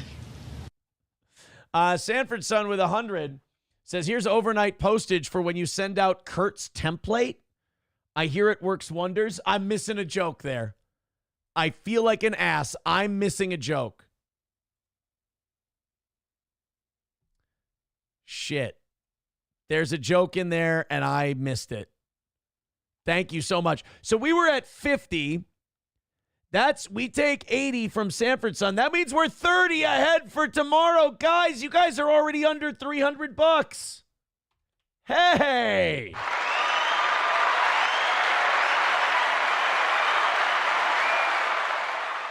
Who's the best? The Steel Toe crowd's the best, and you guys did it inside of regulation. Awesome. Thank you so much. Another win for the Toe. And a big draw. Oh, and I believe that puts Sanford's son in the top 4. Yes, because Gray Duckling is at $92. So he is now tied with Orange Boy. Sanford son at $100. I think Flinty Gecko is at 92. Yes, Flinty's at 90. So he's knocking on the door as well. So what does that put us at? What's our leaderboard look like? We've got Steven with $1. We've got Redbird with 145. We got Orange Boy with $100 and Sanford Son with 102. So he's going up to third place here. Sanford Son says Kurt, as in uncivil laws, cease and desist to pedo tips. Yeah, Kurt, uncivil law, he'd fucking had it. Kurt doesn't have the same approach that I do or that Sean does to the super tips thing, which is, I mean, if you need us that badly to pay your bills, which we know these people do, fine. We can do a real show. Like, you need us. And we kind of use that to troll them, and we use that to kind of poke at them and prod them. I get that. But Kurt took a more direct approach. And some people are like, oh, is that gay ops? No, that's not gay ops. That's Kurt's moneymaker. That's his voice. That's his image. That's his name, image, and likeness. And if he doesn't want his name, image, and likeness used for that reason, he has every right to say, hey, you cocksuckers, cut it the fuck out. And that's what he did. And he sunned them. And the minute he sunned them, they backed the fuck down. Which is interesting because now that puts blood in the water.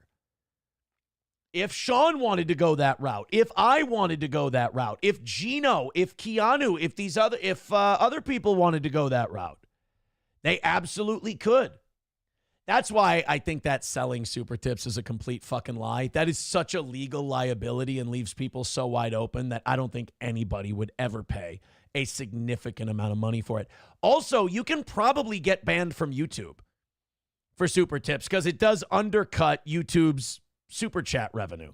So it's a little iffy no matter what. Plus, in their own terms of service, Super Tip says we can't use anybody's name, image, and likeness without their written consent.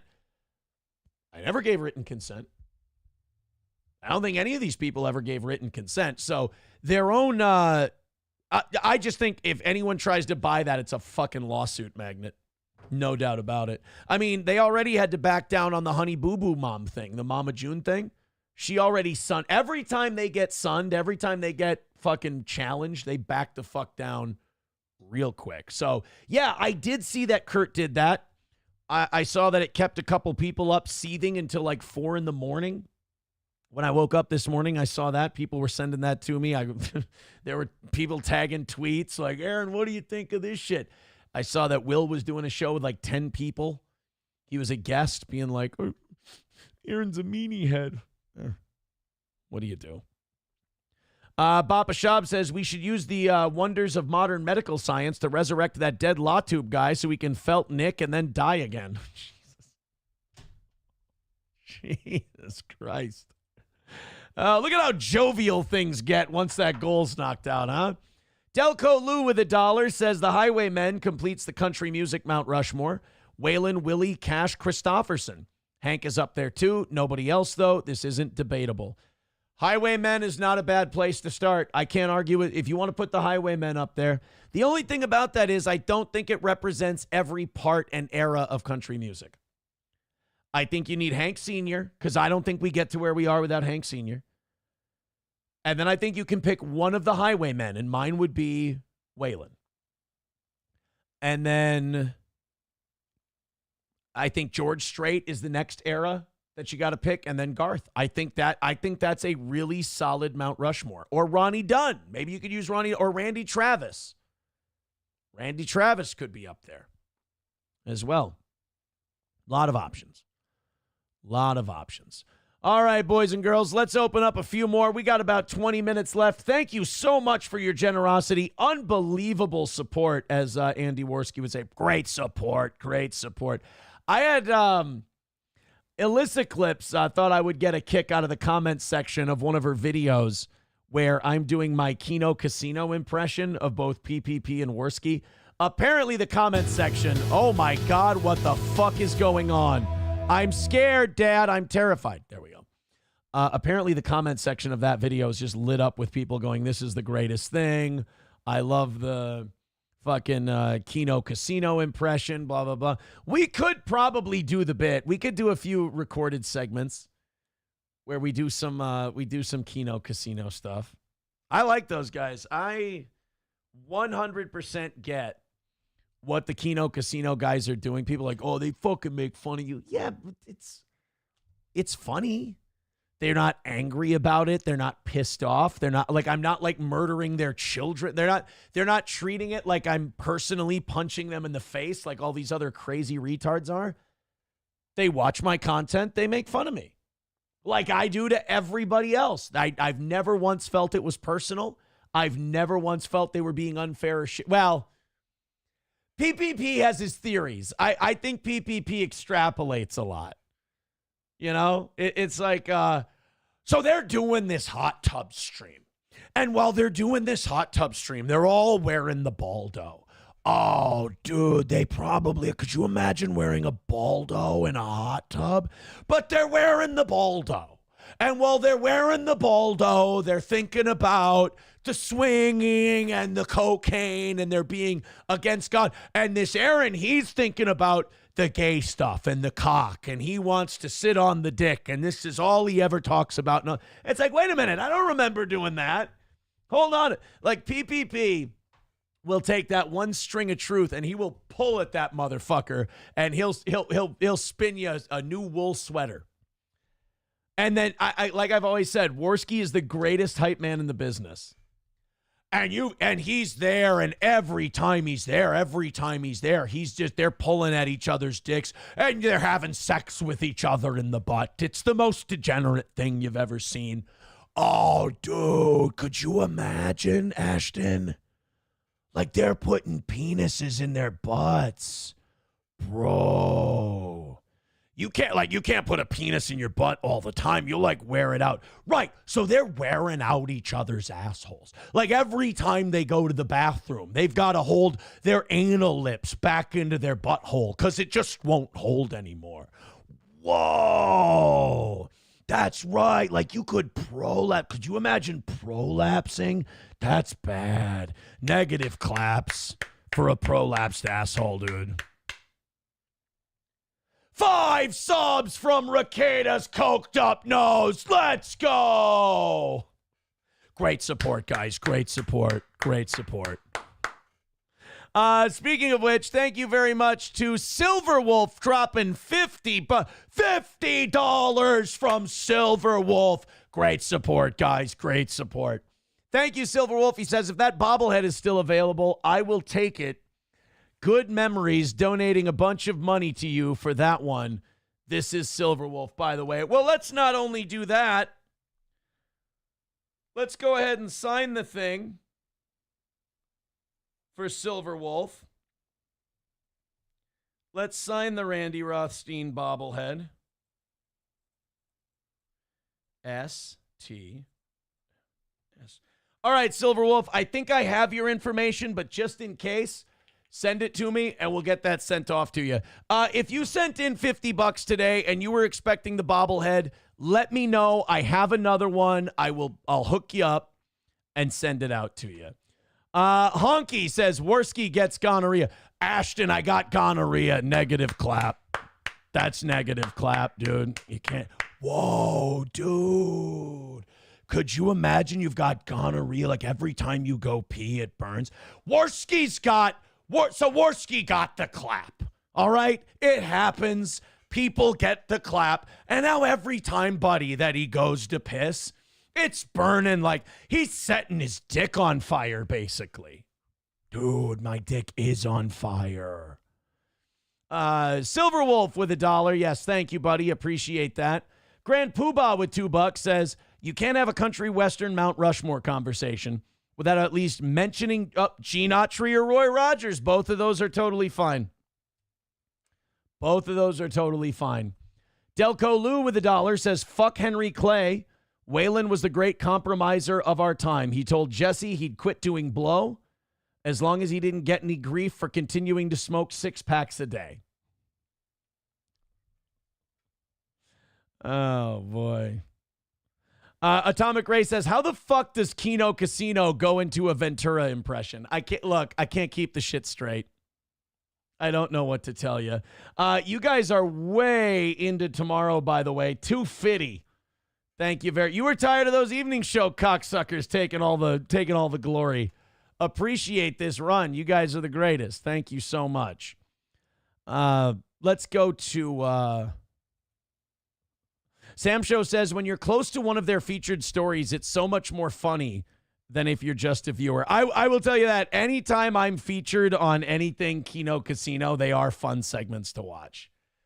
I got to give it to Ashton and Andy. They do a great job. And again, at least with me, I don't know about these other people. To me, it never seems to go over the line. Like, it never seems to get into a really weird, fucked up spot that, I feel like they keep it to mockery. And I think that's really good. Honky with $1. Oh, here we go. Now they want me to do fucking Keno Casino announcements. All right. Honky says, and Quiznos just gave us 10 subs. Wow, dude, great support, Quiznos. I love their sandwich. Could you imagine having Quiznos right now? Great support, guys. Great support. Thank you, Honky, for the $1. Let's go into, we got Justin Blackman's DUI video. I don't really know how good this is. Like, I feel like we've seen so many good athlete DUIs. Like, we've seen Delonte West when he's homeless and everything, and he's talking about how he's Jesus Christ and all this shit. We've seen the Johnny Damon DUI tape. I'm going to warn you, we're going to jump around a little bit. Justin Blackman, who was a first-round bust for the Jacksonville Jaguars as a receiver, and now I think he's a coach now. I think he's coaching somewhere. He just kind of starts talking to the cops about football. Like this really, I'll play a little bit just because, we do a lot of the DUI tapes and stuff. Don't get your hopes up too much on this one. What's going on? Walking home. What? Walking home. Walking home. Oh, shit. Uh-oh. It's never good, like, when in the first sentence you're like, I know how this ends. When you can fast forward the next 10 minutes to know that this is ending in a jail cell, sorry, Justin. Where you live at? Stillwater? You're in Stillwater. Yeah, that's what I'm saying. What's your address? Stillwater. Stillwater's not an address, man. Stillwater's a town. Where do you live in Stillwater? I'm walking home to Stillwater. That sounds like a country song. And I knew that this heartbreak would be harder than me walking home to Stillwater. You're in Stillwater. But Yeah. Take your hand in your pocket. You can put your hands down. That is fucked up. Like, if you're a black dude and a cop says, take your hands out of your pockets, this is immediately the thing you do. He's like, hey, chill. You can put your hands down. No, because if I reach for a piece of gum, you're going to fucking shoot me. Take your hands out of your pockets. I ain't got nothing but a black dick in there, officer.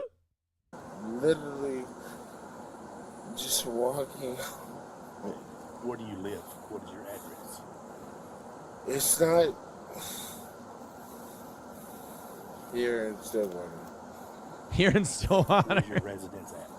What is the address, the number, apartment, house number, whatever you live? By the way, they said this was a DUI. Oh, no. Okay, it was a drunken public arrest. I thought this was a DUI. So they just saw him walking. Now, wait a minute. If they don't stop him and they just let him keep going, is he really hurting anyone? Can't he just be fucked up on the side of the road? He's in Oklahoma in April. The weather's fine. Even if he falls asleep in the grass, he'll wake up in a few hours and go home. It's not here. No, it's not here. So why are you walking home to Stillwater then if it's not here? I mean, What's your name? Justin Blackman. You know that you know you're doing the do you know who I am thing when you give them your full name, like he's supposed to know that. Honestly, if you're not a Jacksonville Jaguars fan, hey, you hate this guy, but like, if you're a Jacksonville Jaguars fan, you'll know who he is. But if you're not a Jags fan, you probably don't remember Justin Blackman. I remember when he was drafted because I wanted the Vikings to get him and he didn't fall to us. But I'm glad we didn't end up getting him because he was a bust-a-rooney. Yeah, I mean, like, that's what I'm just trying to go home. Okay. Yeah. I'm trying to help you get home. All right. But I can't help you if you don't tell me where you live. Where you stay at? Like I said, I'm walking home. This is where it kind of becomes a Laurel and Hardy bit. Do you see where it's just like now we're going in circles? And if you're the police officer, you're like, I'm going to finally ask this question in a way that's going to get me the answer. And it's like, bro, no, you're not. But where is home? Stillwater, Oklahoma. Right. You a student here? No, You drink like one. Like honestly, yeah. I'm just trying to make it home. I kind of feel bad for him because like it's 1:40 in the morning. He's fucking annihilated, and he's not driving, which is good. But he's so drunk. You know, you get that kind of drunk where you forget to breathe. You know, you get so hammered that you end up breathing. You end up doing that because you're so fucked up that you skip a couple of breaths. Mersh does that on Nightwave. I've noticed that. Like when I watch the Pizza Fund, podawful.pizza. Whenever I watch Pod Awful. And by the way, Jesse's another one when he picks on the toe, when he makes fun of the toe. I think he does it in a funny way. I think he's great. I think it's all hilarious. I'm still a Pizza Fund member. I love this shit. Although I did get one over on him because he was giving me advice on the new set and everything. And like 2 or 3 of the biggest advice pieces he gave, I had already done it that day. So I felt good about that. Putting tchotchkes and shit down here, though, that's not a good idea. That's a terrible fucking idea. With all due respect. But like, whenever I watch a Mersh clip on Pod Awful, Mersh has that drunk breath. I don't know if it's obesity or just being hammered, but he'll forget to breathe. You know. Mersh believes in breathing deeply into the microphone and making disgusting mouth noises into the microphone. I mean, obviously you've been drinking. I'm just trying to make it home. Okay. You're not telling me where home is, though. That's the problem. Where the black people are. Yeah. So where's home? Put your hands on.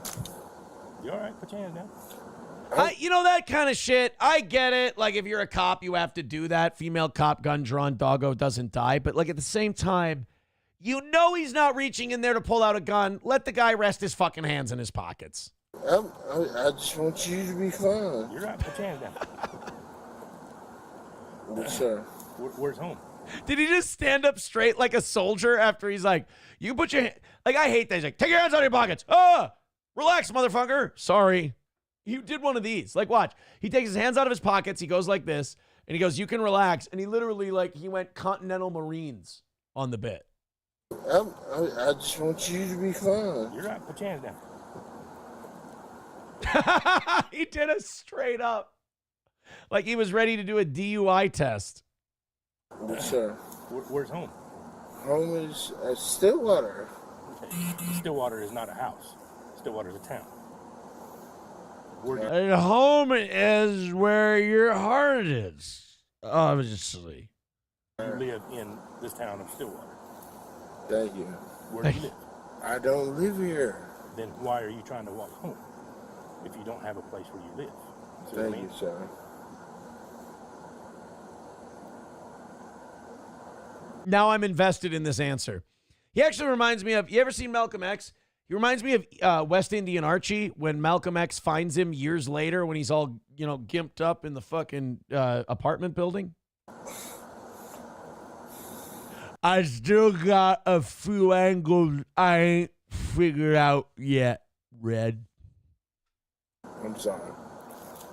You got me. Yeah. Put your hands behind back for me. Oh, shit. I don't even know what we're doing. There's some big... How was he a first-round bust with those giant monster coconut crushing hands? You don't know what we're doing. Relax, man. Relax. No, Relax. I mean...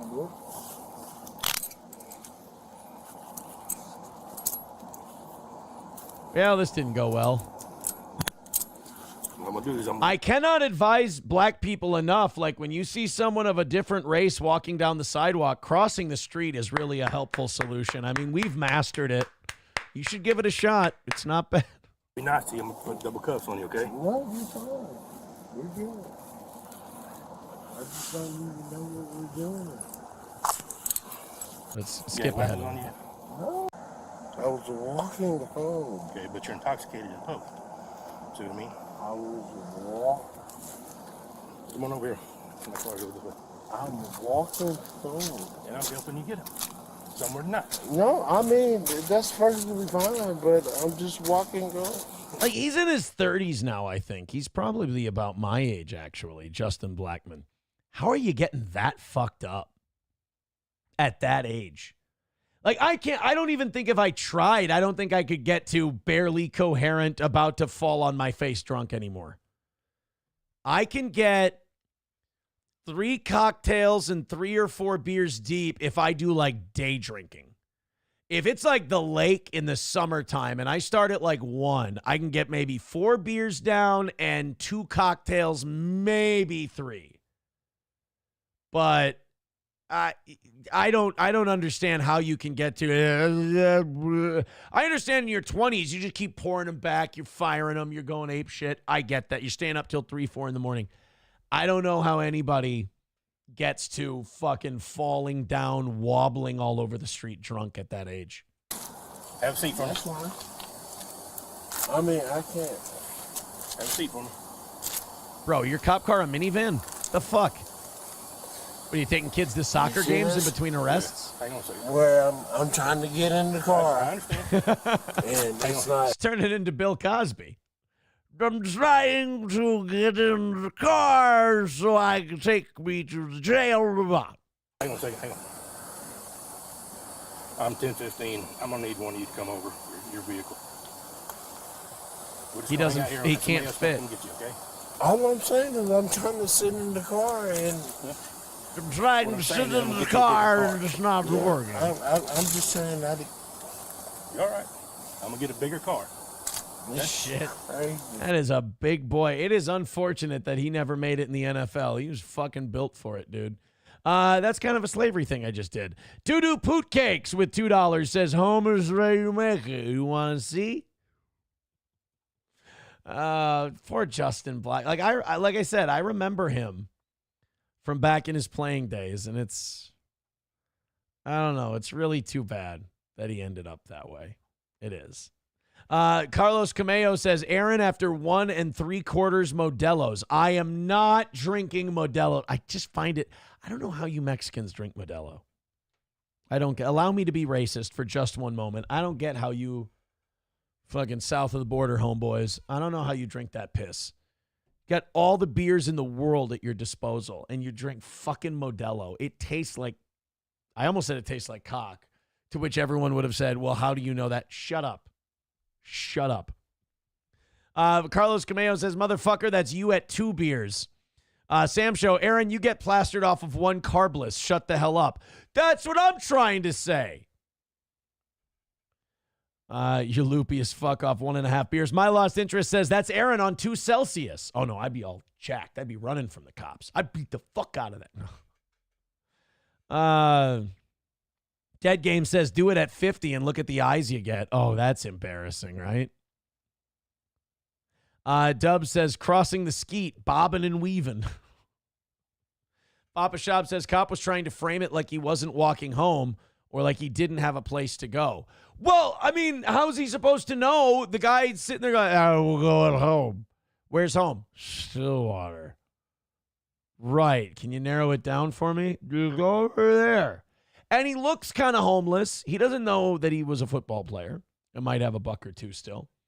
McBuster says, Modelo and Corona suck. They don't know beer down there. Yeah, Mexicans are weird with beer, dude. There's nothing I can tell you. Justin Blackman net worth. Did he save any of his money? Nope. He's worth $500,000. Shit. Born in 1980, so he's younger than I am. Oh, we got a mugshot. Should we see how he looked? Looks a little like Delroy Lindo nowadays. Where's my Justin Black? Oh, here we go. Oh, wow. I was kind of spot on with that West Indian Archie thing. Be honest, I kind of nailed it. I kind of crushed it. He does look like Delroy Lindo and Malcolm X. Holy cats. Come on. Give me my Delroy Lindo thing. Ooh.